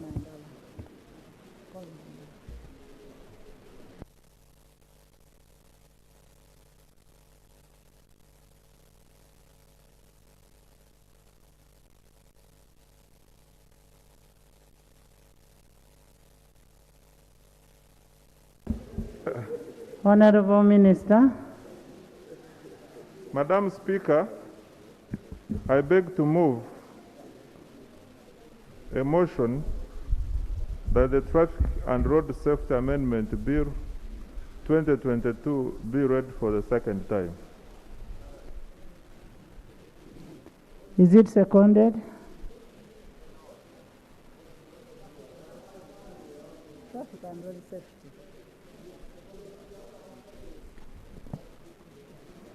Seconded by Bahati Fox, Honorable Waxy Sirwanyi, by the whole House.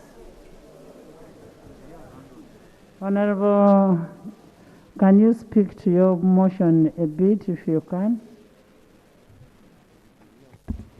Thank you, Right Honorable Speaker.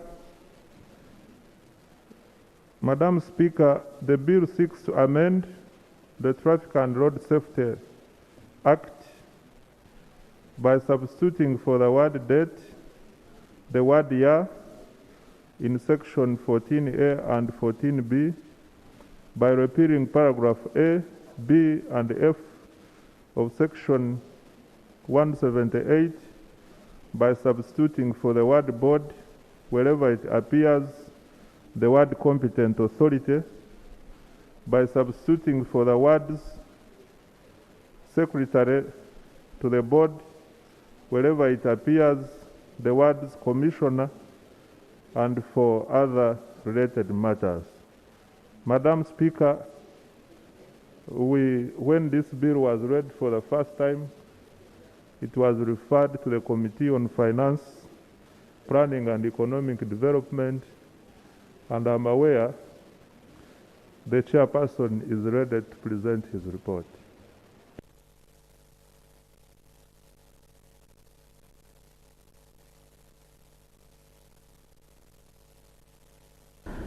Chair, Finance.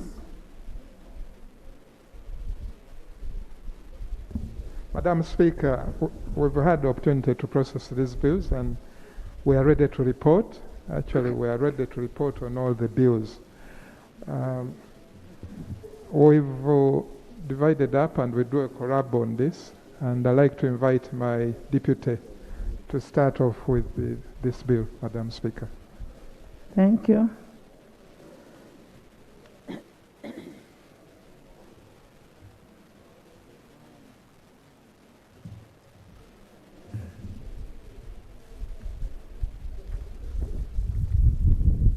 Thank you, Right Honorable Speaker. Right Honorable Speaker, I am here to report on behalf of the Committee of Finance, Planning and Economic Development, on the Traffic and Road Safety Amendment Bill 2022. Allow me, Madam Speaker, before I go to the report, to congratulate all members of Parliament upon the 1 year you have completed in the Parliament of Uganda. I thank God thus far He has brought us. Right Honourable Speaker, I want to start with the Road and Safety Bill. As part of introduction, the Traffic and Road Safety, but before I present the report, Right Honourable Speaker, allow me to lay on table the minutes and a copy of the same bill for the Hansard to capture. Maybe, Madam Speaker, with your indulgence, because I have a number of bills that I will be reporting on, I want to lay the minutes at once, then I will lay the reports as and when I... Now, are you the Speaker? Right Honourable Speaker, I beg your indulgence. Honourable Dur is distracting me. I wanted to lay the minutes at once, but I take the bills one by one and then lay them on table. Thank you, Madam Speaker. Honourable Dur, why don't you leave the girl child? The girl child. She's my sister-in-law, so there is cultural I can smile with her. Okay. Those are the issues of sisters-in-law. Right Honourable Speaker, I want to thank Honourable Dur for putting it on record that I'm his sister-in-law, but while we are here, let's do what has brought us here. Right Honourable Speaker, a report of the Committee on Finance, Planning and Economic Development on the Traffic and Road Safety Amendment Bill 2022. Introduction. The Traffic and Road Safety Amendment Bill 2022 was at the 18th sitting of the third meeting of the first session of the 11th Parliament of Uganda, held on Thursday, 31st March 2022, presented for first reading and referred to the Committee on Finance, Planning and Economic Development for further scrutiny. Right Honourable Speaker, the committee considered the bill through consultations with different stakeholders, hence this report. Object of the bill. The object of this bill is to amend the Traffic and Road Safety Act, CAP 361, by substituting for the word date, the word year, by repealing paragraph A, B, and F of section 178, by substituting for the word board wherever it appears, and the word competent authority, by substituting for the word secretary to the board wherever it appears, the words chief licensing officer, and other related matters.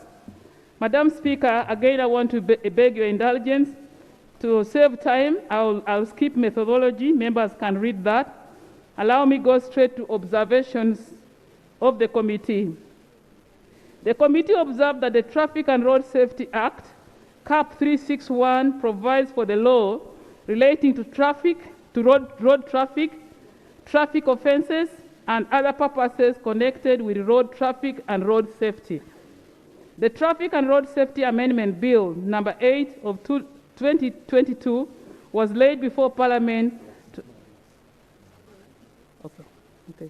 to amend the Act.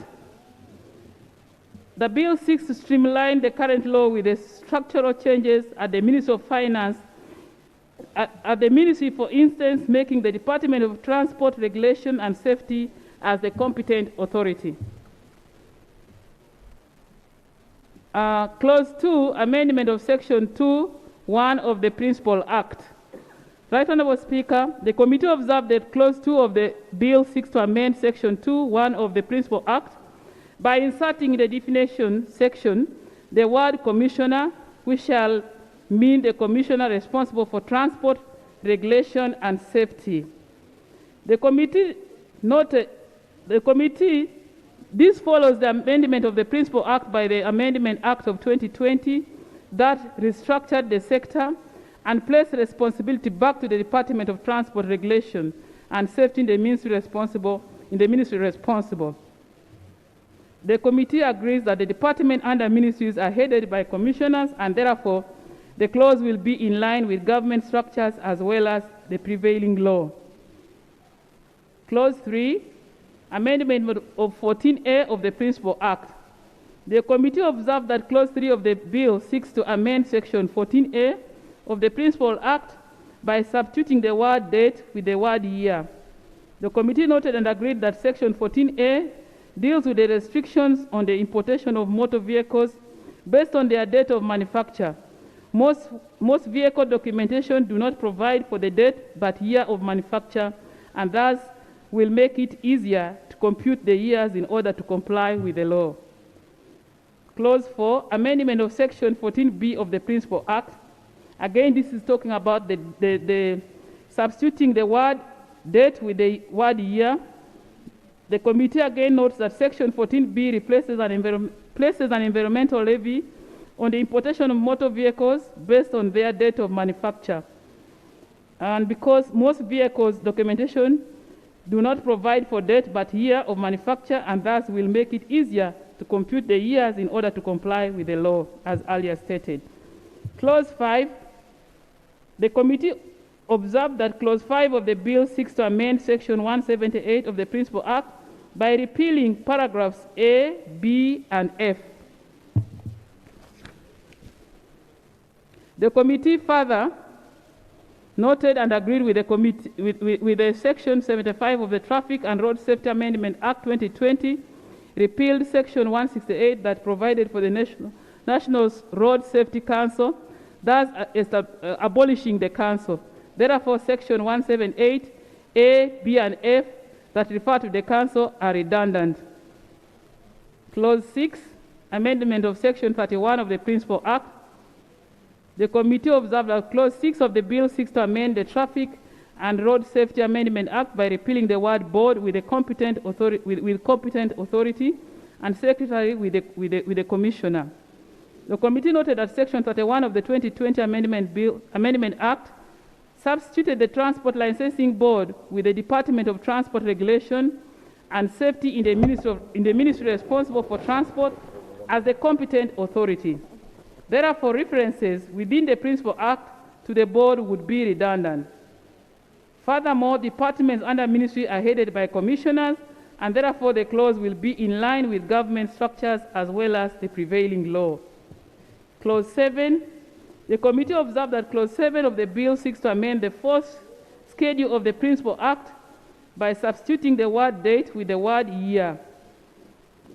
Following the intended amendment of Section 14B by Clause 4 of the bill, it is only logical that the fourth schedule that provides details of the environmental levy is also amended accordingly. Most vehicle documentation, as earlier stated, emphasizes on year other than date. The committee further observed that the bill, if passed, would streamline the apparent errors in the prevailing act, given the changes made by the 2018 and 2020 Amendment Acts. Recommendation. Right Honorable Speaker and members, the committee recommends that the Traffic and Road Safety Amendment Bill 2022 be passed into law. I beg to move. Thank you. Can we have all of them read? Which one do you have, minority? Chair, on this bill, we don't have a minority report. Then which one do you have a minority? There are only two where we have the minority report. If the House goes ahead with the URA bill, we have a minority report. If we also have a minority report on the income tax bill. Which has been withdrawn? Eh? No. Not. Okay. But on this one, we don't have a minority report. Okay, let's first report. have those ones without minority reports read. The next. Bill second reading, the Uganda Revenue Authority Amendment Bill 2022.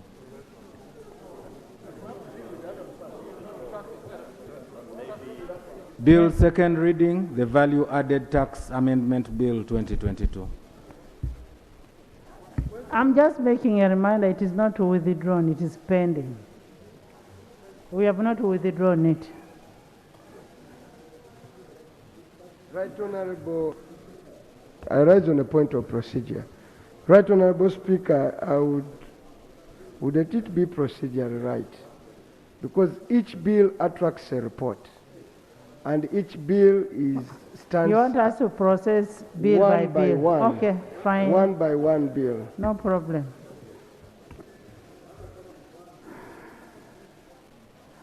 The traffic and road safety bill has been read. You have something to say? Yes. Right Honorable Speaker, reading through the report shows that this committee did a thorough job. This is one of the reports that we don't need really to dwell on so much, unless a member has seen anything so serious that needs further attention, because it is purely dealing with the issues of streamlining the current law and the structures in the ministry. So I would move that unless there is any serious issue you have seen, we move on to the next step. I beg to move. Thank you, Honorable. Can we move to the next stage?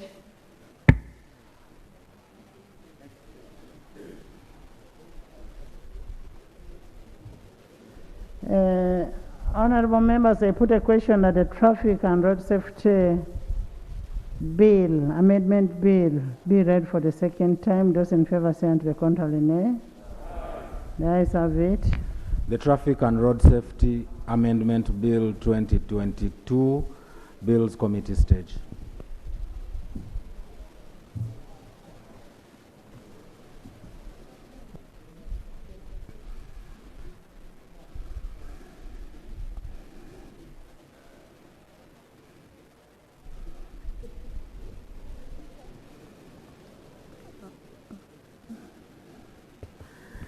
Clause 1. I put a question that clause 1 stands part of the bill. Those in favor say and to the contrary, nay. The ayes have it. Clause 2. I put a question that clause 2 stands part of the bill. Those in favor say and to the contrary, nay. The ayes have it. Clause 3. I put a question that clause 3 stands part of the bill. Those in favor say and to the contrary, nay. The ayes have it. Clause 4. I put a question that clause 4 stands part of the bill. Those in favor say and to the contrary, nay. The ayes have it. Clause 5. I put a question that clause 5 stands part of the bill. Those in favor say and to the contrary, nay. The ayes have it. Clause 6. I put a question that clause 6 stands part of the bill. Those in favor say and to the contrary, nay. The ayes have it. Clause 7. I put a question that clause 7 stands part of the bill. Those in favor say and to the contrary, nay. The ayes have it. Title. Title. I put a question that the title stands part of the bill. Those in favor say and to the contrary, nay. The ayes have it. Motion for resumption of the House. Honorable Minister. Madam Chair, I beg to move a motion that the House do resume and the Committee of the whole House report thereto. I put a question that the House does resume and the Committee of the whole House reports thereto. Those in favor say aye and the contrary, nay. The ayes have it. Report of the Committee of the whole House.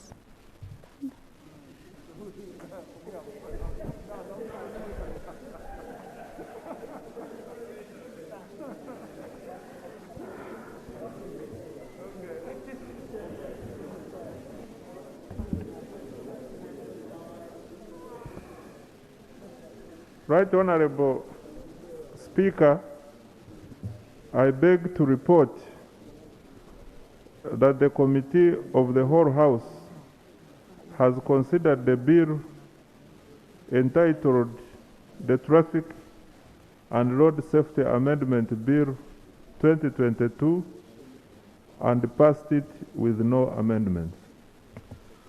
Motion for adoption of the report of the Committee of the whole House. Honorable Minister. Madam Speaker, I beg to move that the report from the That the committee. House, okay. Okay, go ahead. Madam Speaker, I beg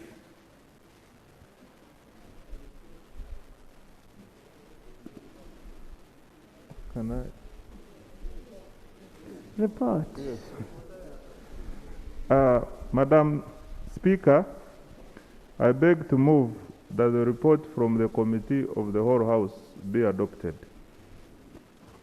I put a question that the House adopts the report of the Committee of the Whole House. Those in favor say and the contrary nay. The ayes have it. Bill's third reading, the Traffic and Road Safety Amendment Bill 2022. Honorable Minister. Right Honorable Speaker, I beg to move that the bill entitled the Traffic and Road Safety Amendment Bill 2022 be read for the third time and do pass. I put a question that the Traffic and Road Safety Bill Amendment 2022 be read the third time and do pass. Those in favor say and the contrary nay. The ayes have it. A bill for an act entitled the Traffic and Road Safety Amendment Act 2022. Bill passed and title settled.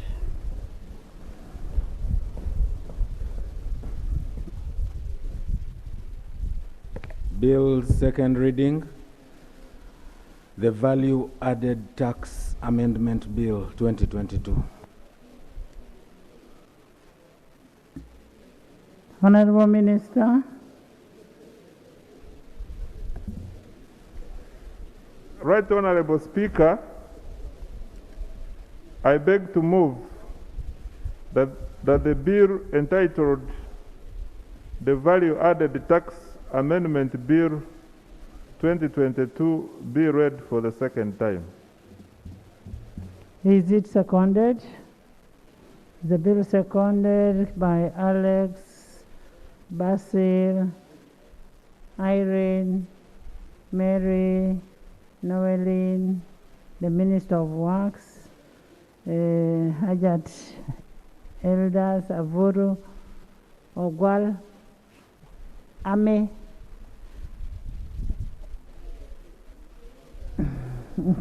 Rastaman, Opio, and Connie, Rose, Aru, Agava, by everybody, Amos, Enoch. Can you speak to your motion?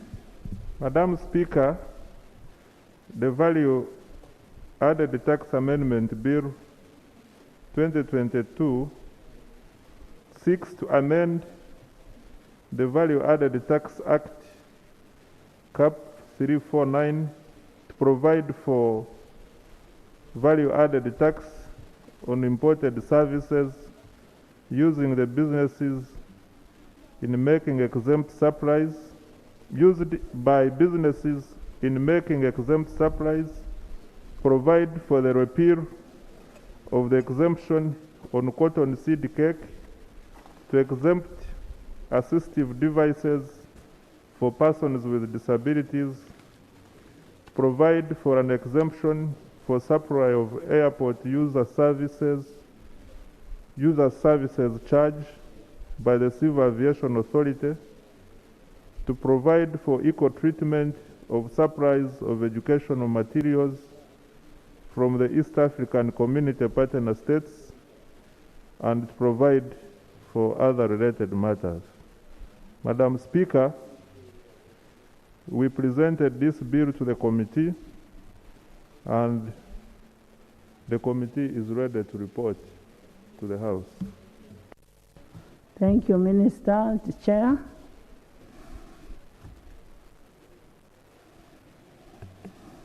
Thank you, Right Honorable Speaker.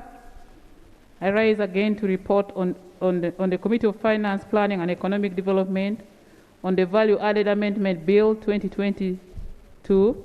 For the record, I want to lay on table a copy of the same report. Right Honourable Speaker. Right Honourable Speaker. And the same report has a minority report. That will be presented. Madam Speaker, we didn't get notice to that effect. To who? No, we have not. We got notices of two minority reports in writing from Honorable Chivumbi.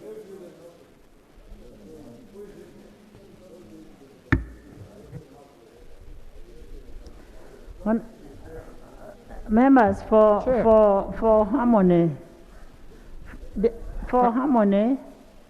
let's have the report read. Sereko, don't come and quarrel like you're in your home. I am saying we shall have both reports. We will have both reports. But next time you have to give the chair the minority report because it forms part of the report. But Madam Speaker, the fact is that we've not seen the minority report. He mentioned in passing that he may disagree with us, but he did not give us the report or the notification officially. But he. Now this is a problem I have with Honorable Nsereko in the committee. That's how he behaves. Honorable members, don't bring your disagreements from the committee to the House. Can you go ahead with the report? Give us a summary, and then in Nsereko, you're not chairing House there. You wait and give you a summary of your report.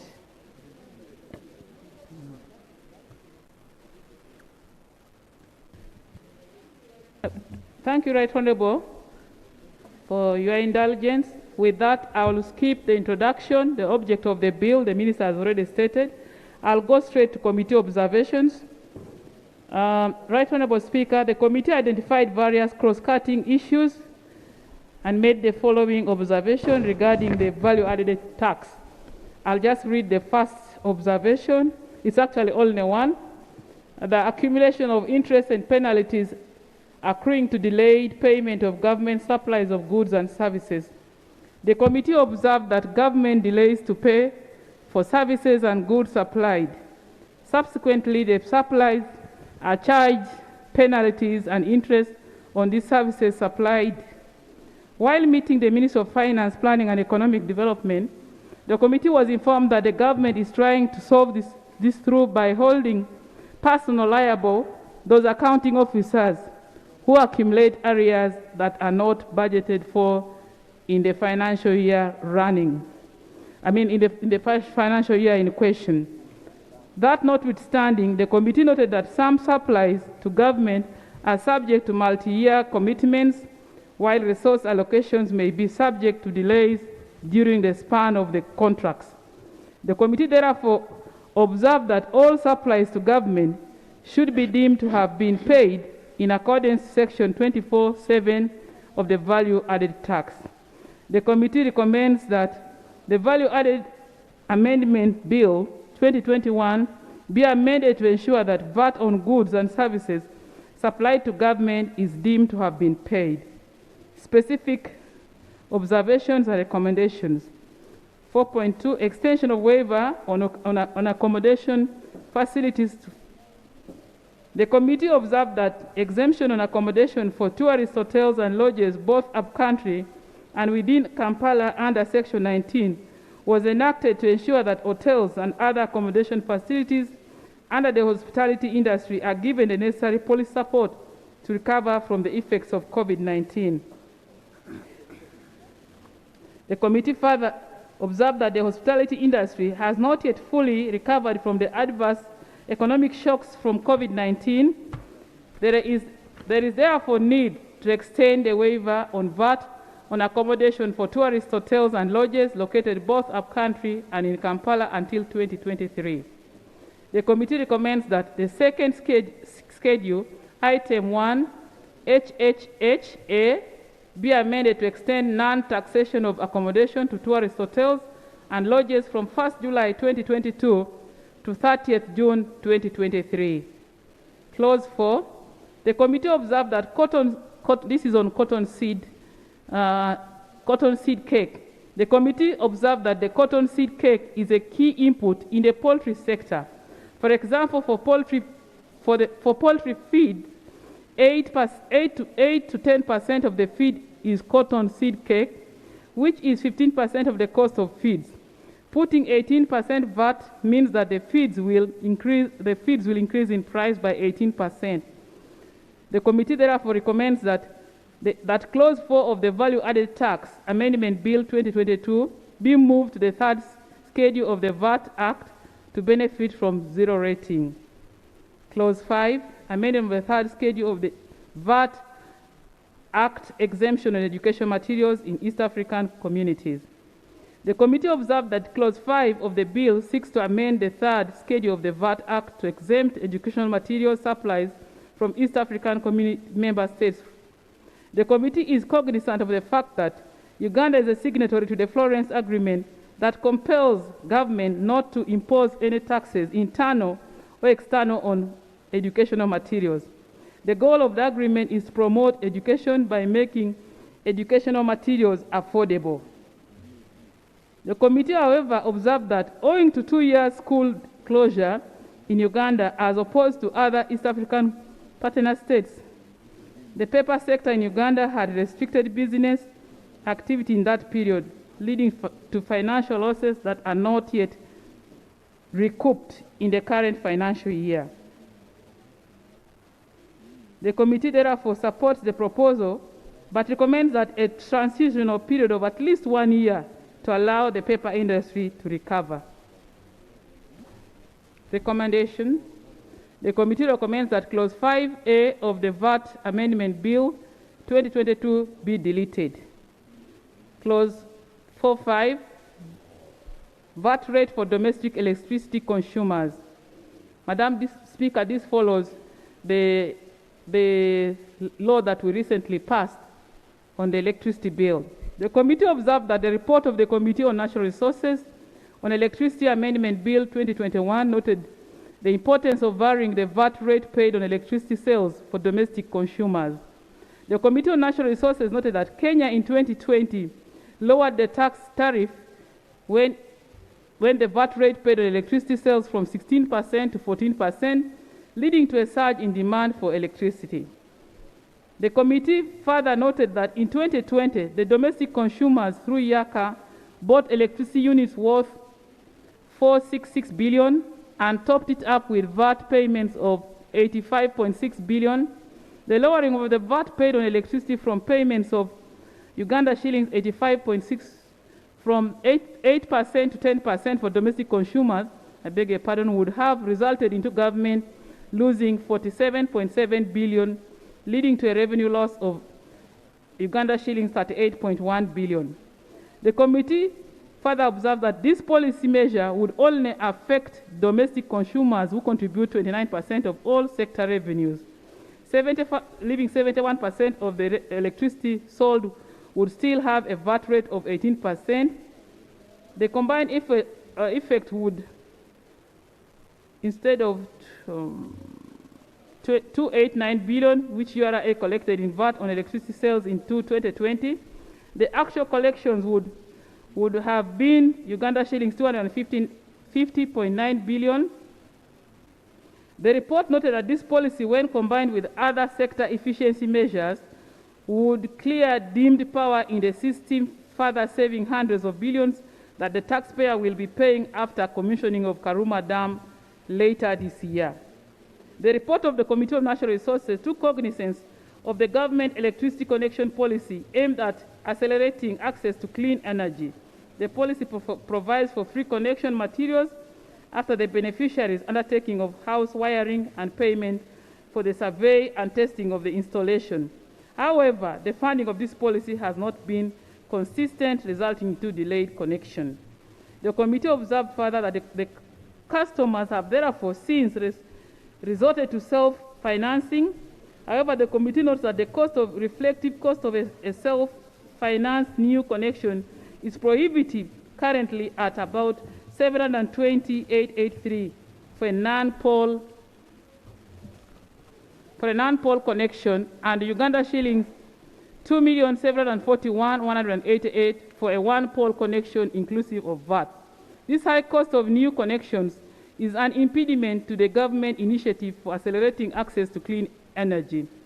The committee observed that the removal of the VAT on the reflective cost of new connections will reduce the above cost to about 610 Uganda shillings for a no-pole and about 2,323,000 for a one-pole connection, hence contributing to affordability reduction in the cost reflective new connection in line with the government policy for electricity connection. The removal of VAT will support customer-funded connection in circumstances where the government has not been able to provide funds to support the free connection policy. The committee therefore recommends that the VAT be zero-rated for the cost of new connections for domestic consumers, no pole and one pole to support accelerated access to clean energy. Madam Speaker, I beg to report. Thank you, Chair, for the report. Honorable Nsereko.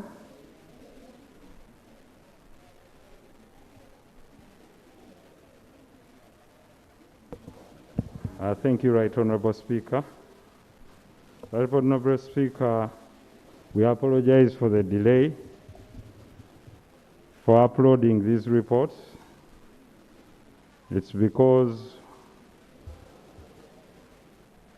of the actual delay caused by our team in the IT system. However, I would like to categorically state for the record of this House that I notified members that I shall be presenting a minority report on the value-added tax amendment bill 2022. Right Honorable Speaker, I'll be very brief to the point of dissent as to where my honorable colleagues found it important to exempt, because we are drawing comparisons, to exempt VAT on lodges and hotels as compared to VAT on the suggestion that we made on bread. In our opinion, Right Honorable Speaker, we proposed an exemption of 18% of VAT on bread, which is an integral part of the meal for young people in this country, that would tantamount to a reduction, if a loaf was 400 grams, at the cost of about 4,543, a reduction of 683 shillings. I know there is this notion of to eat cassava, but the reason we are there is to provide solutions to our people and for our people. And the only redress they can seek, Right Honorable Speaker, is from this august House. And the only time we have to do it is at taxation, when it's not advisory, but action. Right Honorable Speaker, to the contrary, for us, we think for every single person who enters into a lodge or a hotel, they have capability to meet the 18% tax. There is no problem of occupancy at the moment. We are having a secure country, and this is the notion that has been put forward. So if you compare the two, we think going to lodges and hotels is more luxurious than our young people having a loaf of bread at home. So we can't be the same country to insensitively tell our people that if they cannot try bread, they can try something else, but have exemption for luxurious people who go to hotels to enjoy nights out and sleep out. So this is comparative. In my opinion, if we included VAT on taxes on hotels and lodges, we would get much more money in form of tax collection than what we have exempted on bread. Therefore, one will offset the other. In our opinion, Right Honourable Speaker, this does not in any way hurt our tourism industry, because in every country we pay VAT. By the time you book for a holiday, for our tourists, the millions that they are, the 18% VAT that is added on lodging facilities does not deter them from making Uganda their choice of destination. Right Honourable Speaker, we also proposed an exemption of VAT of 18% from computers and computer accessories. Right Honourable Speaker, we are in a time of technological transformation and digital transformation. The world is on a roller coaster of transforming into a global technological center. With our low digital literacy levels and with our poor infrastructure, computers are the basic tools for people to learn or to be digitally connected. Laptops, computers, Kindles for children. The computer economy. Summarize. Yes, I am. The computer economy, Right Honourable Speaker, as the President said, accounts for our third most integral part in our National Development Plan and the NDP3. After agriculture and industrialization, our concentration is on ICT.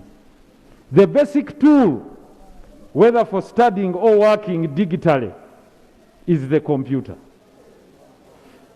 Few Ugandans can afford a brand new computer that can be used for software engineering, programming, or coding. The world is in a shortage of over 3 million programmers, software engineers, and coders. But Uganda cannot help cover up that gap if the basic tool of learning, the computer, cannot be accessed by most of our young people or even being affordable by our parents. Therefore, we advocate for a zero tax on computers, laptops, GPUs, what we call computer accessories and software, for at least computers of 5 years and above. This will make them affordable, accessible, and usable to our people. For the people here seated in this August House, if we want to curb the issue of unemployment, let's get people to start their own jobs, to work remotely. A teacher may not be able to be employed by this government, but can perform tutorials remotely for children of other countries and even earn more, and do not yield pressure on this government for salary increment. The only basic tool that they have is the computer. So we cannot sit in this August House and create waivers for lodges and hotels and leave out the basic tool, which is the computer, laptops, projectors, and other Kindles. Thank you. Therefore, our recommendation, Right Honourable Speaker, is to amend the value-added tax amendment, to make our proposed amendments are to amend the value-added tax amendment bill to exempt computers and computer accessories of 5 years. And I would be proud, I would be happy if this August House joined me and joined the country. For how long? No, the ones that are 5 years old, because it's what we can afford. The newer the computer with the greater software, the more expensive it is, and it's known. So for at least 5 years, then for sure we can capture a number of, because now it's becoming mandatory for a child to enter with a laptop in university. How many parents can afford a new laptop of over $2,000 if they cannot even afford tuition that is basic? Therefore, our view is to amend the third schedule of the Value-Added Tax Act by insertion of Section 118 118 in the, by amending the second schedule of the VAT tax to include section 1A I, where we would introduce clearly an amendment to state that one, bread be exempt of VAT. Then the one for computers is by amending the schedule itself, and I'll clearly earmark to introduce the zero VAT payment exemption on VAT and withholding tax, which will come in the Income Tax Act, and withholding tax to computers that are 5 years of age, from 5 years of manufacture. I beg to move, Right Honourable Speaker. Thank you very much for the opportunity. Thank you so much, Honourable, for the minority report. Right Honourable Speaker, those who signed, because it's by law that I have to state clearly that the dissenting opinion was not mine alone. We have Honourable Nabukera Hanifa, woman MP Mukono District. We have Honourable Muanga Chivumbi, representative of the people of Butambala, and we have Honourable Masaba Karim, the people's representative of Mbale Industrial Division, and myself. Thank you, Right Honourable Speaker. Those are all city people. They are all city people. Honourable members in the public gallery, this afternoon we have a delegation from Kilak South County, Amuru District, represented by Honourable Olanya and Honourable Akelo Lucy. You're most welcome. Thank you for coming. Thank you. While here, feel at home. Honourable, and I want this to be put correct, that the money that is paid, that the exemption on hotels is for tourists, not for everybody. If I had it right. Chair, did I hear it right? I'm surprised that Honorable Nsereko, representing the people of Kampala, has trivialized the issue of exemption of hotels and lodges, which are struggling at the moment from COVID. And actually, we are trying to see how best this industry can be supported, because they are struggling from COVID. And this was generally accepted in the committee. Honorable Take it easy. And this was generally accepted in the committee. It's okay. But unfortunately, it did not attend the meeting. It's okay. Silwanye. Thank you, Right Honourable Speaker. Right Honourable Speaker, I stand to support the committee report, but agree that we add on the amendments that are being proposed by the Honourable Nsereko in the minority report. For one reason, that while the hotel industry suffered so much during COVID, these people were not working for the last 2-3 years, and there was no business. I think exempting VAT will attract more people to go to these hotels and will increase their business potential. Right Honourable Speaker, we should not only talk about tourists, external tourists, because we shall discourage internal tourism. Right Honourable Speaker, we have some of us and other Ugandans who go to these hotels to do tourism, who go to Maction Falls, who go everywhere and do internal tourism to support the industry, Right Honourable Speaker. So when we are talking about tourism, Right Honourable Speaker, we should talk about both internal and external, and this should all be exempt. But Right Honourable Speaker, I really seek the indulgence of this House that we concede to the Honourable Nsereko's proposal of waiving 18% taxes on computers, especially because all our toddlers and children need the computers to be in school. And these days, admission at university, they ask parents for a laptop, for a computer, and we are moving in the computer technology and the information technology level. So, Right Honourable Speaker, I beg that we support the majority report, but add on the Honorable Nsereko's amendment on the minority report so that they move one and they move together. I beg to submit. Connie Galuango.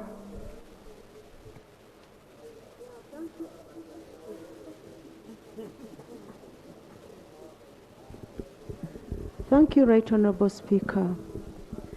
Right Honorable Speaker, it's good to promote investors, but when we look at the local person, how many can afford going to those hotels?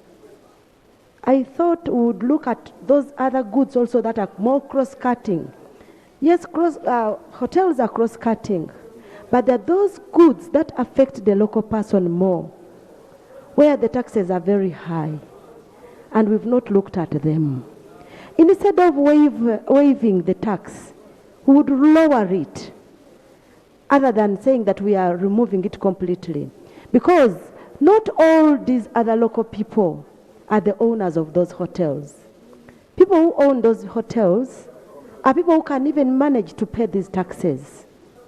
We would rather waive, maybe we just reduce on the tax other than completely waiving it. I submit, Right Honorable Speaker.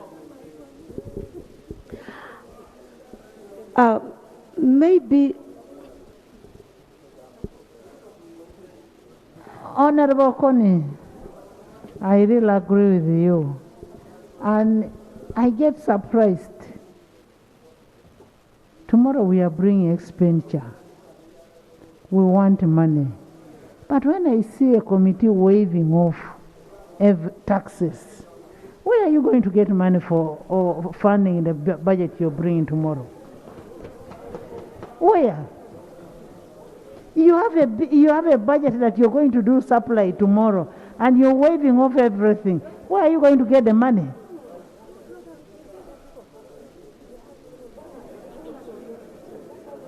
Huh? No, I want to understand this first from the chair of the committee. Can I volunteer? Chair, in this budget, if we go through all the bills, that's a question we grappled with at a committee stage. When you go through all the bills, we are doing a lot of waiving, but we are resisting exemptions. Where we are resisting exemptions on tax by government, we are yielding billions of shillings to enforce the revenue side. So on the total balance, the committee report will actually have a surplus from what was proposed. As we go through bill by bill, we are going to realize we've done a lot of resisting exemptions. For example, I don't want to debate in my anticipation. When you look at what we are going to do here on Vijagari, in one go, we shall yield over 400 billion. Trillion, because it's $300 million. So we are going to have, so, Right Honorable Speaker, I want to comfort you that as we recover from COVID, we have taken care of the revenue side in the committee stage. And then the expenditure side? Right Honorable Speaker, I both sit on the budget committee and on finance. I can't debate in anticipation on what we shall be in budget, but what can be discerned from what we have done in the Committee of Finance. So thank you very much, Honorable Chivumbi, for giving way, and Madam Speaker. What we are doing now is we are trying to look for the revenue side. Yes. The moment we get the revenue, it will determine the expenditure. Because when you have lower revenue, you will have lower expenditure. That's why the tax bills are coming before the passing of the budget. And Madam Speaker, don't get worried. Both the income and the expenditure has loopholes. Like also in the expenditure, there's where there's air. So that one will be dealt with so that it can match the revenue side. And as Honorable Chivumbi has just raised, Madam Speaker, you will notice that where you are moving the exemptions, the money you're going to generate, you cannot believe. I'll give, as you mentioned, Obojagari. In fact, Bujagali, every year we are going to generate not less than $600 million. How much is that in Uganda currency? So, Madam Speaker, you want you to sit comfortably that we have taken care of this. We are in charge. Honorable members, can I hear from the Minister of Finance? Can I hear from the Minister of Finance? Thank you, Right Honorable Speaker. Right Honorable Speaker, I wish to observe that these reports we have just started to consider is the process of considering the budget. Whereas the objective of these bills may be to streamline how businesses are done, how to create an enabling environment for businesses to function, but also we have to be cognizant that we use revenue bills to generate money to finance the budget. Madam Speaker, my biggest concern on the VAT, when I look at the general proposals brought by the committee in total disregard of our consent, are all aimed at reducing revenue. And the moment this happens, it means tomorrow I will have to come here and propose a reduction, and this has an implication on the expenditure side. Madam Speaker, my prayer is that as Parliament considers these bills, let's factor in the idea that on the other side, which Honorable Isiag is considering, we will be requesting, the chairperson of the budget committee will be requesting government to spend on various things. There is already a predetermined resource envelope of about 25 trillion, which must be financed by the proposals we are making today. Therefore, Madam Chair, my view, I want to appeal to you and the House that you really give us this revenue so that we are able to finance the budget. I beg to move. Katesh? Thank you very much, Madam Speaker. I want to appreciate the work of the committee and the recommendations, but specifically I want to contribute on two recommendations. And the first one is where the committee has recommended that the value-added tax amendment bill be amended to ensure that VAT on goods and services supplied to government is deemed to have been paid. Madam Speaker and members, this is a very dangerous recommendation.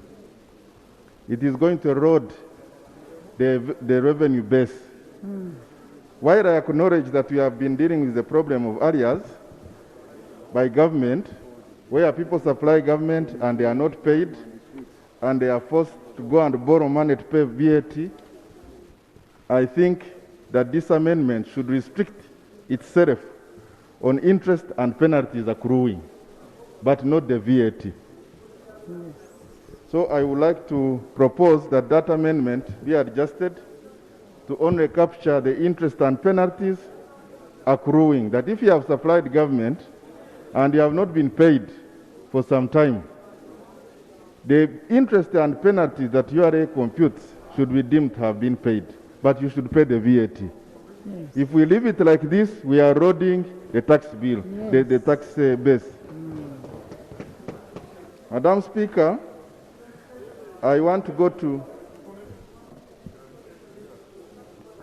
Madam Speaker, I want to thank my colleague for giving way, Honorable Katash, and Madam Speaker. In short, what you are raising, you are saying you're not going to apply accrual. You want to apply cash what? Basis. Cash basis. That's what you're saying? Yes. It would be better that the clarification I'm seeking, you move the amendment that for government supplies, we should do it on cash what? Basis. It's when I pay, you pay me, is when I do what? The accountability. Because if you say VAT should be only, and penalty and interest only, there will be a complication. Why? I can get money and I say this is my VAT outstanding, yet maybe it is not all government, and I compute that all this interest should not be there. But if it's for accountability, for purpose filing my return at the end of the month, on a cash basis, it will solve the problem. I hope, and I think the Attorney General is aware of it. Yes. Madam Chair, thank you, and thank you, Katesh, for the time. Actually, what you're proposing was the spirit of what the amendment is about. We are not saying they shouldn't pay the VAT, but they should be exempted the penalties and the interest that accrue once the delays are made by government payment. So we are in line with you. That was the spirit of the amendment. That's not how it was presented. I think it could have been stated wrongly, but that was the spirit of the amendment. That is not how it was presented. I'm responding to the recommendation of the committee. But what I would like to say is that, Honorable Nandara, you are right, because we are looking at what treatment do we give to this problem. So if the treatment is going to be cash basis, I think it is okay. I don't think the minister has a problem with accepting that recommendation. I need to go to the second clause, which is clause 5.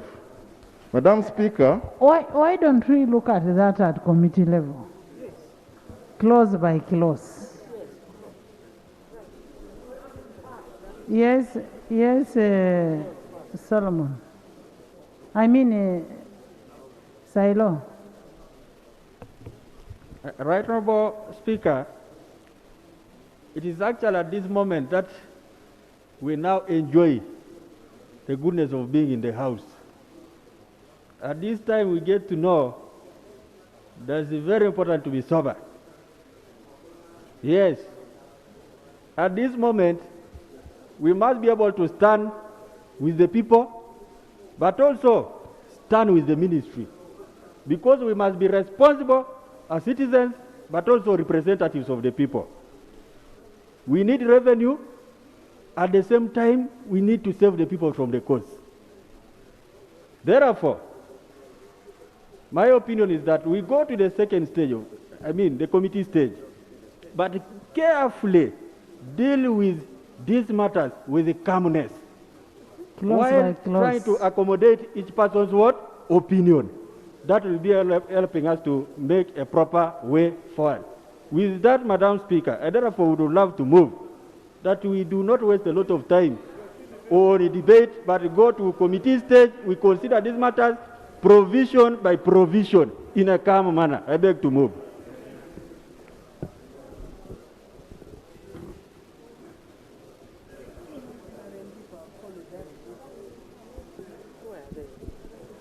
Honorable members.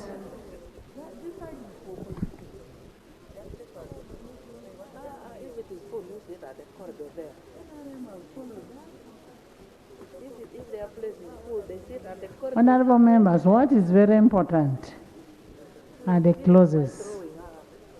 That you go and analyze the clauses very critically, where you're going to accommodate what Honorable Kampala said, and then what this side said. And I tend to agree with the Honorable Silas that let's go to the second, let's go to the what? To the second reading. We look at clause by clause critically. Yes. Madam Speaker, thank you. I respectfully agree with that. If, when we reach that stage, we are going to have extensive debate, because at this stage we are debating the principles that underline this tax revenue, the principles. If we understand the principles at this stage, it would make it easier for us to process the clauses. So if we go to that stage and we have assurance from you that will have extensive debate on it, then I have no problem. Otherwise, this would be the moment where we have opportunity to discuss You'll have the time to debate on it. Okay. Honorable members, I put a question that the value-added tax amendment bill 2022 be read for the second time. Those in favor say unto the contrary, nay. The ayes have it. The Value Added Tax Amendment Bill 2022, Bills Committee stage.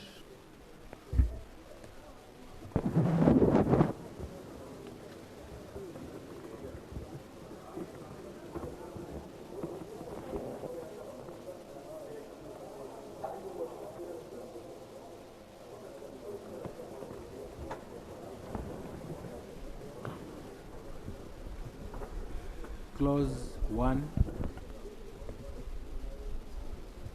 Clause 1. I put a question that clause 1 stands part of the bill. Those in favor say unto the contrary, nay. The ayes have it. Clause 2. I put a question that clause 2 stands part of the bill. Those in favor say unto the contrary, no.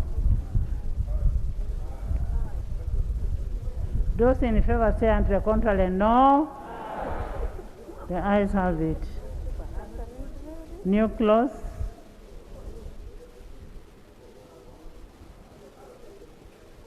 There is a new clause.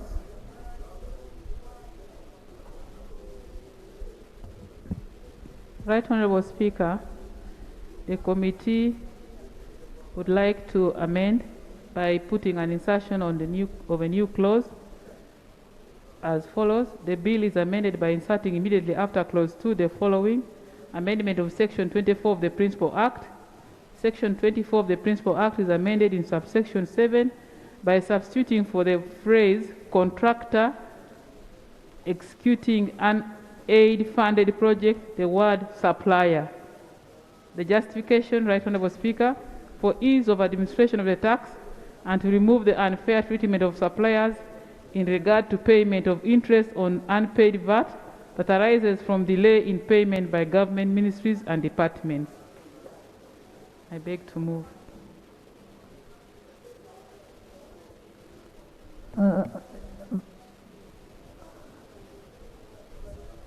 Right, Honorable Chair, we have no objection. Minister. Madam Chair,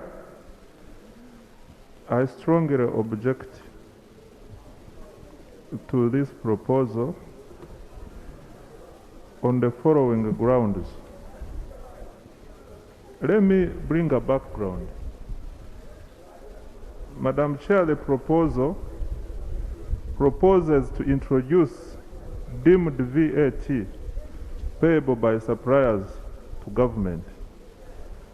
The implications of this, if passed, Madam Chair, is that it will cause distortion in the VAT law, especially on supplies where the total budget for the MDS includes VAT. Madam Chair, I know currently the government is struggling with administration of the deemed VAT provisions which already exist, especially under donor-funded projects. The issue that the suppliers have is the interest that accrues as a result of late payment. And we can work out the way of waiving this interest with URA without necessarily bringing this proposal. Right, Honorable Chair. Yes, Honorable Katesh. Madam Speaker, I think I support the Minister. I think we make the amendment to provide for cash basis accounting to treat this problem once and for all. Honorable Minister, do you agree with that? Madam Chair, I agree. Can you redraft how it is supposed to be?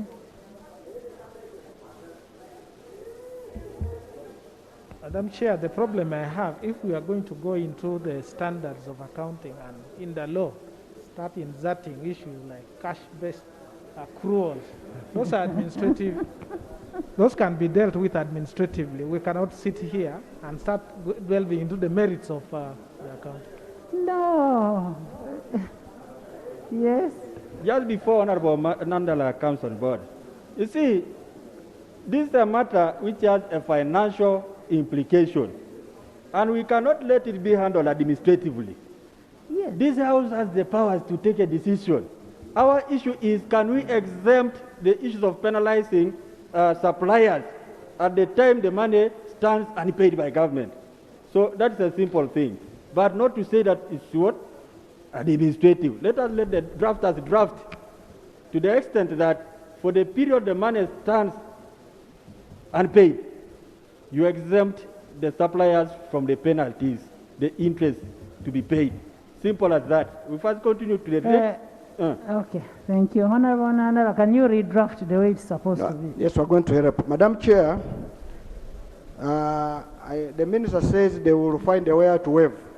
There is a procedure how to waive penalties and interest. And the Commissioner General has a discretion, there's a limit. The Minister of Finance has a limit, and that's why it must be done in the law. And since we all have agreed, first of all, we're going to maintain 7 as it is. Then we can maybe put 7A. 7A, that's it is a clause already, 7, to say all supplies for goods and services to government shall be accounted for on cash basis. The justification is that when you are paid is when you account for VAT. And this will solve the problem of interest and a penalty. Agreed. Honorable Nandala, which clause is that? Madam Speaker, Madam Chair, under Section 24 of the VAT of the Principal Act. Of the Principal Act. It says calculation of tax payable on taxable transaction. Now, if you go in clause 7, it talks for purpose of this section, the tax payable on a taxable supply made to a government ministry, department or agency by a contractor executing an aided funded project is deemed to have been paid by that ministry, department or agency if the supply is for use solely and exclusively for the aid funded project. So that's now we can leave that. Now the next one we're putting say 7A, we're saying all supplies. No, don't first go to 7. Now this is a new clause. We can put a new clause. Now the new clause after clause 2 is what was being suggested by the committee. So we can reframe the new clause the way you're saying it. No, it will be a sub-clause under Section 24. Yes. So we can say we insert a new sub-clause in Section 24 of the Principal Act. Yes. Just relax. To read that all supplies to government, ministry, department, or agency by a supply of goods and services shall be accounted for on cash basis. You account when you have got the money. Honorable Minister. Honorable Minister.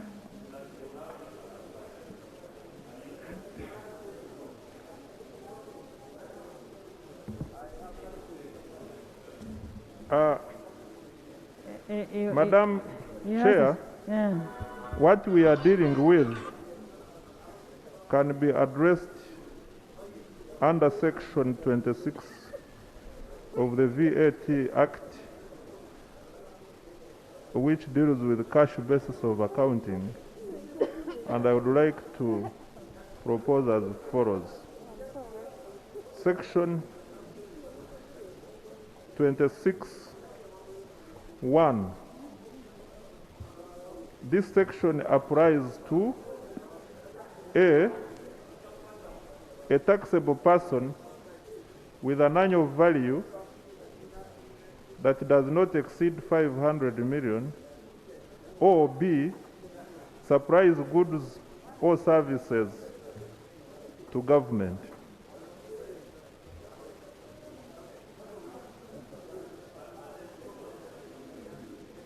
Honorable Minister, I am asking you, how do we handle the new clause? Do we delete the new clause? Madam Chair, the new clause we delete and replace it with my proposal. Of section 36. I mean section 26. 26, yes.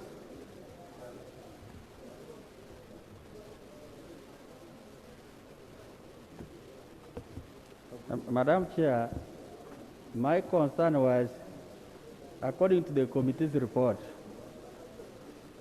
they are saying deemed to have been paid. And the suggestion from Honorable Nandala should be exactly replacing that word, proposal. Because I think Honorable Katesh had a problem with that particular provision. So that's where the issue is. Replace that deemed to have been paid with the new insertion.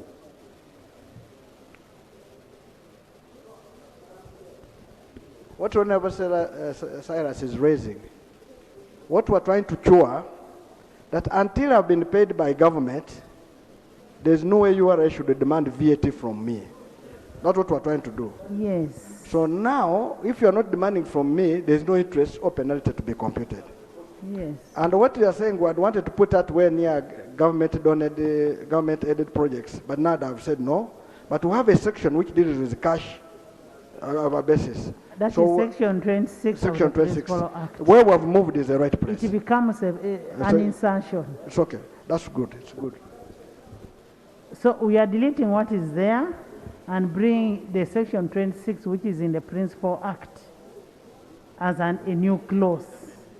Yes. Madam Chairperson, we are not deleting section 26. We are deleting what is in the proposed, what is in the insertion. Yes. Does the chair agree with me? So Chair, do you agree? Madam Chair, I concede. Honorable members, I put a question that a new clause be inserted immediately after clause 2 as proposed by Honorable Musasisi. Those in favor say at the contrary, nay. The ayes have it. New clause.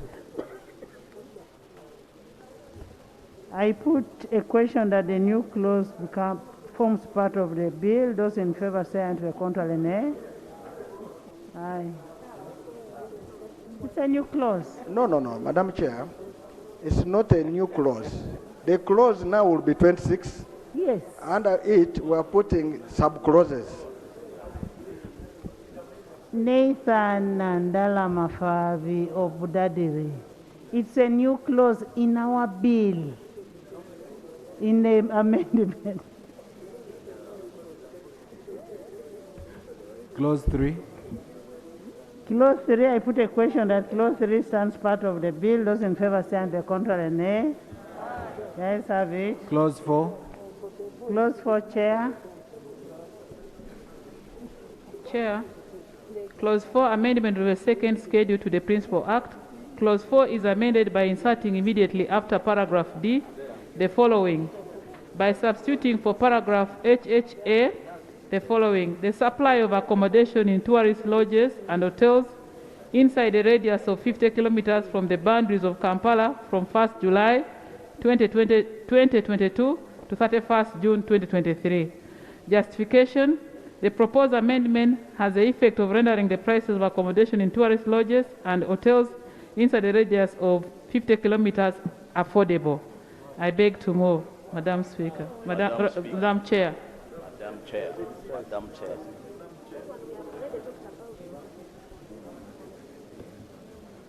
Madam Chair. Madam Chair. Yeah, thank you, Madam Chair. Thank you, Madam Chair. Madam Chair,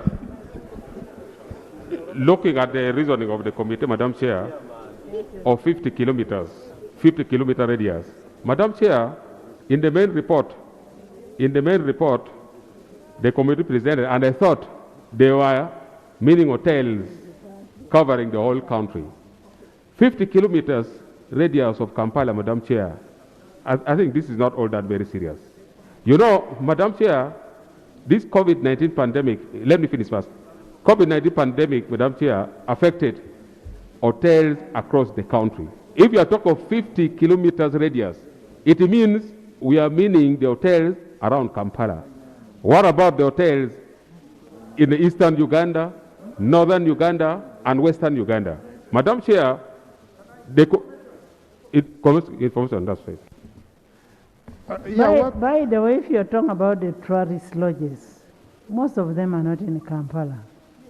They're in Chove, they're in Elgon, in Bugisu, in Fort tourist city. They are not in Kampala. Madam Speaker, at the moment, all hotel accommodation outside Kampala has an exemption, and that's indefinite. Now, what we are proposing for the one within the radius of 50 kilometers from Kampala is intended for the urban areas, within the urban area of Kampala and the neighborhood. That one has no exemption at the moment. And what we are proposing actually is again not indefinite. We are proposing it for 1 year, just to support them as they recover. Information, Chair. Information. But even the other ones who had an exemption also need more assistance. Information, Are you Madam going Chair. to support them also? No, the ones outside the Kampala already have an exemption. Information. It's in the Principal Act. Information.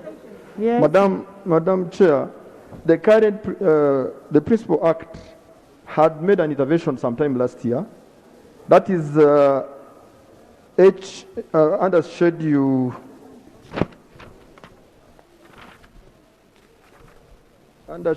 2, Triple HA, they had said the supply of accommodation in tourist lodges and hotels inside a radius of 50 kilometers, and they had given them an exemption from 1st July 2020 to 30th June 2021. This exemption expired. They are now, we want to exempt them for 1 more year to allow them to recover from COVID. Then thereafter, the exemption will not exist anymore, and then it will continue for those that are upcountry, because the Kampala hotels are not entirely for tourism purposes. We looked at the upcountry hotels to be the ones under tourism business. So that was the purpose. You're saying it is for the Kampala hotels? Oh, we are only exempting Kampala hotels for this COVID area. My assumption is Nathan. That's what the law is saying. Thank you very much, Madam Chair. Madam Chair, under the principle, Madam Chair, under the Principal Act, HHH, the supply of accommodation in tourist hotels and lodges located up country are exempt. Now, the ones here, HHA, which I would have loved the Minister of Finance, Honorable Musasi himself was the chair, that they were introduced during COVID time. They were not there initially, so they were given up to 2021. The exemption around Kampala was from 1st July 2020 to 30th June 2021, as Enos has raised it. But now when the committee, the tourist board and hotels came, they said, yes, it's true, we are benefited from 1 year, it has expired in 2021. But the situation has not improved. So it was in the wisdom of the committee that they should be added now from 1st July 2022 to 30th June 2023. This one does not include hotels up country like Chove, Margarita, Guru Inn, Soroto Hotel, Mount Elgon, etc. Busia White Horse, Buburo Resort, Caballeros. Honorable Dur. Thank you. Madam Chair, this proposal violates actually the principle of taxation. It's very discriminative. Yes. By that time when it was proposed, the country was under lockdown. And the entire purpose was at that time that because the tourists were not coming to these hotels, they are suffering, they ought to have been supported. But now the economy has been open. We have people who are in transport sector, they are suffering. You cannot justify. Schools are suffering. Every other sector is suffering at the moment. And this house, just last week, I think Honorable Katesh and a few others had brought a proposal here that we need to have a policy that will drive every exemption that is granted out to this country. We have not yet resolved that matter. Everybody. Yes, yes. So on this basis, I think this committee, the proposal by the Information, Madam committee Chair. Information to that effect. Thank you, Madam Chair. Question from... I thought you had finished. Honorable Minister, what is your say? Madam Chairperson, I am strongly opposed to this proposal on a number of grounds, but most importantly, to save the committee of the whole House time, let me just say that if this House passes this proposal, you will literally have donated government revenue. This is what you will have benefited from granting this. This is one source where government can really get money to run Honorable its Chair. activities. Chair.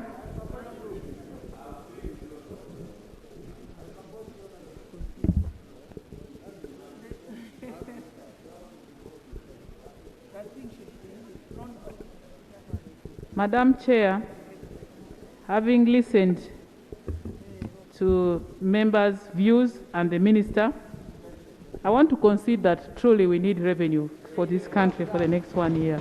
So we leave the clause as it was. I put a question that clause 4 stands part of the bill. Those in favor say unto the contrary, nay. The ayes have it. Clause 5. Madam Chair, on that we still have an amendment. You told us to wait on the second schedule. You can introduce another amendment. Thank you. Must you amend what was there? Thank you. Thank you. Thank you, Madam Chair. Madam Chair, in the report, I proposed the removal of VAT on bread. Madam Chair, my proposal is to introduce paragraph NNN, to introduce an amendment that bread and bread in the supply to read as follows: that VAT be exempt, and even on cassava, be exempt on bread and bread input. I beg to move. Honorable Nandala, bread.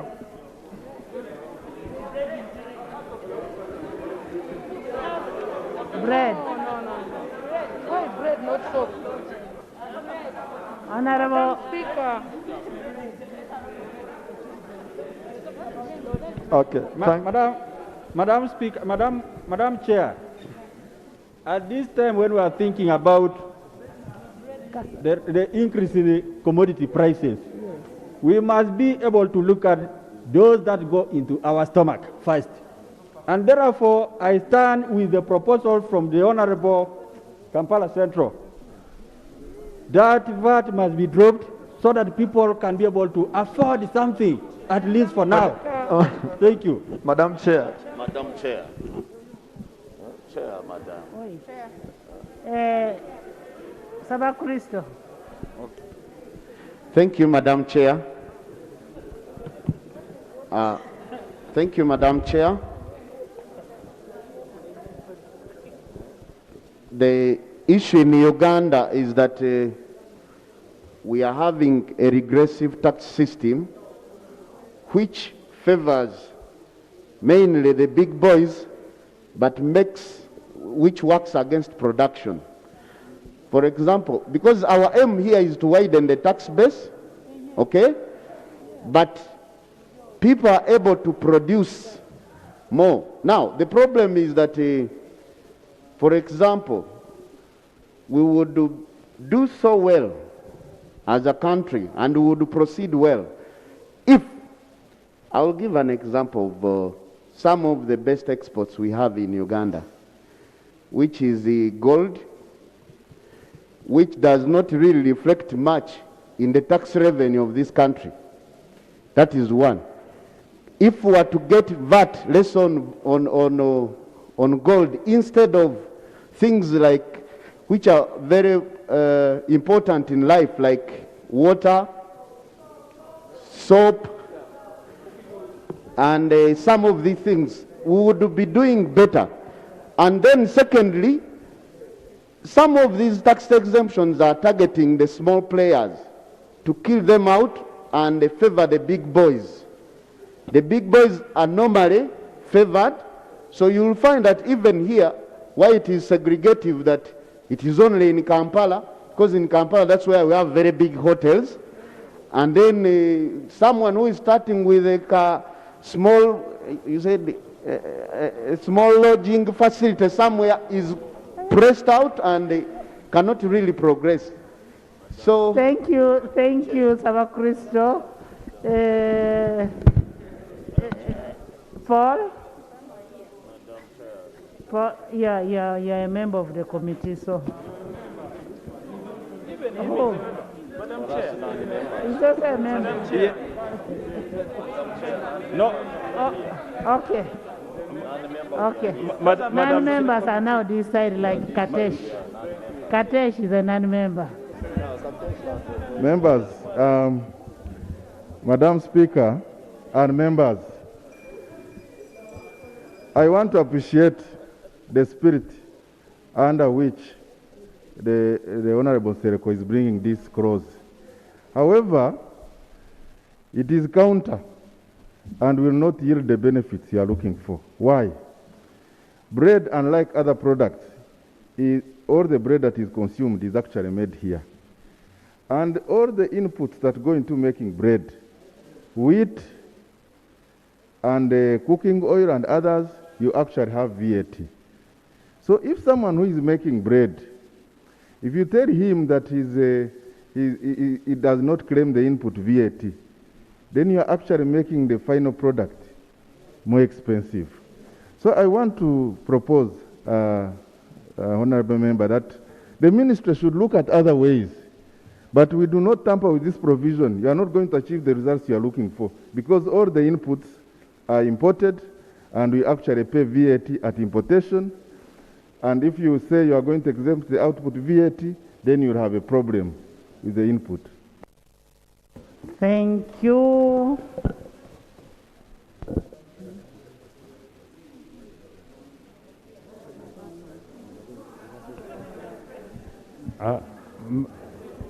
Honorable members. Madam Chair, can I respond? You want to respond on that? Yes, thank you very much. Yes, but I moved the proposal. Thank you, Madam Chair. I can see my honorable colleague, Honorable Mara. He says I'm a member of the committee, yes, but who moved this proposal? So the question is that, as has been presented by Honorable Kate Shumba, that if we removed value-added tax on bread. On bread. That's the output. He's saying that they would not be able to claim. You're actually not right. The reality is, the proposal I gave is very clear, that it will bring a reduction of 640, I said on bread and bread input. Now, let's go slowly.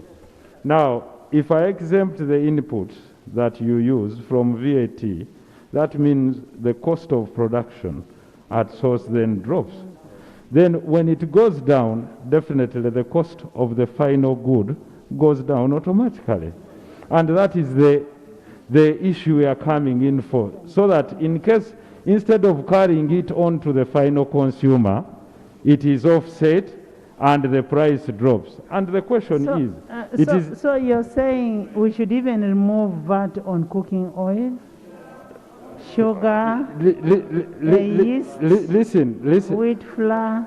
No, I'm just asking, I want a clarification. Okay, yes. Right, Honorable Speaker, for as long as it is declared as an input for the production of bread, then so be it. Because I remember when we were debating processed milk, right, Honorable Speaker, when we were debating processed milk here, the question that arose was as to whether removal of VAT on processed milk will lower the price of milk. And I can show you here. Honorable Kampala, just a second. The administration of that tax will not be easy. That's one thing. Right, Honorable Speaker. I know there is a big battle on this issue, but let's use what I'm exactly saying here. In this schedule, when we are debating in Triple J, we were debating the issue of exemption of milk. Processed what? Milk. I remember that question arose. The very same people here saying that bread would not go down, we are very happy to say, will you exempt every input on processed milk? They said yes. And now on bread, they come and say no, there are very many inputs. Can I ask something? If this very same government, Right Honorable Speaker, can exempt things like sweets, chocolate, chewing gum, and I can show you, if you asked us where the tax is, we shall exactly show you where they have exempted. Give us the chance to show you. Exactly. Move to this very same schedule. Honorable members, as I say, let's debate with all the communists. Yes. Amero is going to say how many people in Amuria eat bread. You're asking how many people in Amuria? I am saying. Okay. Can you first sit down? Amero will tell you that why don't you bring a tax exemption on salt, on sugar, on soap? How many, for me, I will also debate for my people of Bukedea. How many people in Bukedea eat bread in a day? Yeah, Madam Speaker, Madam Chair. Madam Chair. Thank you, Right Honorable Chair. Right Honorable Chair, there is no reason for me to disagree with you. The reason we have this very platform is to represent the views of our people. And you've exactly said it. When it came to cotton seed, we agreed because it's an input for production somewhere. This is the time for everyone to present a proposal. If you think salt is where there is leverage, why not? But I can tell you already, I think salt is exempt. So if you think it's sugar or soap, then let's address the inputs of soap. We are here on the floor of Parliament asking government to present the very same thing. Okay. They did not present it. We've presented ours. We have had your case. Can I have Fort Potter? Madam Chair. Kamli? I think the crisis we are faced with is enormous because all the prices actually have gone high.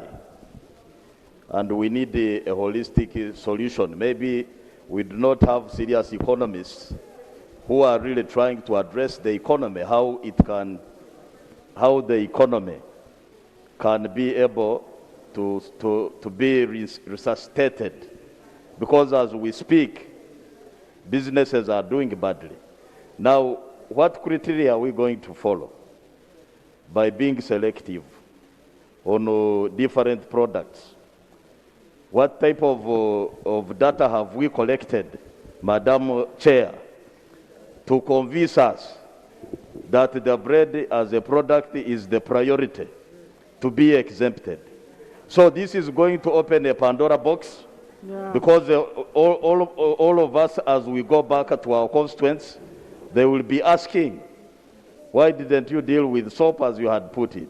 Yes. So I think we need the committee to do more homework on these matters that make sense, financial sense for the economy. We cannot address that at this point because it will be we are in a committee of the problem. Hollow House. We are in a committee of the Hollow House, and we'll either reject or accept it. Kamuli? Thank you, Chair.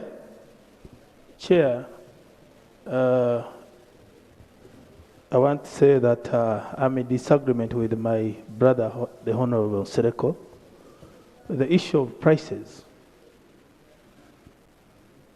needs a comprehensive strategy, not just a mere selection of a few items, and we say we should exempt this. Right, Honorable Speaker? We all understand, just like my brother has just said it, almost every item, beginning with the fuel. In my view, if we were to look at a product that we can begin with exemption of VAT or taxes, it should be fuel. Because fuel has got a multiplier effect on the rest of other commodities. Therefore, Right Honorable Speaker, until this House comes up with a comprehensive strategy to do with reduction of prices, that's when we shall say, fine, let's sit down and look at the best way we can handle this. Right Honorable Speaker, maybe before I say, let me say this, that one of the strategies of the Minister, Honorable Minister, the issue of prices, if we are keenly looking at it and we want to solve a problem, let's try to open up the border for 1 month and we see how prices will go down. Minus even looking at exemptions, that problem will be solved. I thank you, Chair.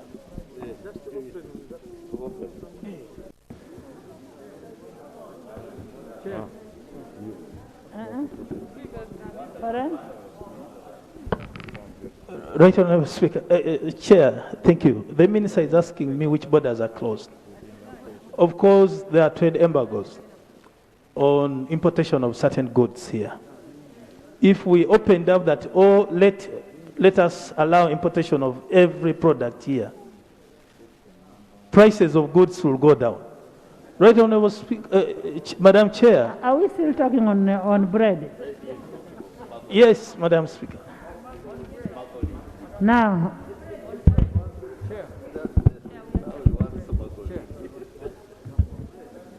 honorable members,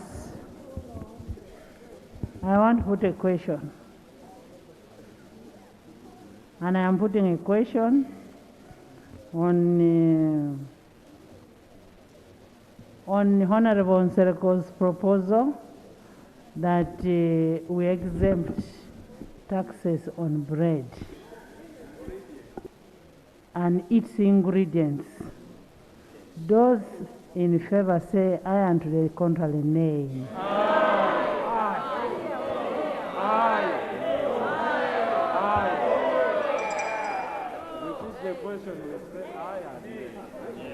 The nays have it. Clause 5. Clause 5. No, there is still Right an Honorable amendment. Speaker, there is still another amendment. There is still an amendment.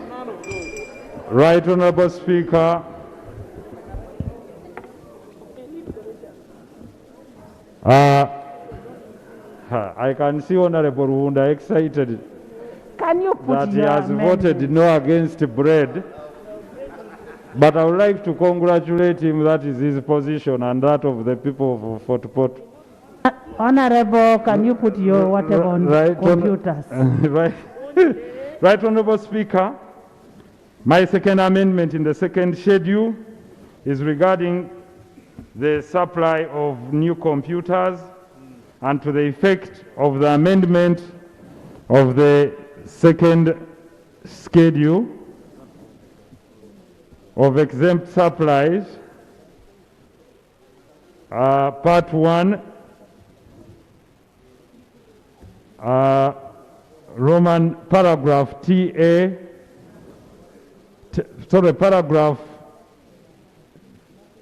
paragraph V, which states the supply of new computers, desktop printers, and computer parts and accessories.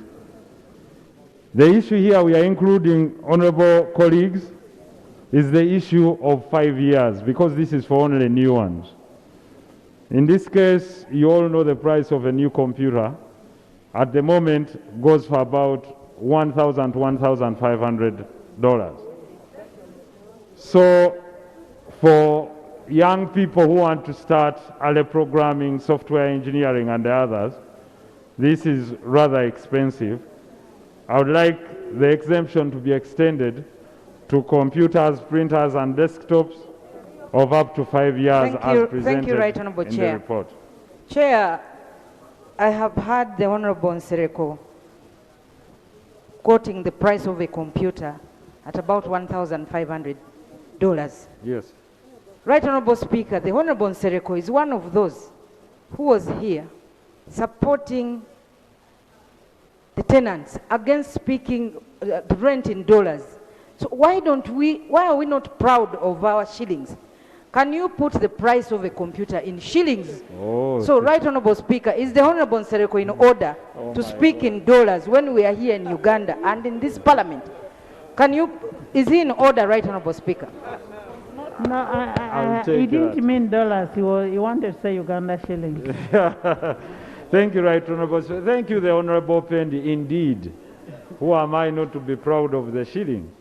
I support that, and the estimation comes to about 5 million plus for everyone to understand, for our people to understand way down there. Honourable colleagues, like I said, in the next few years, the whole world will be digitally connected. If you told people 30 years ago that over 5 billion people would be connected on the internet today, few would accept. With the fast growth in the infrastructure development of technology, if our children of this generation are left aback, then for sure we shall lose a lot. The region has embraced this. I would like to urge you, honourable members, to support me in this matter so that we can boost technological growth, so that we can boost digital transformation for our country that will in turn broaden the tax base. And I can tell you, people are now working remotely by only that single gadget. Others are doing remote learning. They can study even when they cannot afford universities here. They can study remotely, etc., etc. I can hear Honorable Algon saying he has given me 100% stamp. Therefore, Right Honourable Speaker, why don't you put a question at this Thank note? you, Honourable Minister. Let him consider and I put a question. Yes. Amos, you have something to say? Madam Chair. Honourable Martin, I thought the Speaker gave me an opportunity. Thank you so much, Right Honourable Speaker. I wanted to share information that currently computers are exempted from import duty, which would otherwise be 25%. So for us to have an extra exemption of VAT, 18% would be too much. Yet we are grappling with revenue to finance. So for now, Right Honourable Speaker, I propose that we maintain the exemption of import duty, but we don't add VAT. Information. Thank you very Honourable much. members. Chair, I'm trying to give him information. We are not introducing it because you check the second schedule, section 19, computers are already exempt. But what we want to do, the new computers, we want to include computers which are at least 5 years from when they were manufactured.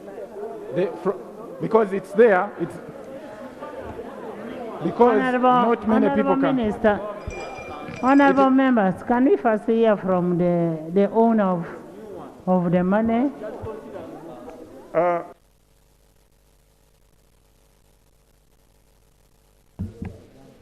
Madam Chair, First of all, the useful life of a computer is 5 years. So if you are...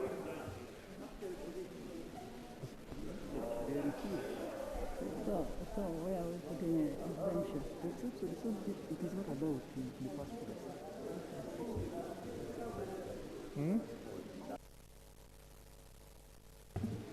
Thank you, Madam Chair. Honorable Sereko, can you listen? Last year, in November, I attempted to import all computers, but it was denied. It is not allowed for you to bring all computers. They don't want it. They refuse for me not to bring all computers. And yet I was supposed to bring it here for the school's purposes, all computers. So it is like what you are trying to propose. You want to open windows for all computers to be brought in the country, which is not allowed. The position now, it is not allowed. All computers are not allowed, but new computers, it is exempted. You can bring new computers without paying taxes. Thank you, Right, Honorable Speaker. Honorable members. What the Honorable is saying is not wrong. That is what I read. But you see, anyone who is dealing with technology, the affordability of a P7 child, I'm telling you, in a family, who you want to be a future programmer, cannot afford a new computer. You may not understand, but you will see it. A computer of 5 years. If you drive old cars, who are you to say that? Order, point of order. Cars of 10 years and you talk about a computer. Order. Members, honorable members, honorable members. Mr. Eko, can you leave me to manage the house? The tolerance reaches somewhere. Debate with soberness. Don't bring emotions into this thing. Because at the end of the day, I'm going to put a question. And if people are saying Uganda should not be a dumping ground, it shouldn't be. Fox, you had something to say? Thank you, Right Honorable Speaker. Right Honorable Speaker, you have stated it all. A 5-year-old computer is only destined to dumping. It's due for destruction. And the problem is this: the cost of destroying computers is enormous. They are an environmental hazard. And this country cannot afford to meet the cost of destroying those computers. I thank you. Kimosho. Thank you, Right Honourable Speaker. I stand to support the proposal by Honourable Sereko for one reason. During the COVID time, this country was paralyzed. Our children were at home, and for the low-income earners could not afford even a computer for their children to learn from home, Right Honourable Speaker. It is only that we can think about that low class of people that we can put for them a consideration for the affordable computers, that in future, for what happened before to this country, if it reoccurs again, we are able and they are able to benefit from the arrangement that we put there. Honourable members. Thank you, Right Honourable Speaker. Honourable members, I wish you could legislate in a way that you bring in, say, assembling plants in Uganda that can be exempted from paying taxes, that will be able to attract a lot of money. That is the kind of thing that I expect the members of 11th Parliament to do. Rose? Thank you so much, Madam Chair. Madam Chair, the lifespan of a computer is 2.5 years. That is when you want to avoid environmental degradation. Madam Chair, if we allow 5 years computers to be brought here, we are going to cause a dumping ground which Uganda is not ready for. Madam Chair, I beg you, unless we go here and say we're going to have an assembling plant here, this country cannot allow to be a dumping ground. Thank you so much, Madam Procedure, Chair. Madam Chair. Procedure. Thank you. Thank you, Madam Chair. Are you a member of the committee? Thank you, Madam Chair. I stand to express my concern that the 11th Parliament, what we are exhibiting today, we are not arrived to the situation that is in our country today. What we are concentrated on is the high end of the people in this country. People who can afford computers of 5 million, but we are not concerned about the person who cannot afford a chapati today. I would want to propose, Honorable Katesh raised a very crucial issue in his submission when he said that when we exempt the ingredients, for instance, that's already the question was put. But now, I wish to propose, why don't we zero rate, for instance, wheat, so that the import, whatever tax, the import VAT can be claimed. Why? No. Order. We are on computers, Order. we are not on wheat. Order. Isaiah? Madam Chair, Thank you, Madam Chair. Madam Chair, I support Honorable Sek for these reasons. If we move across the schools in Uganda, either both primary or secondary, they have introduced computer studies in those institutions. And they cut across all our constituencies. If you look at the cost of the computer right now, even on the market here, it is very high, it is very expensive. And the old computers are not compatible to Also tired. Right Honorable Chair, I thank you for your resilience. You've been seated this morning, and I also want to echo my total support to Honorable Sereko. Madam Speaker, Madam Chair, I can't imagine that I have to say this, that in this 10th Parliament, 11th Parliament, that we have the luxury to contemplate whether we should waive off taxes, specifically VAT on computers. It is sad what we know that globally, a second grade. By the way, VAT is already waived on the new computers. The question is, should we allow all the computers to come in? Yes or no? That is one. Two, listen. Two, have we agreed as a country that we've become a dumping ground? No.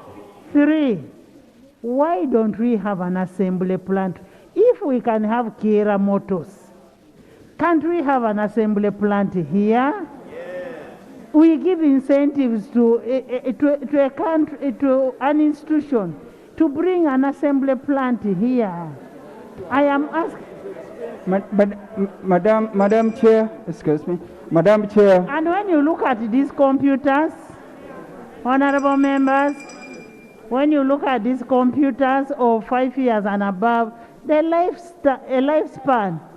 lifespan of these computers is limited. Madam Chair, excuse me, Madam Chair, excuse me. Proceed, Madam Chair, Madam Chair, I totally support your wisdom, But Madam Chair, we're confronted with a situation with what do we have to do right now? Because, Madam Speaker, what your beautiful proposal could serve us or help us for the future. But here we're confronted with a challenge that we have to respond to our pressing, emerging, and immediate needs. So, Madam Chair, Honorable Sereko's proposal would support the country, especially the educational system, in the immediate term. And then the computer assembly would come in the medium or in the long term. But Madam, the people that send us here must be wondering why we have to talk about computers all the time, and we're not talking about water, and we're not talking about power. Procedure, Madam Chair. Honorable members. Honorable members, our very good constitution says we shall legislate for the good governance of a country, for development, and for order. And development is not a short-term thing. It's a process. The fact that we have given exemption for the new computers, that could be a window for us to bring in a plant here to produce the computers. I now put a question that the amendment being brought by Honorable Nsereko on putting an exemption on computers of computers and its accessories 5 years and below. Those in favor say unto the contrary, nay. The nays have it. Clause 5. Madam Speaker, procedure. We would like to seek voting by hand. It is allowed for in the rules. Clause. Madam Speaker, Clause 5. procedure, it is allowed at the time of voting. You have voted. But yes, at voting when it's not clear. Chair, procedure. Chair. We considered on bread in unfair circumstances. Honorable members. Honorable members. Honorable member, the rules are that if we stand up and we decide that we do division lobby. Honorable members. Honorable members.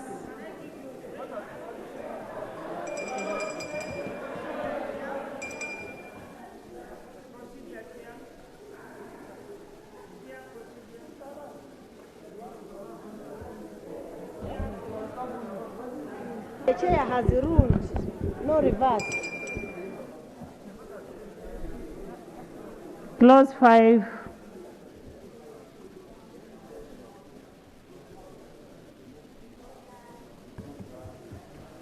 Madam Chair, the committee seeks to amend the third schedule to their principal act, and clause 5 is thus amended as follows. 1, by deleting paragraph A. Then 2, by inserting immediately after paragraph A the following. By inserting immediately after paragraph E the following. EA, the supply of cotton seed cake. And 3, by inserting immediately after paragraph B the following. The supply of electrical energy to new connections for domestic consumers. Justification: the proposed amendment has the effect of rendering the cost of educational materials more costly. 2, to zero rate the supply of cotton seed, as earlier explained, so that the prices of poultry feeds can come down much lower. 3, to make electricity affordable to the end user which will promote the protection of the environment. Madam Speaker, I beg to move. Honorable Minister.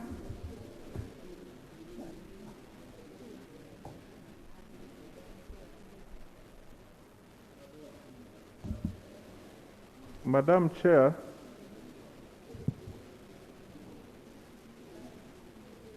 I don't agree with the two proposals because of the following reasons. One, on the cotton seed cake, the committee proposal to zero-rate cotton seed cake shall create refunds which shall be burdensome to us as a government and stretch the refund budget.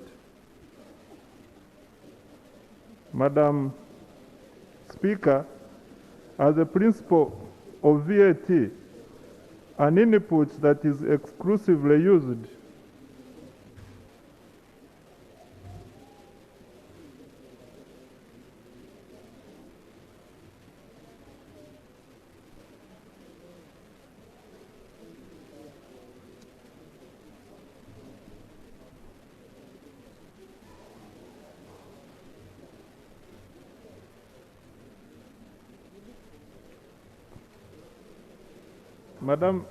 Madam Chair, I was saying that I object to the proposals, and my justification is that when we zero-rate cotton seed cake, we shall create refunds which shall be burdensome to both the administrator, and at the same time, this will stretch our tax refunds budget.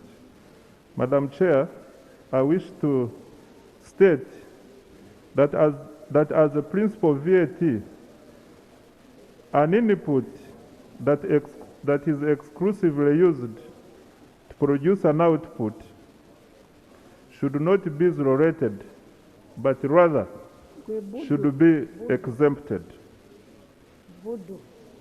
Madam, on the same principle, regarding the committee proposal to zero-rate the supply of electrical energy, we object to this proposal on account of number one, the revenue loss to government shall be much more than the benefits to the final consumer. Number two, thank you, Honorable Dur. Number two, zero rating is limited to exports and a few supplies, such as educational materials, and it will be administratively difficult to manage, and also the cost of initial connection is high because of the non-tax inefficiencies, such as the contractor's fees, not necessarily VAT.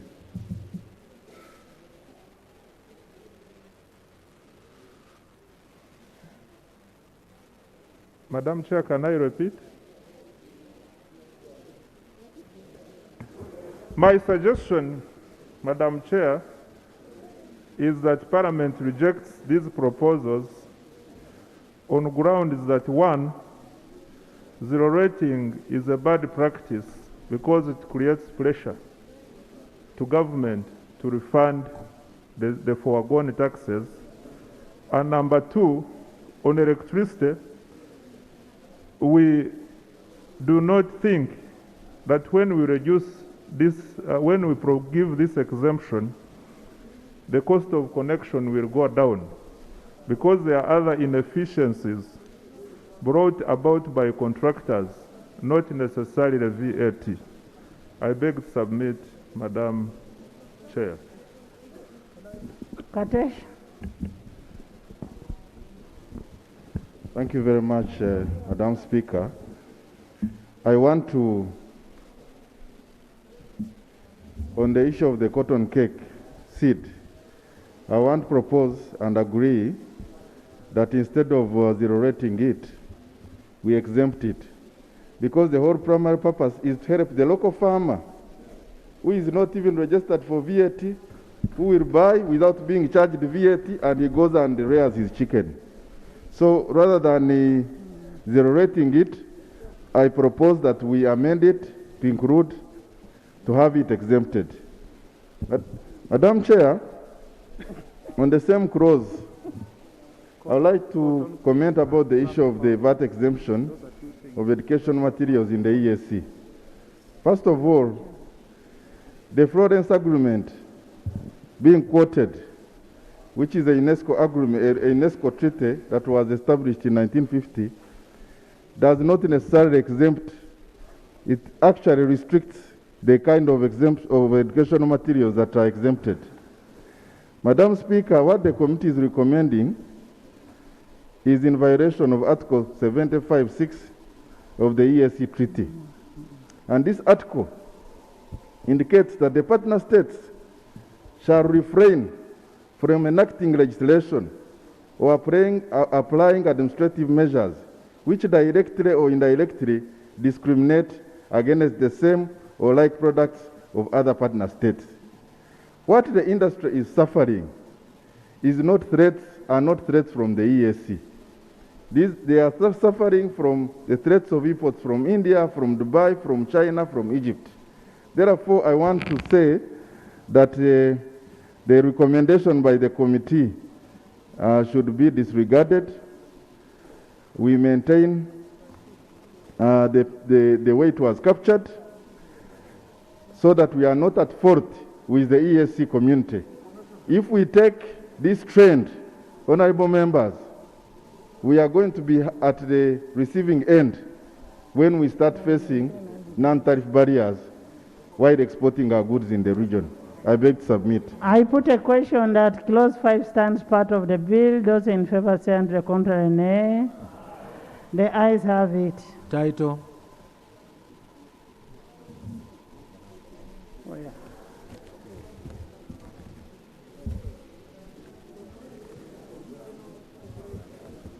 The title, I put a question that the title stands part of the bill. Those in favor say and the contrary nay. The ayes have it. Motion for the resumption of the House. Motion for resumption. Honorable Minister.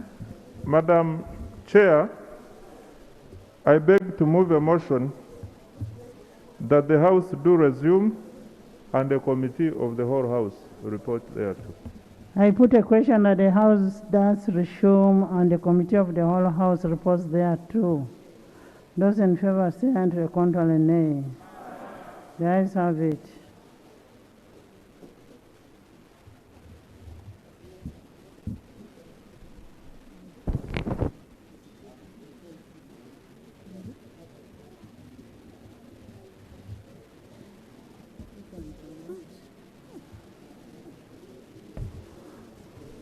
Report of the Committee of the whole House.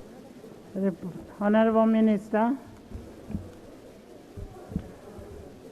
Madam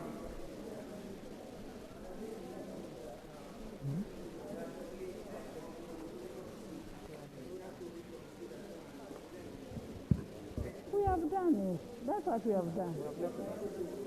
We have left it as it is. We have done. The minutes are considered. Madam Speaker, I beg to report that the Committee of the whole House has considered the bill entitled the Value Added Tax Amendment Bill 2022 and passed it without amendments. Motion for adoption of the report of the Committee of the whole House.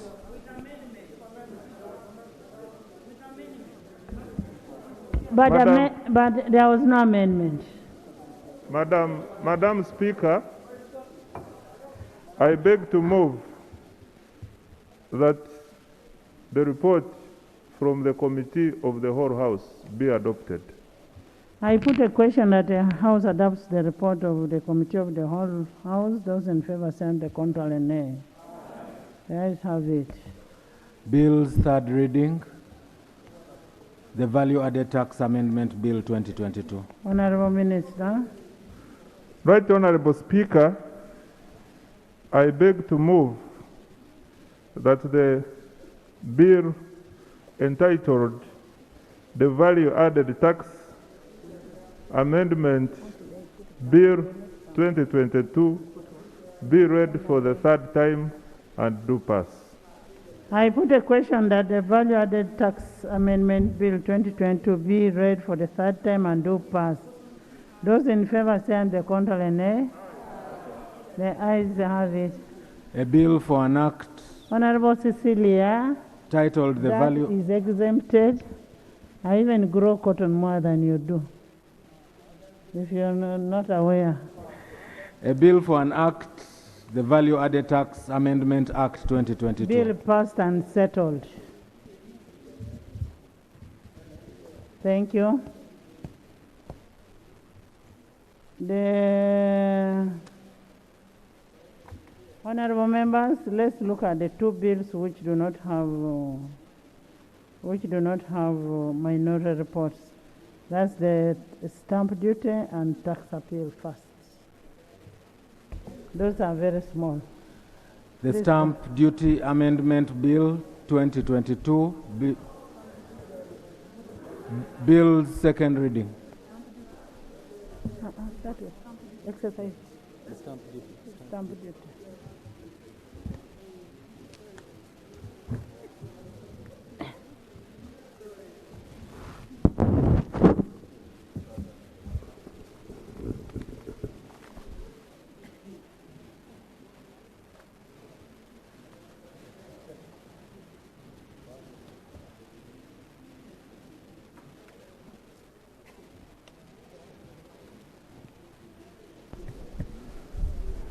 Stamp duty.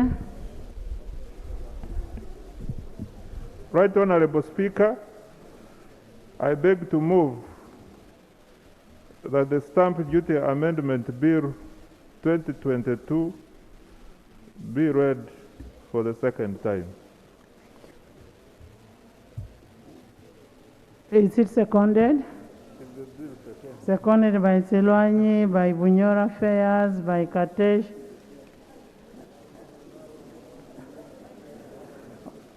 Youth, by Hope Grania, by the majority of the House, or Chan. Can you speak to your motion? Madam Speaker, the Stamp Duty Amendment Bill seeks to amend the Stamp Duty Act of 2014 by providing for the amendment of the stamp duty rate for agreements relating to deposit of title, deeds, pawn, pledge of the total value, to provide for the amendment of the stamp duty rate for security bond or mortgage deed executed by way of security for the due execution of an office, or to account for money or other property received by virtue of security bond or mortgage deed executed by surety to secure a loan or credit facility of entry total value, to provide for the amendment of the stamp duty rate for trusts concerning any property made by any writing, including a transfer from a holder of letters of administration or probate orders to a beneficiary, and provide for other related matters. Madam Speaker, we presented this bill to the committee, and they are now ready to report back to the House. Thank you, Chair.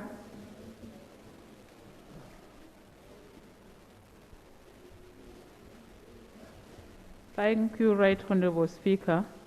Right Honorable Speaker, I am here once again to report on the Stamp Duty Amendment Bill 2022. With your indulgence, Right Honorable Speaker, allow me to skip the first bit of it and go straight to committee observations and recommendations, and that is 4.0. According to a recent study titled Cost of Tax Incentives to Uganda's Socioeconomic Landscape, tax incentives have not delivered on their expected purpose, such as providing jobs, revenue to government, and attracting investment as anticipated. The study by local and international civil societies indicated that on average, government spends at least 75 million every financial year on a range of companies that are entitled to tax holidays and exemptions on import and excise duties. The committee observed that there is need for government to assess the criteria for tax exemptions and ensure a cost-benefit analysis of the same is undertaken before more exemptions are granted. Committee recommendation.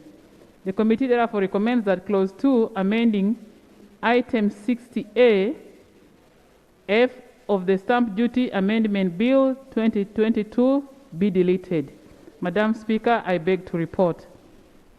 And I want to lay for the record, for the Hansard, a copy of the Stamp Duty Amendment Bill 2022. Thank you, Honorable Chair. Silas, there is no controversy on this. We're in agreement. Right Honorable Speaker, much as it looks like there is no controversy, I have a comment. One, it is indeed very, very vital that when we talk about issues of exemptions, we go down and thoroughly concentrate on issues of cost-benefit analysis. And this is the level where we don't apply emotions, but we must be able to exercise reality. Therefore, people who are intending to help their country should now be holding their calculators to see what can be done to help our country. My proposal is for us to look at what we are forfeiting as a government and how much that can be able to induce economic action through the decision to exempt. Right Honorable Speaker, I have seen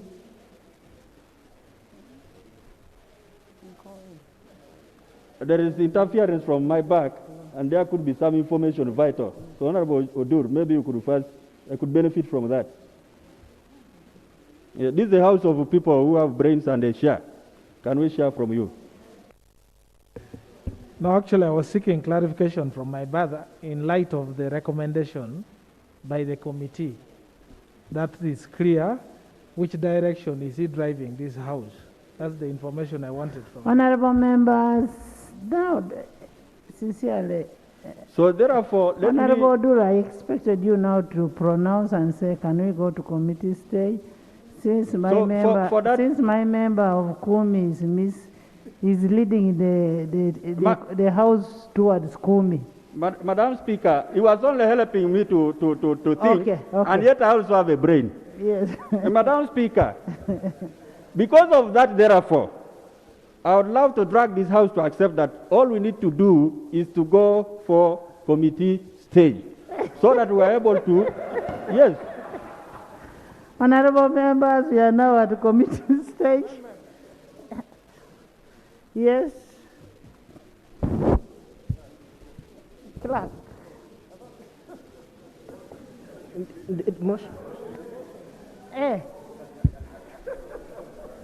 I put a question that Stamp Duty Amendments Bill 2022 be read for the second time. Those in favor say and the contrary nay. The ayes have it. Bills committee stage.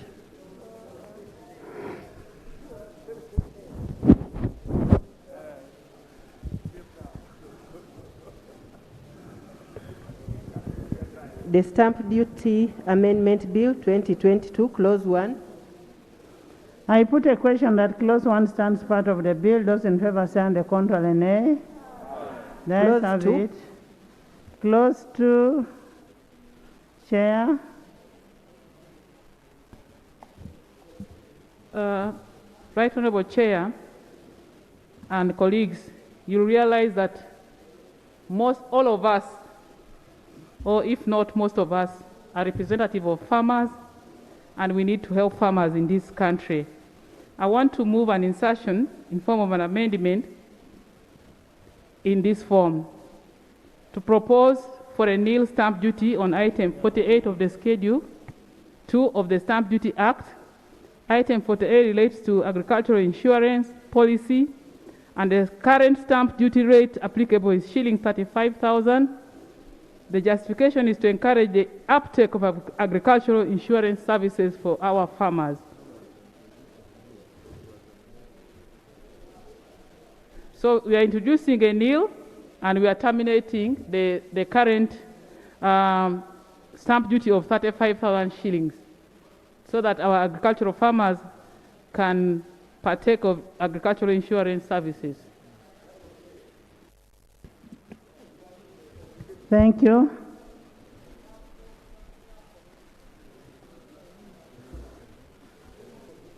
Chair.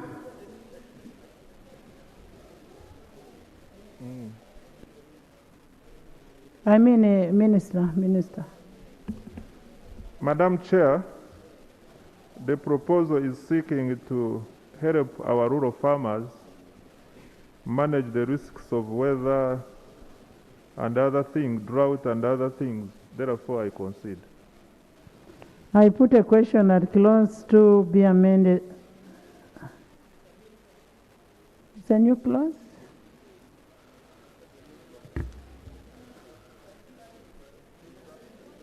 Madam Chair, it is an insertion in the schedule. Yes. So unless there are, do you have any other amendment? Clause 2 as amended. So, Clause 2 as amended. I put a question that Clause 2 as amended be amended as proposed. Those in favor say and to the contrary nay. The ayes have it. Motion for the House to resume. No, Clause 2 as amended. Clause 2 as amended. Clerk. Clause 2 as amended. Clause 2 as amended. I put a question that Clause 2 as amended stands part of the bill. Those in favor say and to the contrary nay. The ayes have it. The title.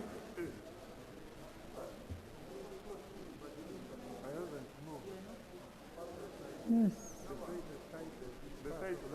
Yes. The title, I put a question that the title stands part of the bill. Those in favor say and to the contrary nay. The ayes have it. Motion for the House to resume. Madam Chair, I beg to move that the House do resume and the committee of the whole House reports thereto. I put a question that the House does resume and the committee of the whole House reports thereto. Those in favor say and to the contrary nay. The ayes have it.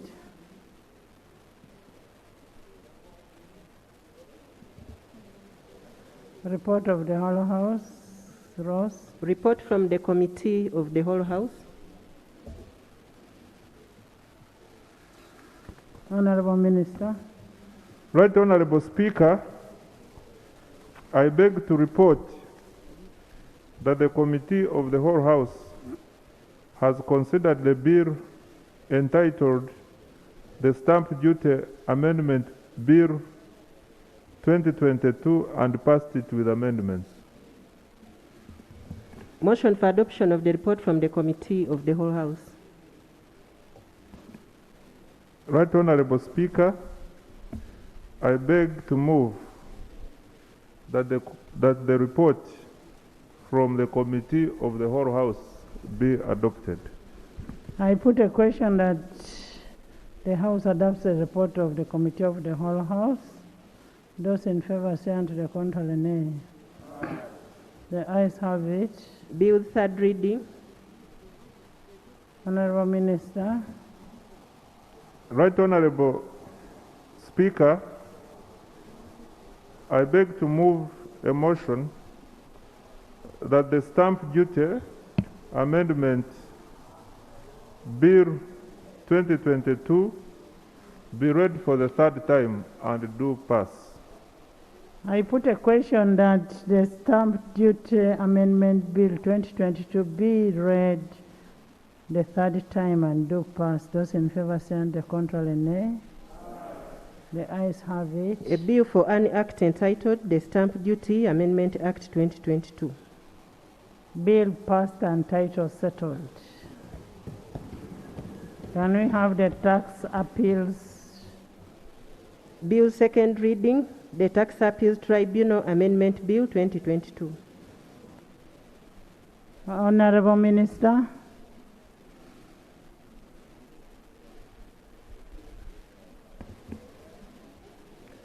Right Honorable Speaker,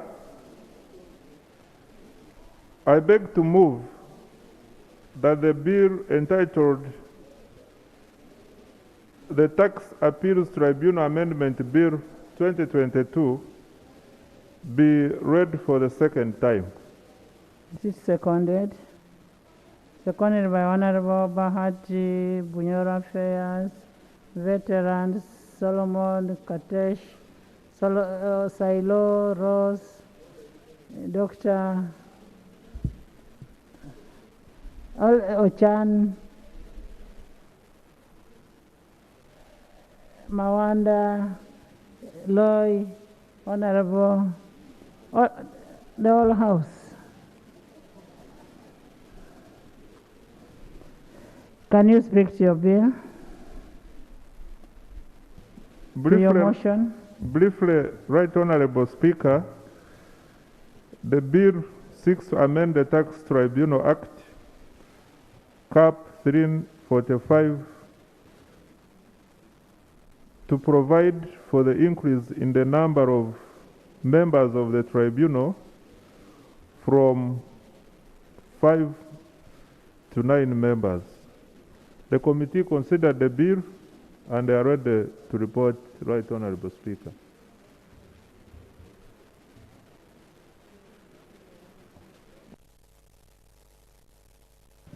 Chair.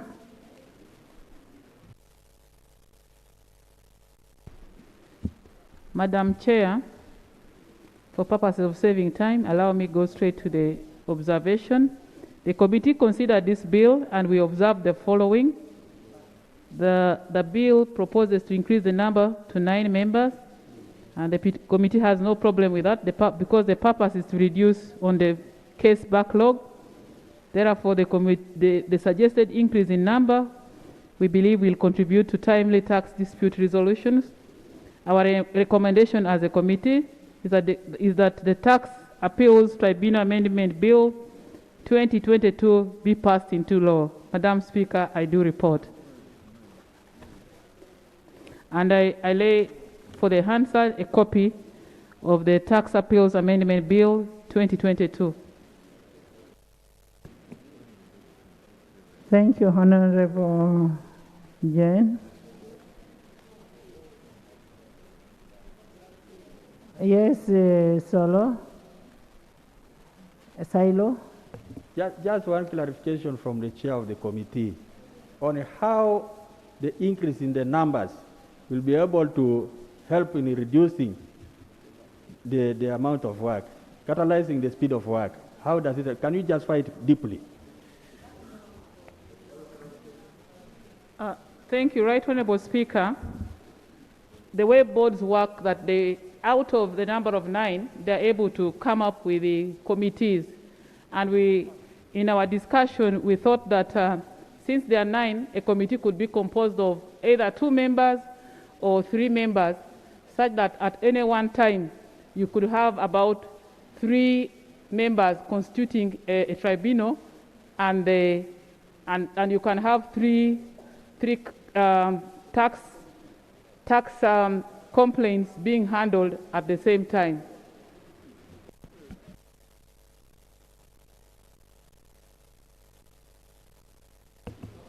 Madam Chair, I also needed clarification from the committee.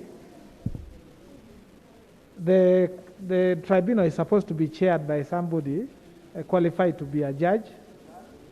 And then in this increment, you seem to be interested in addressing the expeditious disposal of the cases. But if you still have only one person qualified at that level, it means even the subcommittee cannot proceed. So have you taken care of it? And two, the 9 members, have you taken care of the gender composition to ensure that the 9 at least have some ladies? Honorable members, there are two things. There is the tribunal, which is an entity, the organization, and then there are the panels. Now, the tribunal as an organization is chaired by a judge. But the tribunals can be constituted by any member of the panel. There is no restriction on how the panels are constituted. And according to legal guidance, the tribunal can constitute itself into 3 panels if they have 9 members. And that's the letter and spirit behind this amendment. Thank you. And on the question of gender consideration, Madam Speaker, we thought that this is at the time of appointing, and we wouldn't have to bring it when we are coming up with a law. It is actually implied in the Constitution. In our Constitution, any such appointment board must consider at least 2/3 to be women. But that is a constitutional. But you need to specify. Madam Chair, Speaker, I was trying to give information that much as the Constitution has given us the principal direction, it is our duty through these bills to create an act that enables the Constitution to move. So we are the ones to give life to the Constitution. So therefore, I would propose that the committee ask the draft person to draft properly what is amicable. Yes, Katesh. Madam Speaker, I stand here to support the amendment. However, the clarification I need from government is whether this is going to address the issue of backlog. Because one of the things that can help to address the backlog and unlock so much tax that is stuck in the tribunal is by having the tribunal full-time. Because it is also impacting on business. You have a dispute going on for years because the tribunal sits on ad hoc basis. So I don't know whether by passing this is actually going to address the problem of so much backlog of cases. Thank you. Attorney General. Thank you very much, Right Honourable Speaker. Right Honourable Speaker, we held the view that it would go a long way in resolving the issue of backlog. But we shall look at it, and Right Honourable Speaker, if we find that it is not working, we shall definitely come back, but we've taken note of the concern. On the issue of the composition, Right Honourable Speaker, we have no problem with adding that 40% shall be women. It's not a problem.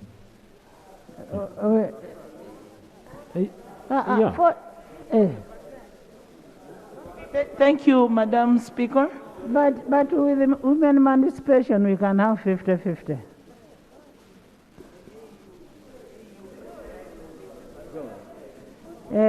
Ross?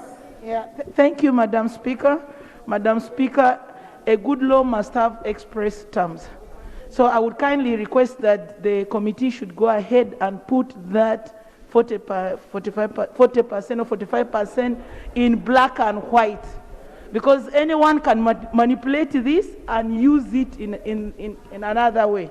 So put it down and then we that go will by be the put because the committee is still this house. It has now come to a committee of the whole house.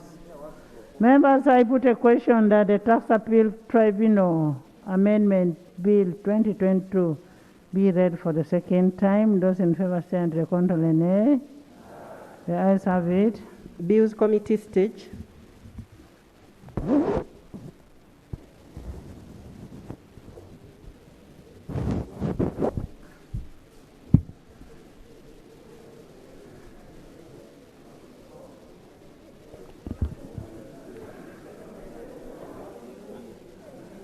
The Tax Appeals Tribunal Amendment Bill 2022, Clause 1. I put a question that Clause 1 stands part of the bill. Those in favor say and the contrary nay. The ayes have it. Clause 2. I put a question that Clause 2 stands part of the bill. Those in favor say and the contrary nay. The ayes have it. The title. The title. Madam Chair, I'm proposing yes, insertion of a new clause under 2, at least 1/3 of the members in 2 supposed to be women. We said 40%, and we have said the draft persons will include. Okay. Yes. So we are moving 40%. To 40%. Title. Title is going to be big. How many women do you have in Uganda? The title.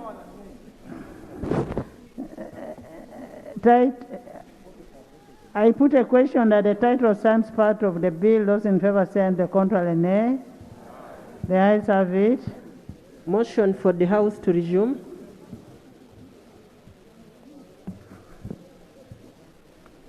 Madam Chair, I beg to move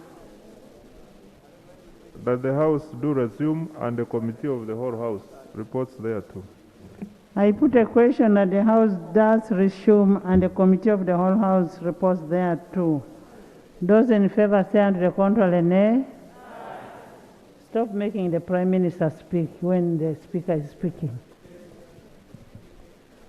Report from the Committee of the whole House.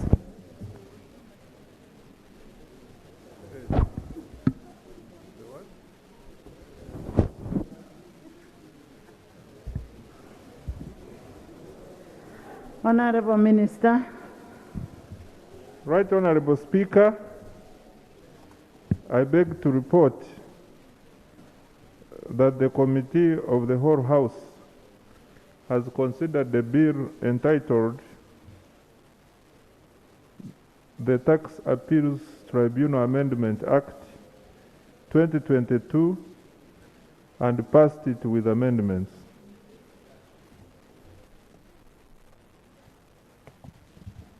Motion for adoption of the report from the Committee of the whole House. Honorable Minister. Madam Speaker, I beg to move that the report from the Committee of the whole House be adopted. I put a question that the House adopts the report of the Committee of the whole House. Those in favor say the contrary nay. The ayes have it. Bill third reading.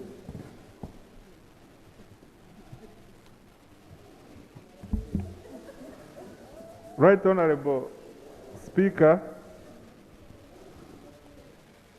I beg to move that the bill entitled the Tax Appeals Tribunal Amendment Bill 2022 be read for the third time and do pass. I put a question that the Tax Appeals Tribunal Amendment Bill 2022 be read the third time and do pass. Those in favor say aye and to the contrary nay. The ayes have it. A bill for an act entitled the Tax Appeals Tribunal Amendment Act 2022. Bill passed and title settled.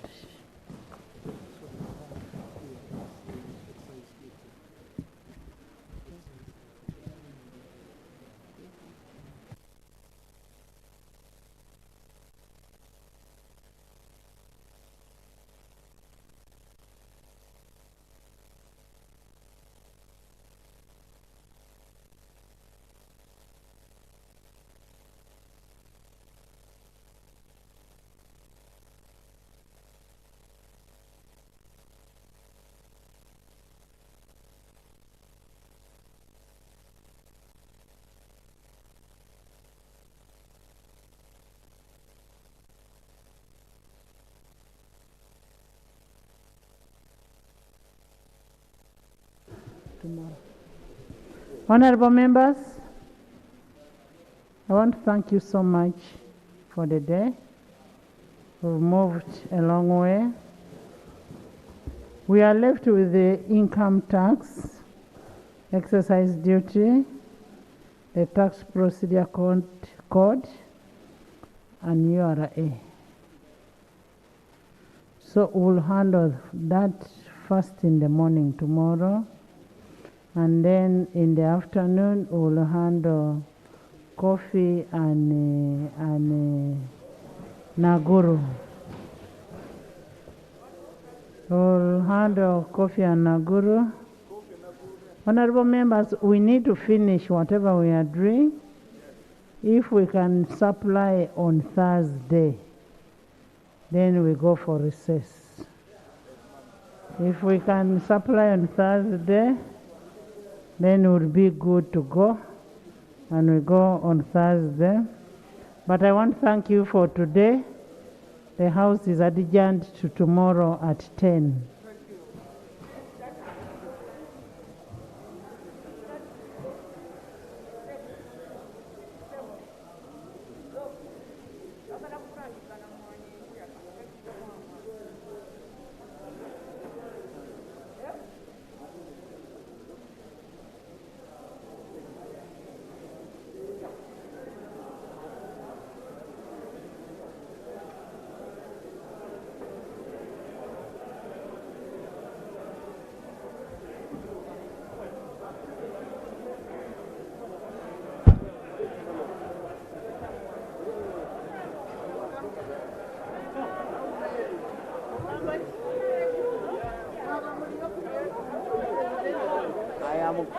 I am congested.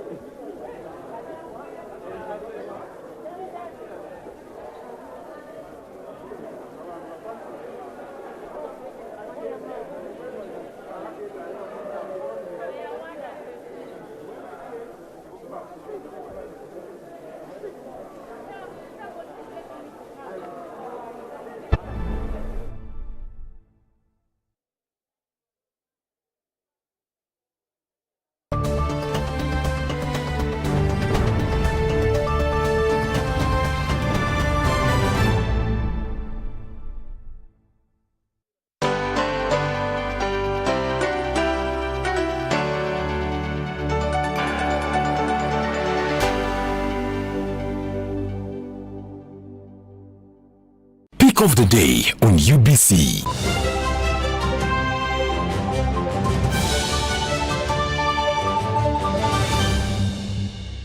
Was brought to you by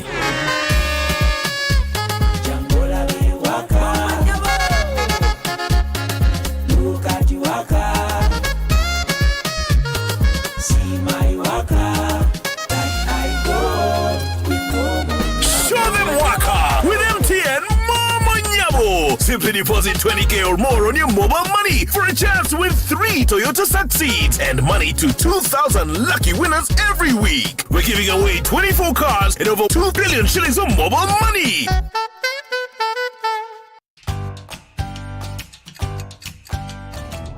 Welcome to English in a Minute. In nature, water can be violent and rough, or it can be still and calm. So what could this mean? Still waters run deep. Anna, I'm throwing a party, and you and Ashley are invited. Oh, and Douglas, too. Douglas? You mean the guy in IT who never talks to anyone? He's so quiet. Maybe he's just busy thinking. You know what they say, still waters run deep. They also say, be careful of the quiet ones. The expression, still waters run deep, is used when describing someone who seems shy and quiet. But they are often very intelligent and interesting. You just might not know it because they're so quiet.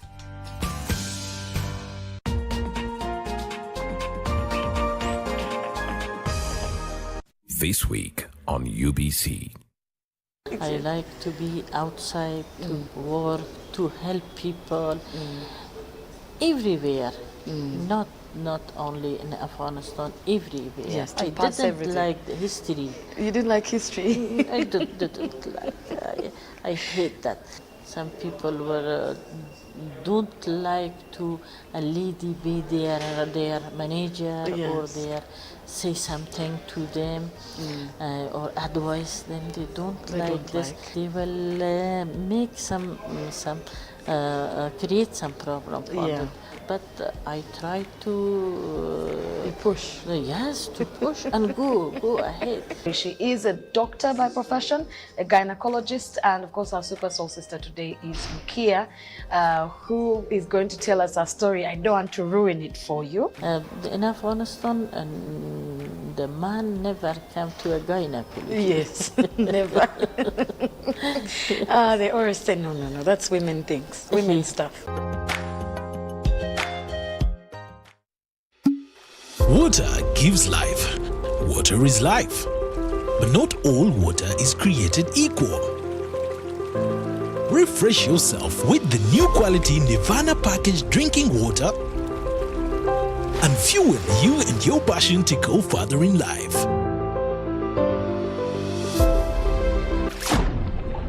Visit a shop near you and grab a 250 ml at 500 shillings, 500 ml at 1,000 shillings, 1.5 liters at 2,000 shillings, or the 20-liter jumbo bottle at 19,000 shillings. Nirvana is a product of Crown Beverages Limited, the makers of Pepsi products. On UBC, the program that helps you identify opportunities for investment, job creation, growing your entrepreneurial skills, wealth creation, and social transformation. We have a product that is ready for schools, supermarkets. Create wealth, transform livelihoods. Every week, we showcase opportunities for creating new products and enterprises. I now harvest a lot of cocoa. When I harvest it, I sell. After selling, I put money in my project. I have 2 projects. One is for construction of my house. 2 is for educating my children. Excellence in innovation, the passion and drive to succeed, and the right mindset to grow your business. Lives transformed on UBC. Every Wednesday, 7:30 p.m. Create wealth, transform livelihoods. Brought to you by Operation Wealth Creation.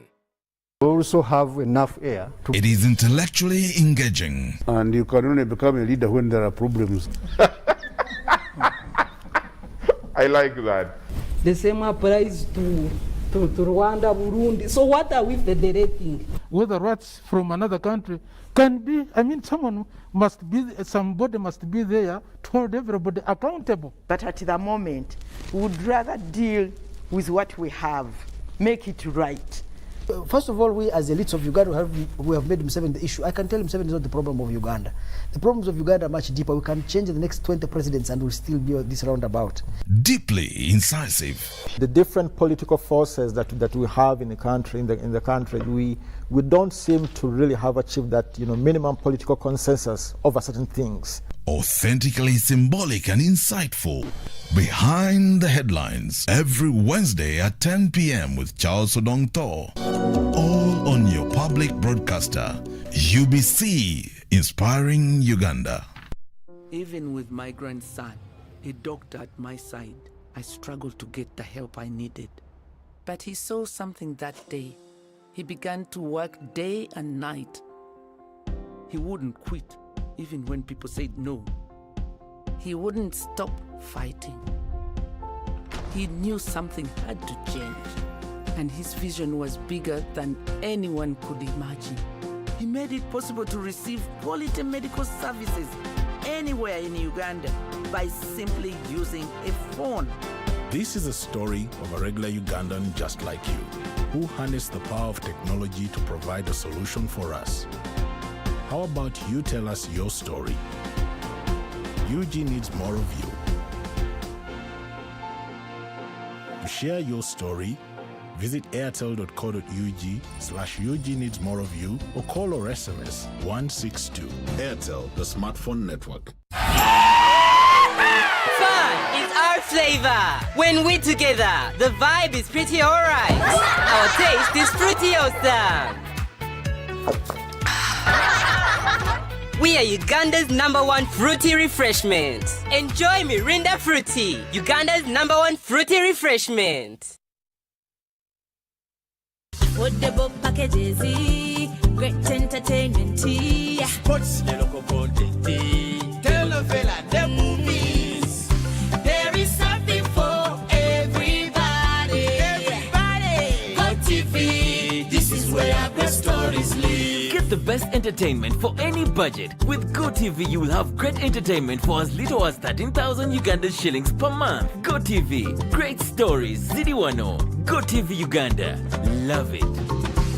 Get connected today with the My Airtel 4G smartphone and enjoy free data for 1 whole year worth 86,500 Uganda shillings. That's free 2 GB for the first month and free 1 GB for the next 11 months at only 250,000 Uganda shillings with free data for 1 whole year worth 86,500 shillings, making the effective price of the 4G phone 163,500 shillings only. Airtel, the smartphone network. It's no secret that ICT makes learning easy. The strides made in our field could not be possible without it.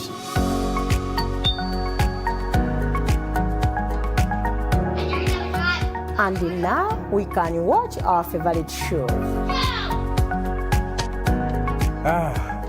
My radio is my best friend. UCC provides an enabling regulatory environment and policy guidance for healthy competition. We also facilitate ease of doing business in the communications sector through licensing, standardization, spectrum management, tariff regulation, rural communication development, and consumer empowerment. An informed consumer is an empowered consumer. UCC supports local content and innovations. Driving the development of a robust communication sector in Uganda is Uganda Communications Commission. Diocese of Kigezi.